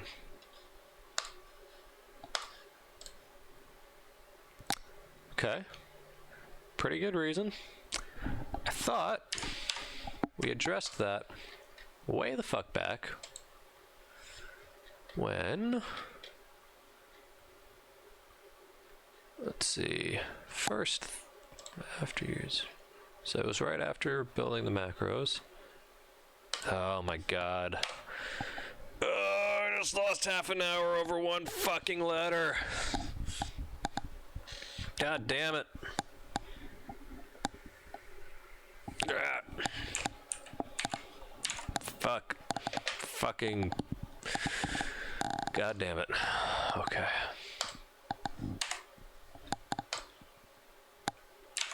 Alright, now that we deleted that extra S.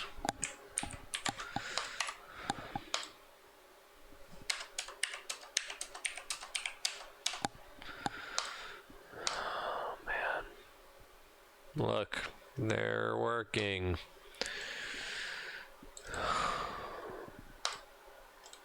Well,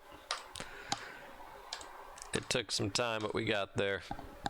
Oh, I could have saved fucking, 35 goddamn minutes had it not been for that. Okay. Cool. All right. So basic functionality's done. I'm going to go ahead and clean up, putting a confirmation screen on where everything is, and then I'll start cleaning up the actual contents of this fucking thing. Words. Those never get old. I fucking spend an hour on one goddamn fucking misplaced letter. Okay. Cool. Right. So, append, we're going to add an empty string there, and then what are we going to put in? So,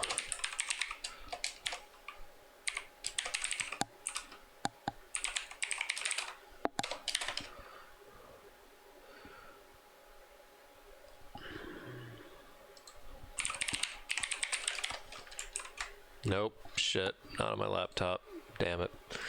Stored at, right, I was looking to put an extra one here.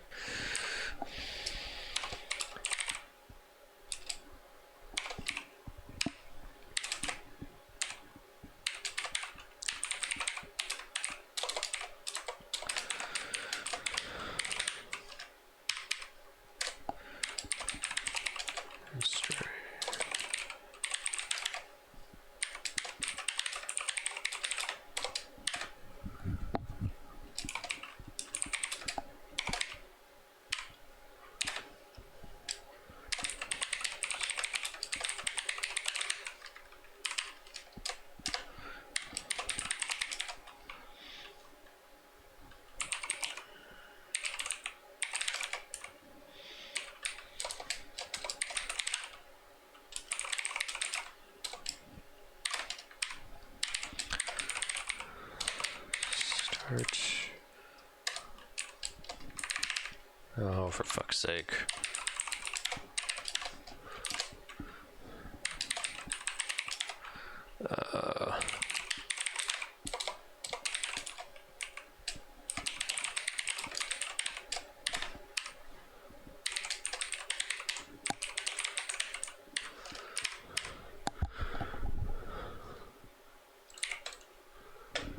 Okay. I think those are the main things.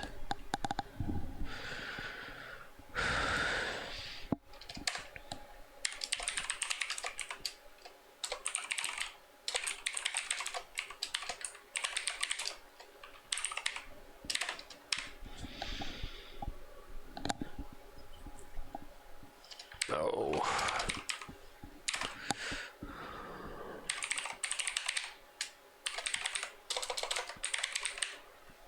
Just, yeah, that. And uninstaller macro. Was there anything else? Was there anything else? I think that'll be good for the moment. Copy that into here.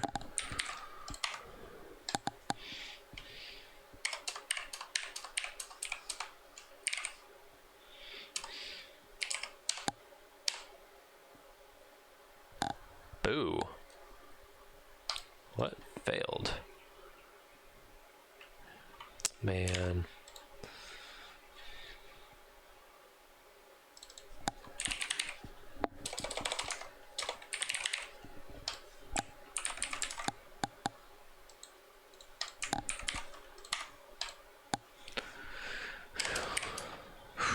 Oh, hey, it saves me from that.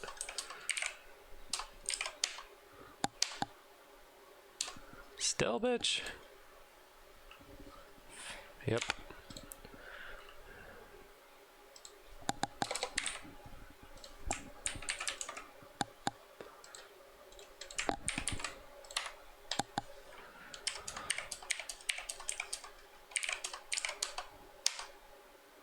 Man, I'm getting fucking, what the fuck?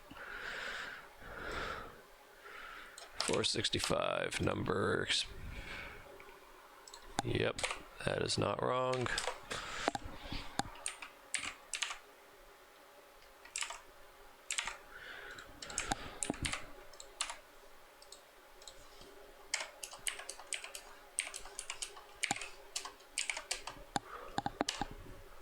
All right, got our confirmation screen finally, and it looks like everything went as expected finally. And there's our grid. Cool. All right, next up, so we've got all this working. Next is going to be to figure out, well, if I can get rid of that stupid little box. I don't remember seeing that before, but, well, nope, definitely not it. Nope, nope, nope. Image size? Nope, doesn't change anything. It would indeed appear that I cannot get rid of that little bit of outline. It's a little bit frustrating, but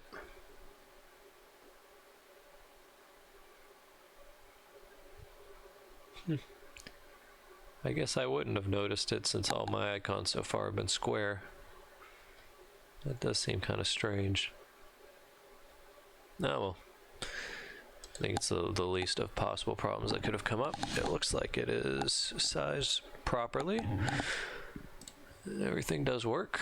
So, yeah. All right, let's take a look through that cleanup list then. So we've got our user confirmation screen running just fine. Now let's take a look at,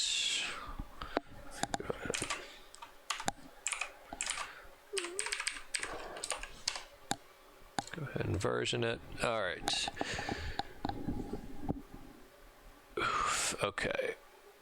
Times needed.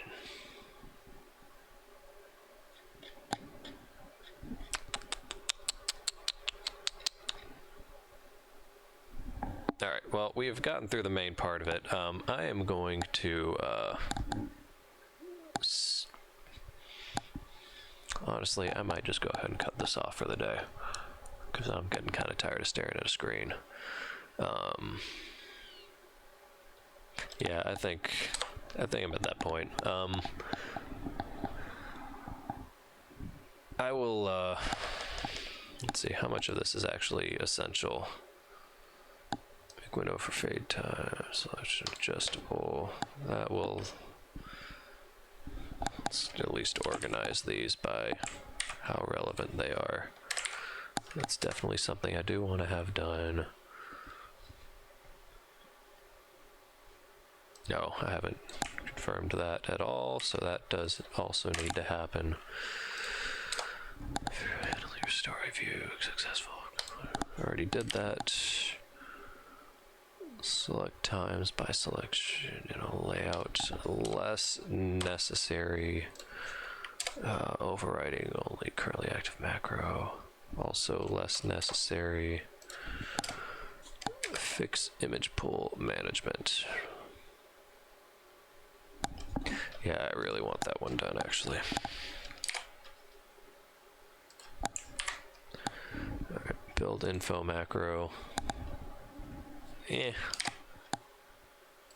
Be nice, but again, not a necessary one. Tweak cleanup function.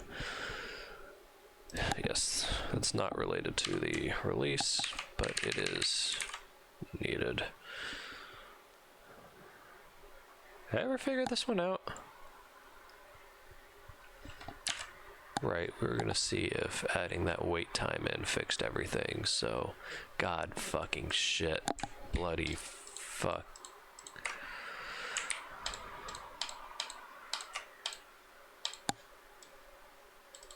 Alright, let's run that fucking uninstaller. Yeah. God damn it. Alright, well that one still needs to be figured out. I don't know how much more direct you can get than fucking delete. Delete, there's nothing locking it, there's nothing, whatever. Alright, maybe that's a bug in version 3 out, maybe 8, maybe layouts don't delete. I don't know. Alright.